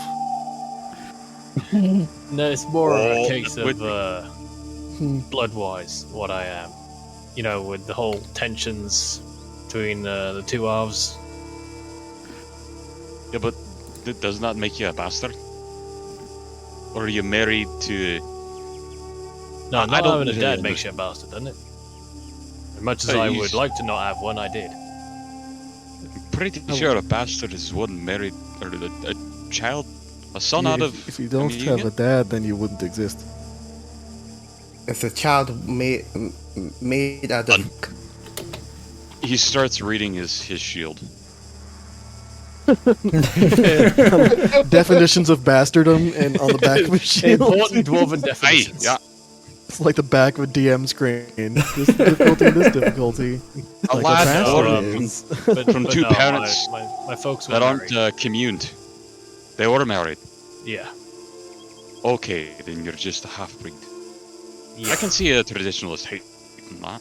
Considering the tensions between the two, then yeah, can definitely see that. A lot of skirmishes been going on. You know what make it even better? Violence? If Gronka also dicked him one. Oh, is he not fond of deeplands either? No, he just doesn't like short people. Well, Ongrim, I think you got another grudge for your list. Why am So I what being did the he do? only one? Why am I the only one that has been left out of punching her father? I mean, if you punched him, he would die. I I mean, see what that. is Doesn't that it? solve a lot of problems? I may not like my mother very much, but I wouldn't want him, healed over. Fair. What you if know- I don't kill him? No, you're not allowed to fold him in half either. What if I don't kill him? We'll cross that bridge when we get to it. What if I punch him just enough for him not to be conscious? Better, but you know what? Once we're done in Tectajos, maybe we can see about Punching taking your you free. father? That is or a road maybe trip just I would be happy to do. that, or maybe I could just see about, actually clearing my name back home. You shouldn't be Yeah, that that hard. is something You're we need to get making a around to name. doing. And plus, you're making a very noticeable name for yourself here. It's what a great quest took to go to the Empire Go of the Celestial punch your Dragon. dad in the face. So, punch Sal's father. Yeah. Specifically in the face. It's like, welcome, father. These are my friends. Punch, punch, punch. It's like, oh shit. Just as a short out of character thing, Sal's dad is kind of short for an orc, but not like short. He just really dislikes anybody shorter than him because it's in his mind it's like a reason to be, haha, I'm better than you. I bully. Literal short How man does he feel about people syndrome. taller than him? Oh Fucking god. Napoleon complex over here. Yeah, how does he feel about Liska, who's 10 feet tall? We'll find out. He probably at most. We'll see. Yeah, we should get around to clearing your name. I'll be honest, I am a little bit tired of looking over my shoulder for a certain someone. Trust me, I am too. Last thing I need is another stab wound. Oh, she is not getting Wait. that far. If she even pokes her fucking face out, I am going to. If she Hold gets on. a punch in the face as well. Wait, so, Hold on. who are we talking about now? Yeah, I'm confused. Okay, short story time. During our stay in Dune Hollow, before we went on, underground escapades, I had an assassination attempt. Oh, Um, why? Fun fact, once you're marked for death in Orcish society, then you flee. It's not exactly, once and over. It follows Wait, you. so you've been marked for death? Or why were you marked for death? I was framed for a murder I did not commit. At the time, I panicked and fled. And so they sent assassins after you? They wouldn't just let you go? That sounds. Orcish society does not work like that. It's a Once point you're of marked, pride.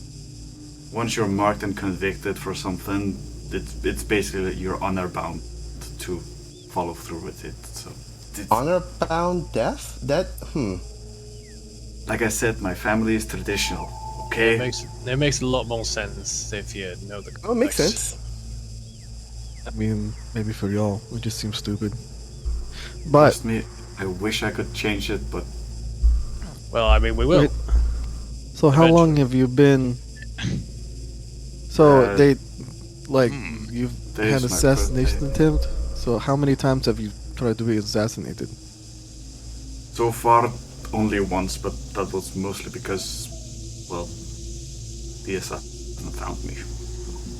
I mean, it's not like you've been hiding. No, I can't be it's that good an not assassin. exactly Are you easy sure that either. this is kind of a normal thing?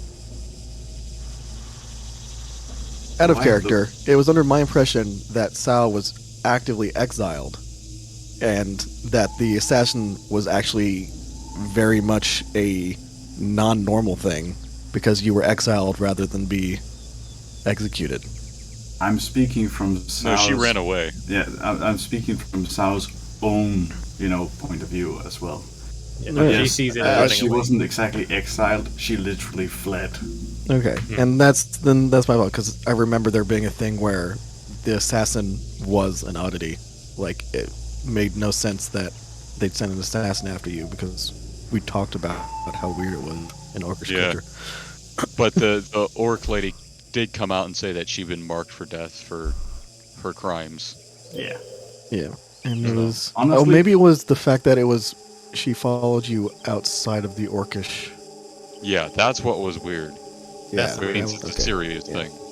Part of me might actually believe that it's the guy who she was framed for. His family might have had a hand in that part, but I left that part up to Janner. So, Gotcha. Well, That's she never all good. shows herself. We'll find out. I mean, she's only tried to assassinate you once, and you've been here for what, a few years or something? Yeah, that was a couple Obviously of years not that ago. good an assassin. actually, I've only been around Malin for sort of counts on her hands, like Didn't we arrive on the boat together? we did. Yeah. So, it's So you been all came from the Orcish kingdom? No. I got picked up along the way.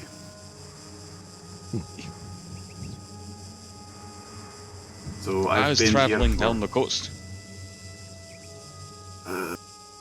Janner, this is where I'm gonna have to call on your expertise. We've been in game for how long? Nearly a year now. Oh, I thought it was a couple of years.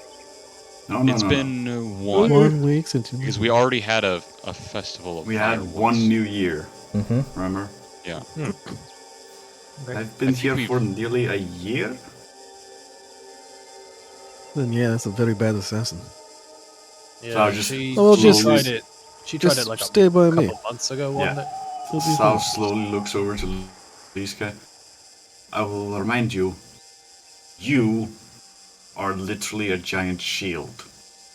I And- wasn't there when she assassinated you, and you just recently met me. So, again, she's a bad assassin if she's only tried once.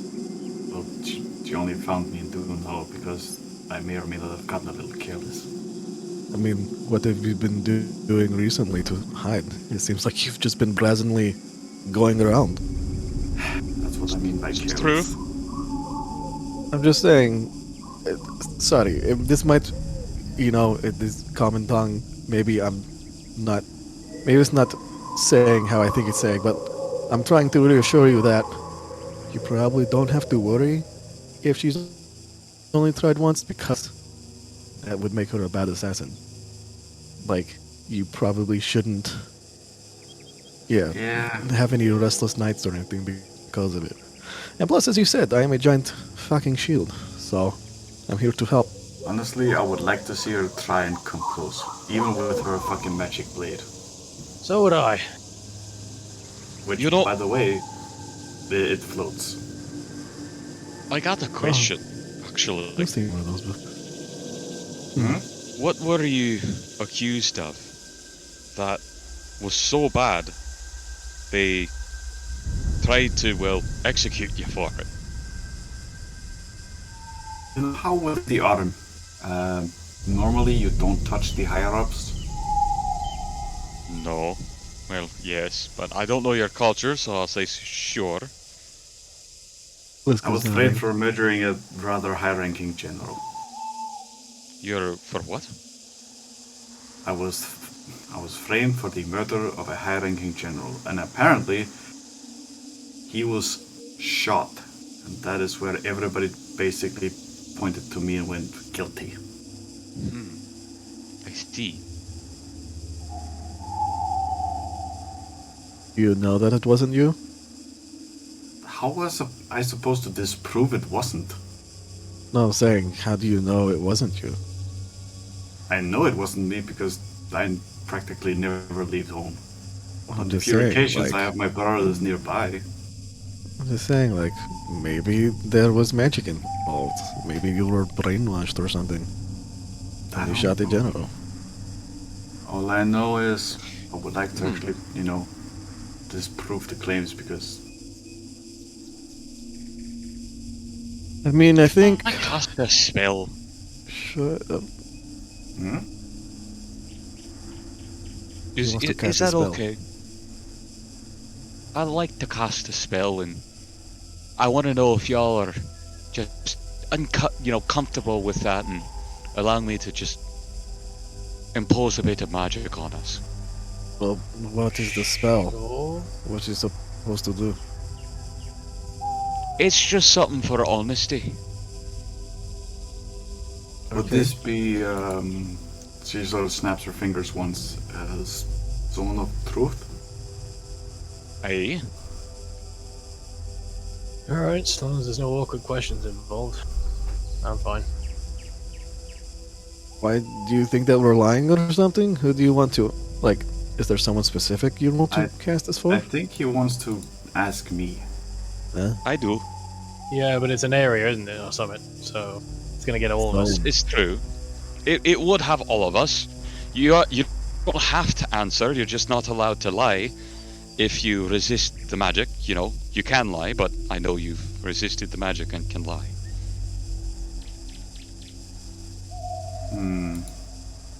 So you wouldn't be forced to answer. Not like You I just have nothing, can't speak a deliberate lie. Not like I have something to hide on that front. So Just because I want to, ensure that, and I'm quite positive that knowing that for truth, you aren't a killer, will put everyone's mind at ease. Including my own, to be honest. Though I don't honestly really put my care mind about at the ease as murder well of another. because with Liska mentioning mind control and the fact some That's of the a thing things too. we've seen, well, Maybe you're lying to yourself. Maybe your subconscious knows. who knows? But you just Let's find wouldn't. out. So, I guess you I'm curious because does someone's personal truth might not be the actual truth? Like Yeah, if what if someone someone is believes just something to be misled? true. Yeah. That's for Janet to decide on that front, I'll say. It is also a creature can't speak a deliberate lie. So if that's they, the thing. yeah, if they So don't if you know it's a believe lie, it to be true, Yeah. that's the thing. But there might be a difference between a deliberate lie of no, I didn't murder that guy. There could be an argument made for if you did do it and you've buried it in your subconscious, you're lying to yourself as well and convincing yourself. You know that's the case. You just don't want to come to terms with it. It's a really interesting situation that allows the DM to step up, make a decision, and really have an interesting moment. Okay. And this is where I will also have to ask Janner, but you might want to answer privately. What would the outcome be? Because I'm leaving this one in your hands. Okay. So, shall we ask and answer? Or do we want to leave this on a cliffhanger? Dun dun dun. It is coming up to 10 o'clock. We have just a couple minutes. I know, I We have was making 3 it. I was mainly making a joke. So, Cuck everyone out of the answer for a week. Yeah. Everybody is here, right? Yeah. We're all together at the tent. No, do I have to make a I save? remember. You don't have to. You can choose to fail. Yeah, I mean, Vellum already gave his consent, so he'll just choose to fail. Sam will That's choose to exactly fail why it, he- because- It's not even Hold on. necessarily fail. You just aren't resisting it. Yeah. Because I believe everybody should be here because we're all talking to Saoyun about Saoyun and birthdays. Yeah, I So I figure. believe the entire party is here, and Okay, then, so here we go. As Arngrim weaves a spell in his hands. Some of you have seen this sort of incantation before. You remember when, back during your first meeting, in the throne room with High King Brator Yonmire, when he was asking you about what happened in Morkney, when Ilara Onyxoth, the High Priestess, wove the same spell and cast it on your party, while Balthazar and Siren were still there. Fun times. Alright, spell is active. There's a light shimmer across the perimeter of the tent. Alright. It is a little weird, but no one should be able to lie. I'll start off very simple. Turn to Liska. What legion are you from? Legion of Steel. Works. Yeah, I don't think that's a good test, because she would have just told you anyway. Aye, but I would know if she lied. Oh, you could just tell if they're lying? I thought it made it so they couldn't tell a lie. Well, I know if they are under the effect or not. No, alright. She is under the effect, so she can't lie. Your That Shrek's said- like, why would I lie about that though? It's I a think warm. he was testing. Okay. I had to test it with an absolute truth to make sure thing would work. I believe you. Thumb up. So I'm just gonna turn to you, Sayun.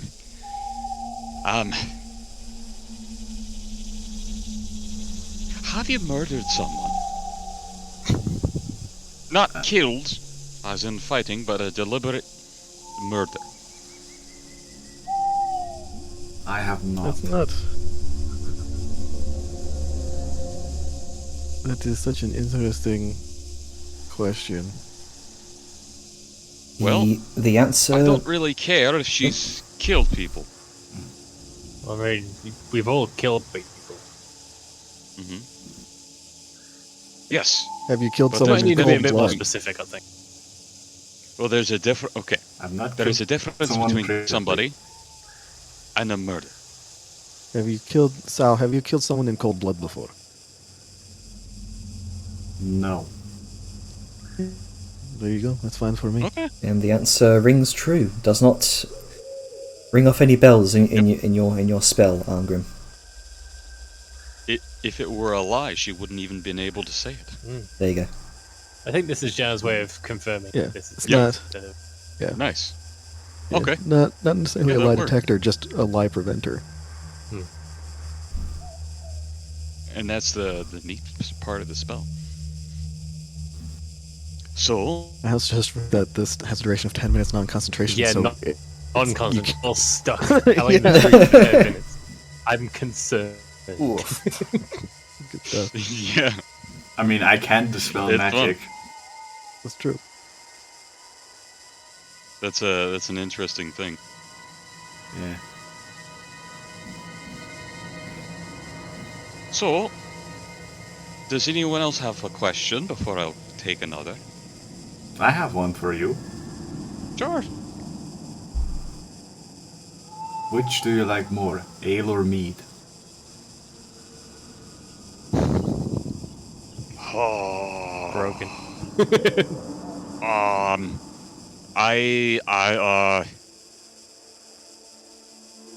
I can't. I like more. So I was just smiling. You're I broken, know- so. It depends on the meal you pair it with. There we go. This is fun. Mead What is else for does light anyone got? meals. Ale is for hefty. He nods what with a else has anyone got? triumphant look. I Try to- almost got you. I almost got you. Yeah. Who's next then? Do you have a question, Venlam? Oh, but I'm curious what Team people building exercise. It's like truth or dare. I love it. It's truth or dare, It's except just it's truth or worse. Yeah, yeah. Truth or nothing. Truth or suspicion. What did Ongrim say? It got muddled. Do you got something to ask, Philip? Nothing's really coming to mind, but I am curious what other people got. And since this probably lasts a while, innit? You just don't drop it or something. No, it just goes. How long does it go? We got like 9 more minutes. If I were to guess. That's a lot of time for a lot of questions. It is. Actually, I think this is a good point to just trail off where we basically have party Coward. Q&A. We have party Q&A in the background. There is questions that Arngrim wants to ask of just one more thing. Either that or we can start up again immediately with this, but we got a new person we don't know much about, and this is Exactly. a moment that Arngrim has set up specifically.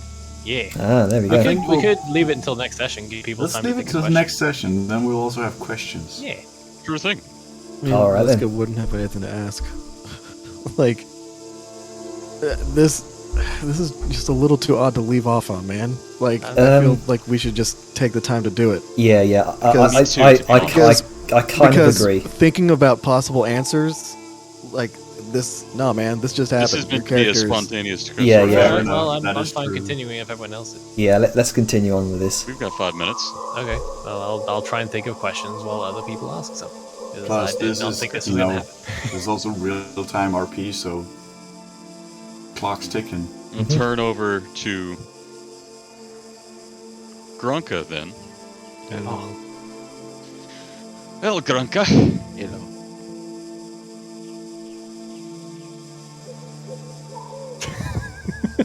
you call yourself a deepling. Yeah. Why are you adventuring so far away from home?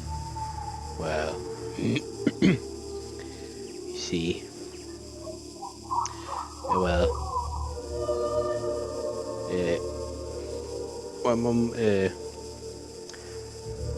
when my mother got killed, I kind of wanted to seek out revenge, but I didn't really know who or what did it.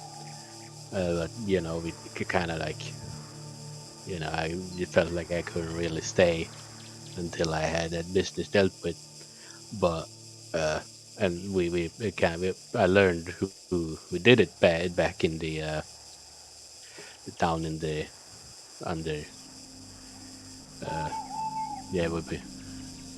You weren't there actually. So yeah, we killed the person who killed her, but then it's also like he also has a daughter who I guess we still have unfinished business. Oh yeah, I forgot about that. She's still out there. Yeah. Ugh. And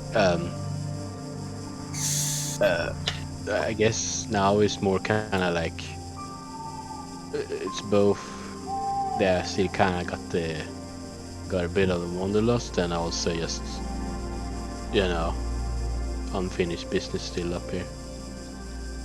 I don't really want to because she's probably gonna target me, and I don't want to I don't want to be back there where other people that I care too much about who can't defend themselves or whatever could get hurt. So I'm just gonna stay out here, kind of just learn a few things, and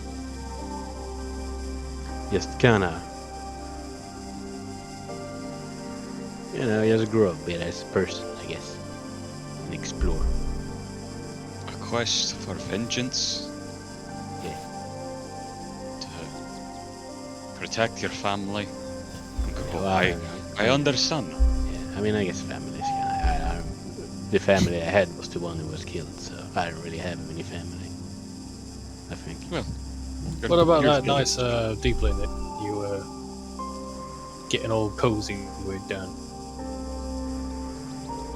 What was her name again? Liz? Is? Yeah. The non-psychotic one. Yeah, Yeah. her and like the psychotic one was like Fizzy, right? But she Yeah. was Fizz. Yeah, very Yes. close names. Yeah, Yeah, that's kind of weird. That happens. Yeah, it's Fizzy and it's Fizz. Fliz, right?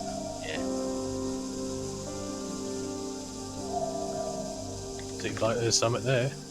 Something to go back to. I mean, maybe. Is that the truth? It is a maybe. Okay. It's a truthful maybe. It's a You truthful can't maybe. deliberately lie, but if you aren't certain, Yeah. Yeah. Maybe. That's the power of the maybe. My Power God. of the zone Power of of truth, the- maybe. It His does neutrality. KISSING. The non-committal yes. Vellum is very amused with himself. Bringing that up. Yeah. Wow. I mean, how about you when you that pirate lady or whatever she was? I mean, that was nice. It was a fling. Don't think anything will go on. Yeah. Did you write a letter to her? Well, she doesn't have an address. She's a pirate. And also, she's part of that party that's roaming around. I don't think they're part of the tour. So Yeah. You write a letter to her. how would I even do that? That's the thing.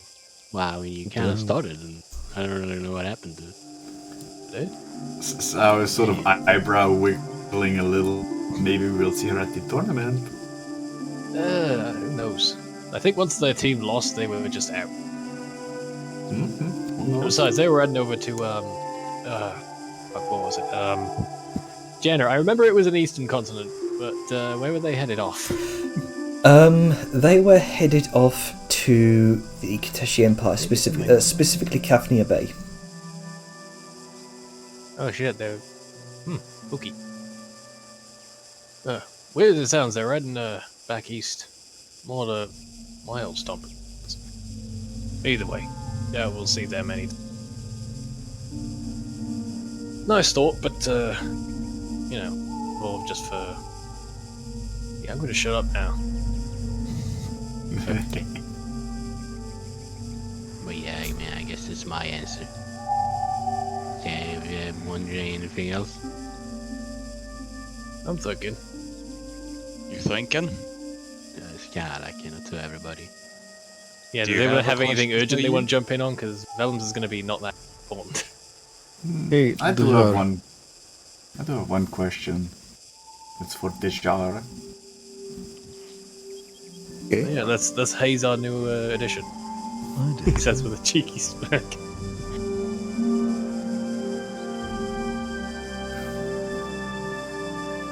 What's your deal with Siren? I noticed how, well, back at the manor, let's say, you weren't mentioned much, which kind of strikes me as odd for a court wizard.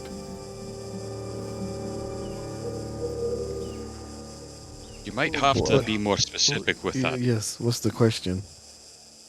No, it's more the fact that I didn't hear Siren mention much about the Jar, and that kind of strikes me as odd when you consider her and Balthazar are basically the head honchos of the Black Hand. Except you mentioned before you're the court wizard there, but is there bad blood between you two? Between me and Siren? No.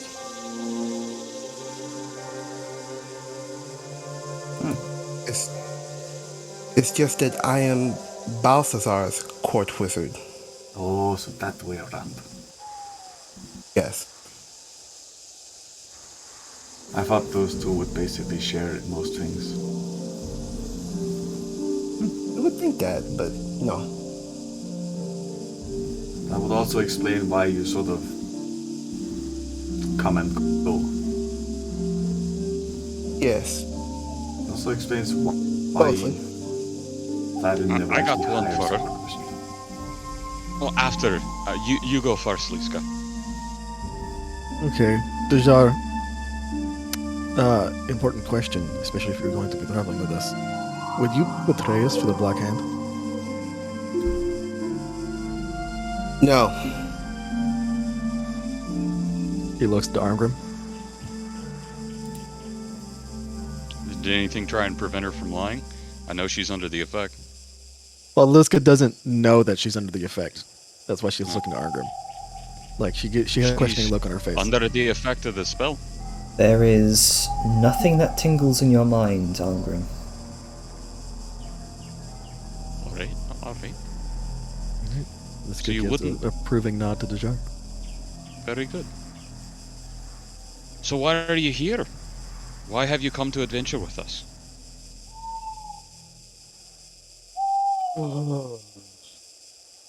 Come up. Why have you come to adventure with us if you said you can use the gate to go to the... I think you said the Serpent's Power or Path? I forget the name of the exact location. Why meet up with us specifically? Well,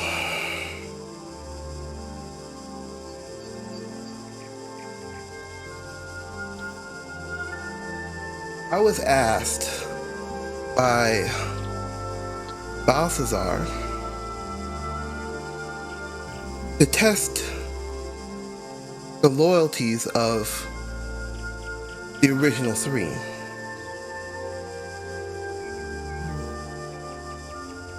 However,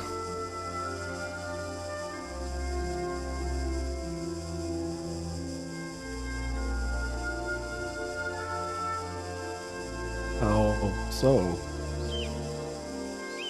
I think in regards to No, Sao Yun, let her speak.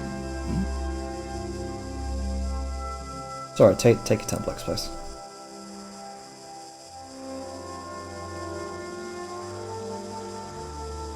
You can understand that the player needs time to think.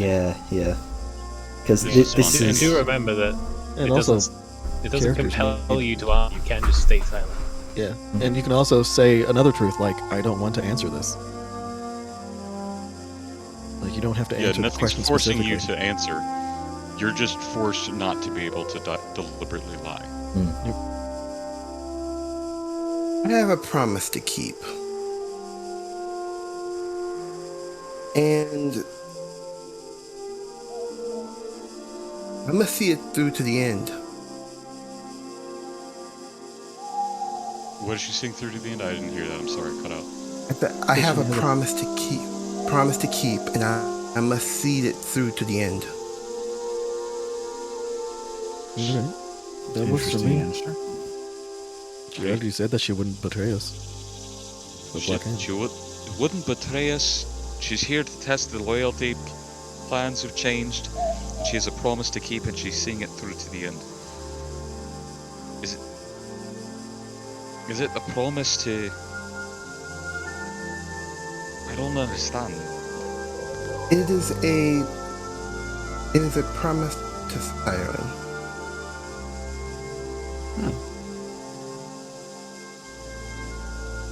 Alright.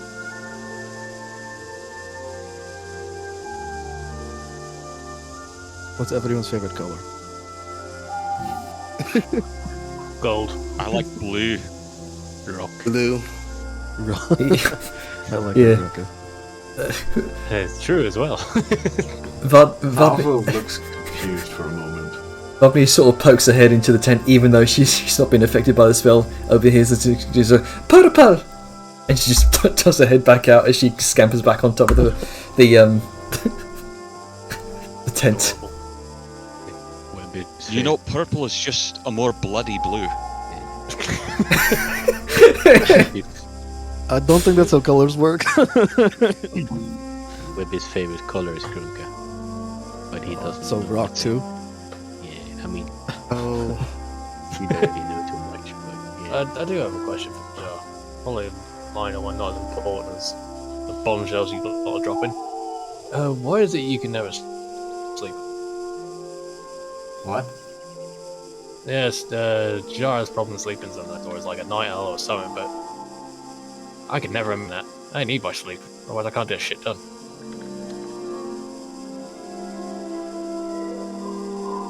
I miss my husband.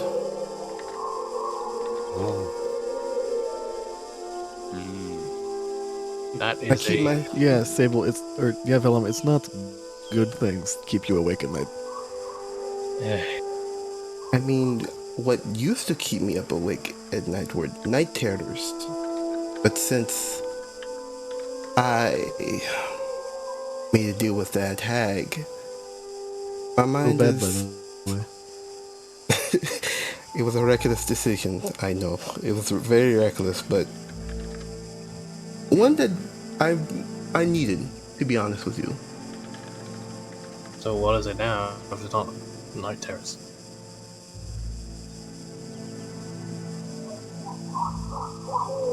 If you don't want to say, you don't have to. No, no, she holds up her hand. It needs to be said. No one's forcing you. The world is I'm just changing. forcing you not to lie. It makes this way, way too easy, in my opinion. But it, you all deserve to know the truth. That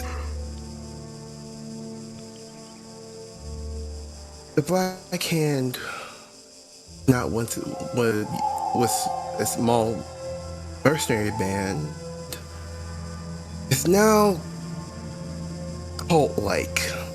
I'm here to warn you, all of you.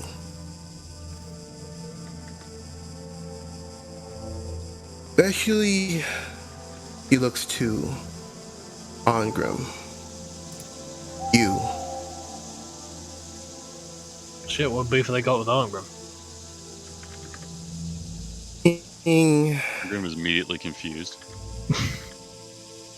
the king has gone mad. And I think about, well, from my talks with Vellum here, some of you have met or have encountered things called mind flares. So just Yeah, slowly disgusting nods. things.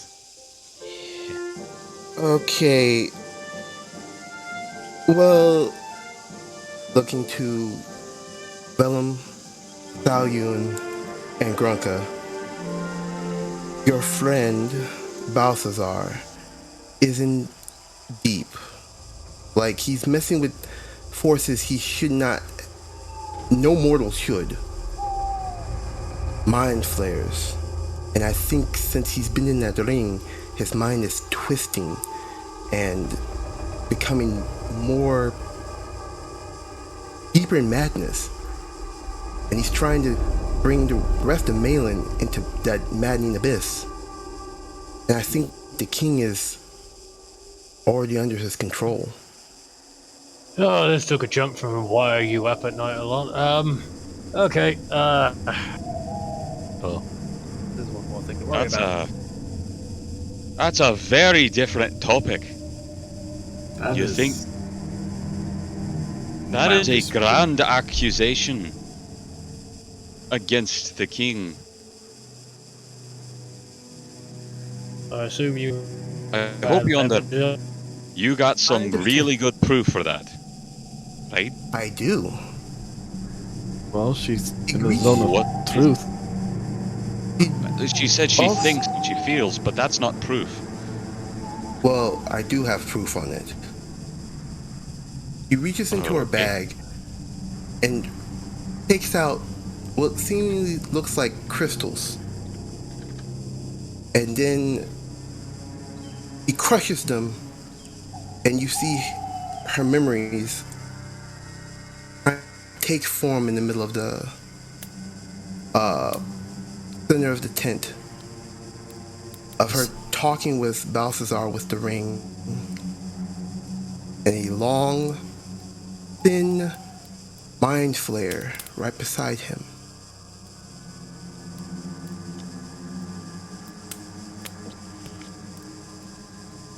And you start hearing the exact conversation that she had with Balthazar so far.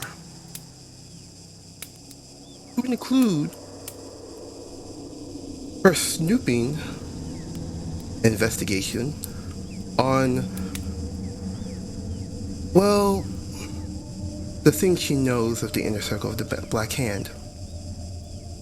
What they've been doing, the money, the blood money that's been shifting hands from Naoba to the nobles around the mainland, and particularly the King? oh, I'm trying to think real quick. Words hard, we know. Yeah, words Word are hard. If it helps, try to focus on a central point of narrative, i.e. the king, because that's the focus of the topic. Yeah, the lax, or better yet, the overruling of sovereign that the Black Hand has, which was normally not something that would happen.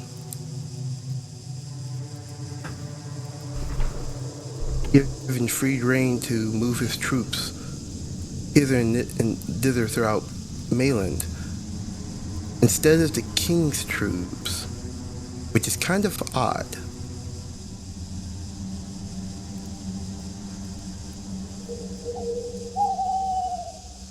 He also knows that throughout her memories, his dealings with powers to, by her guess, and by what she knows, to manipulate minds.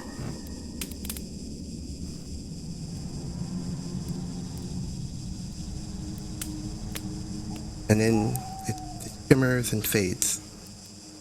Was there anything specific that might give evidence of the king being? Because Yeah, that's what I was saying. Arngrim was like, "Hey, you just said the king is mad." There wouldn't have been from that conversation. Not for the conversation, but the overruling of the the notion that the king is allowing Basically, Yes. allowing Balthazar to control where the king's troops go. yes. Okay. with no resistance. Argrim's thinking. You've offered no evidence. I don't know what the fuck that thing is. And what was it? Were those your memories? Those were my memories. Okay. Okay. Are they truthful memories? Yes. Okay. So you believe that that because Black Hand troops are allowed to go wherever they please and do whatever they want in Mayland, without any sort of leeway or resistance from the king, that the king is under his sway somehow and is acting against his normal behavior. Well, it looks like it was Balthazar that was controlling the king's troops, not only his own. Like, that to me seems like not something that... It doesn't look good for them, I will say that. Yeah. Arngrim is struggling, trying to understand at the moment. Well, this is... No. You remember the tournament? Which one? He was declared the king, well, the Trial Steel. Huh. He was declared the king's champion. That's why he was allowed to wear that golden armor. Which, also speaking, is mildly fucking cursed. Wait, so what... The ring exactly, is cursed, and it brings up... But weren't all of you declared champions? He went to ask the king for permission specifically. Yeah, to wear that armor, Yeah. because it was like... At a game, specifically, Balthazar phrased it for himself individually, not the Black Hand. You got the right to have the Black Hand work, and he was the king's personal champion. King's personal champion? I Yeah, don't. champion of the people that's what he agreed to wear the golden armor for. Right, but not the I'll king's go back and double check things. not the king's personal champion, I believe. Just a sort of like a message to like a sort of message to the people that this armor no longer has to be a symbol of tyranny and darkness. If say Balthazar were to wear it and do good around Mayland, it could possibly be a symbol of hope, of change. It's Yes, an that icon was for one of the- historical revision. Yes. I remember him swearing things to the king in the mainland. That was one of the big things on that. And that's Yeah. why he's got a lot of this, because he put himself in, not just I can wear this armor and it's okay. He put himself deliberately in a position of political leverage, and that's why he had to make 3 over 20 diplomacy checks. Well, we can That's a discuss little that bit of out of the detail. game because I'm gonna dive into a Yes. point of character if I pick. Well, I mean, Okay. in the same, no matter what he may have been, in the same sort of boat, he is in kind of deep shit with the Mailing Council for all his shady doings. So there's 2 sides to it. And also, like, there's a difference between being a champion and saying, no, don't put these here, king, put them there, and the king obeying. Like, there's generals, there's champions, and then there's telling the king what to do. Well, I'm not saying it's concrete, but at least it's enough to maybe start looking into things, seeing if there's any weight to it. Well, I mean, within the zone of truth, she said that these are, like, exact memories. What is there to be confused about? Like, you can take, like, I saw something that to me, no individual, at least in my eyes, should be able to contradict and counteract a king if he is serving that king. Because he's a champion, he's not a general. He's also dead. And that to me is probably the biggest issue that I see. Yeah, I'm trying to think from a neutral standpoint, as hard as that is, believe me, fuck me. But the fact that there's a mind flayer involved and they specifically fuck with your head, and the best way to get somebody to do what you want is to fuck with their head with magic. As you I'm seeing the thread here. as you kind of recall the memories that Dejar showed you, that mind flayer to some of you looked very familiar. Yeah. Plus, he's he one of was them the- tall fuckers as well. Yeah, he was the leader mind flayer at the very end that let us go. Well, he didn't so much let us go as he was kind of fucking, yeet skedaddling out of there. Well, no, he came back in. We got rid of the thing that was controlling. We killed the beholder that was controlling the mother brain. the Basically, brain. said fuck off. Yeah. Kill you. Yeah, and he just like, you saved us. We're allowing you to leave, and we did. So yeah, he's like, we got control of this again. Get the fuck out. So yeah, Liska would be like, yeah, I mean, I wouldn't trust those things beyond how, like, squishy they are beneath a hammer, but, like, it is not a good thing, in my eyes, that they are in such a high position of power, or they're able to affect some place in such a high position of power. And she looks to Argos like, they solely, like, you can keep casting Zone of Truth if you want, but I will tell you now that they take over minds, they eat minds, they have little creatures that run around and can replace minds. It's, Oh yeah, those fuckers. yeah, right? What's more, even if it's like a leapfrog situation where the thing is controlling Balthazar, using that to control the king, it still has the end result. An influence we don't want to play in royal household. Yeah.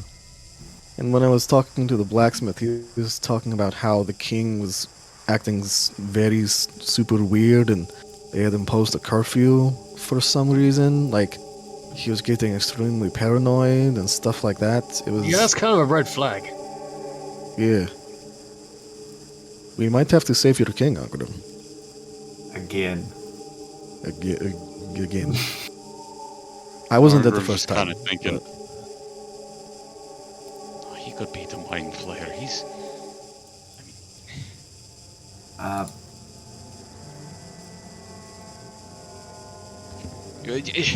You don't know how powerful he is. Surely. Okay, I'm gonna bring up a small detail here. We went to Dune Hollow, and any of you recall how the High Priestess died? No, didn't that happen after we left? It did. She died How in did her she die? sleep. Was she old or something? She didn't look that old to me. I mean, she put up a hell of a fight with the, whole capturing thing after the, attempt at the king Yeah. from the Deep Dwarfs. Yeah, I guess you don't survive that and then just But go off in your sleep. I never sleep. I'm not saying we should postpone, returning to Dune Hollow anytime soon, but maybe we should pick up the pace with the whole Tahos thing for like a bit and maybe head back to make sure. We'll get where we need to go, and then we've got a point to jump back from. True. And we'll see how bad things are. Maybe we're all just overthinking it, and it's something simple, like he's not been doing Maybe. well or something like that. But we gotta find out regardless. Best case scenario, maybe the king is just shoring up the defenses of the city against another Deep Dwarf thing. Yeah, Or we'll other- just be careful. To but be not fair, tell anyone. there was all the skepticism about the Commonwealth coming in. It's his almost occupation. They're talking about that. Maybe he's. I mean, that's why I'm building all the war machines. But didn't the king invite that? Like, I was there in the council, like, despite we were me there for the saying, whole conversation. yeah, but there was despite no me saying, council like, this is conversation. probably not the best thing, he seemed to be talked into the invitation. He even talked down the dissenters. Queen What's-Her-Face and that other guy. Sort of bouncing off what Liska's saying, there was a whole meeting and a back and forth and a lot of fucking talking. Yeah, Alsham was a lot of talking. But to have a mercenary company change the troop movements in your kingdom and that not having a council conversation seems a little odd. Best In case the- scenario, he's in a just dead shoring person up the doing it. defenses. Worst case scenario, well, Grim, you can save your king. We'll have to look into it, that's the point, because right now it's all just guessing on a little bit of information. Yeah. We'll get to Prepare for Tectaros, we'll do what we need to, we'll fall back and look at Yeah, prepare for the worst. Act like you're the best. What is that saying in Common Tongue? Prepare for the worst. Oh, for the best. That is it. such a weird language sometimes. It really is. Like, a lot Yeah. of the idioms don't translate so well. Common is an awkward tongue, to be fair, when translating idioms. But yeah, sorry, Grim. It seems like, again, prepare for the worst, hope for the best. No, I'm the one that Man. won't be getting to sleep tonight. What a way to Yeah, fucking yeah, answer so- that question. Giving us all a lot to think about. I am going to bed. And with that, you'll just sort I of am stand up. sorry. It's alright. I I'm never gonna liked go have Balthazar a to begin fucking with. drink. Well, don't worry about it, Dijal. You had things you needed to say, and it was a little abrupt how it came out, but it's good that it was said. God. Yeah. What's next? I'm assuming by now the zone of truth has fallen. Yeah. Yep. I would imagine after this, it's fallen. The jar just feels And Jajar, a sudden weight, I imagine, kind of is lifted from your shoulders. He is more tired than he ever been after saying it's just that. What's next? Pulling out another slot? Does anyone have any magic that helps people? I feel like a lot of us are gonna. I do, unless Cahol's a professor. That would more kill me. No. No, I can make sure that you end up sleeping. I think I'll try the old-fashioned way, thanks. Alright. And into the wagon he goes. Snake follow. There's like y'all can. There's a tent. Y'all can sleep here. He stops before. Okay. Like that's why Ungram had it built. Well, I just like sleeping in my bed. 4 walls, nice and sturdy and comfortable, and if we get attacked, I've got time to, get my things and get up. I mean, to be fair, the last time we were attacked, the only reason you survived was me, and you were sleeping in the tent. Yeah, why do you think I'm sleeping in here now? It saves me the hassle of, I think he's just getting his Of me pillow. protecting you? Okay. Here's well, I mean, less work for you, isn't it? now. Your death, sure. Here's a quick She's question. smiling, but she's just like, okay, Yeah, man. yes. Like, yes. you can sleep next to the person that protects people, or you can sleep in your Sorry, bed. but Well, I mean, 4 sturdy walls makes him feel safe. I'm being asked a question. What's Alright. I heard DM. What's up? Yeah. Yeah. Just, Dejar's asked something. yeah. As a player, how big is the tent The of tent. Ongrim's? I think Big. it's pretty. Get up. It's pretty damn big. Let me get up Yeah, you got a on map the. for it. Yeah, I've got a token for it. 1 second. He hasn't made you a bedroll. I mean, everyone gets a bedroll in their starting. Oh, where is it? Companions and summons. Oh crap! I think it's in Angrim's inventory. Yeah, I think you should have the ability to summon it. Angrim's items. Angrim's tent. There we go.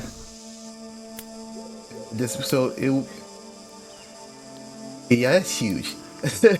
Pretty Yeah, big. it's big enough for a lot It of is. people. It is essentially a pavilion tent. Oh god. Yeah. Even this guy has room. I got a very big Dejar's first time being in the tent, he now looks around. Damn, this is huge. You've been here the entire time. This is where we've been sitting and eating. No, she's never apparently gone on the inside. She's just been hanging out and The outside the and boys. Yeah, never actually looked Yeah. in because it just I didn't seem prevalent. I don't even know anymore. I feel foolish that I'm been sleeping in the caravan. Yeah, I was wondering, but I wasn't going to question what your preference. It's pretty. It's a pretty roomy tent. All crafted by the hands of Angrim. You can see. You can see. Probably. You can see very Only like get inside the tent. We're not getting in the wagon. In. very patriotic dwarven banners on the sides depicting the sigil of the Silver Kingdom. I didn't catch what Dejar said. Dejar would pretty much like Vellum. Why are we sleeping in the Get into that caravan. Get in the tent. Well, I mean, I like sturdy walls around me, and it's comfortable. Hold on. It's an actual You bed, literally- not a bedroll. Hold on. You literally have the blue dragon of the wastes that's right beside you. Who else is going to protect you? 4 walls and a locked door so far. And again, Oh my God. I have an actual bed in here, not just a bedroom.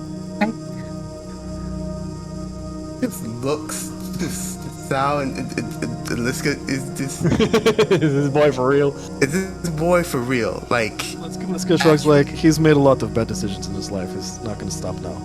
I mean, I'm not the one who didn't notice the inside of a huge tent till now. look, I was just sit down eating and just. I We're, knew on the, about we're on the that. road for 3 weeks now. Yeah, You and would she's been understand that. sleeping inside the like this. This is the first time she's ever actually had to look inside. Yes. She's been sleeping inside it- your it truck the is. entire time. I was always usually in my book on the cavern. I never looked outside. Now I did. Now I want to sleep in the tent. I would like for you to join me in the tent. I mean, he doesn't have to if he doesn't want to. No, it's It- fine. like, We should probably Oh, all stay dear. together. Just like he, almost like mildly dejectedly leaves the comfort of his nice, comfortable, homey wagon, closes the door, Why, gets Moot, on it. this boy. Again, I'm not the one who didn't notice the fucking intense. Does she not wonder where everyone else is sleeping? Why it could fit everyone, including a mountain folk? I think it's mostly because she's just been going to sleep before all of us, and she's been locking herself early Well, that's the inside thing. the She caravan. doesn't sleep. Yeah. Or reading herself to sleep. But regardless, you all find your beds for the night, and you fall asleep. Algrim, your sleep is more restless than most. With the I'm gonna say I don't sleep. yeah, Aliska cannot sleep. falls asleep fast. Algrim, Guys, as you so go ahead. Unless absolute exhaustion takes me. It's a disturbing time.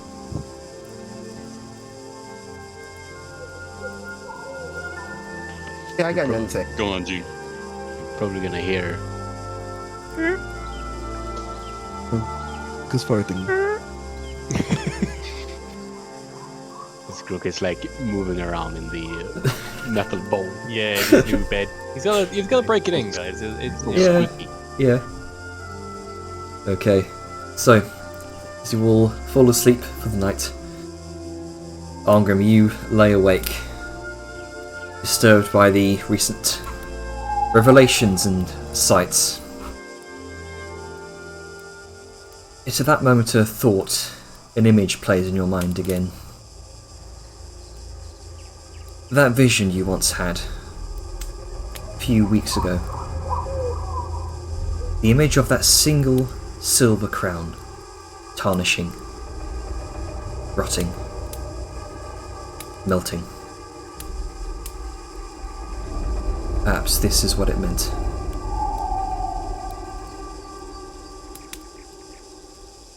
And we'll leave it there. Oh man, good shit. Good session, y'all. Good session. Yeah. Well, revelations. Good lord. That's what we should call it. Revelations. Revelation. Yeah, I was not prepared for the zone of truth shit. I don't think anybody was. No one I was was. trying to keep it jovial, and then suddenly it dives headlong into, oh god, the world, the nation is rotting. But as a quick thought, oh right, you should probably stop recording first. Yes. Let me stop recording in 3, 2, 1.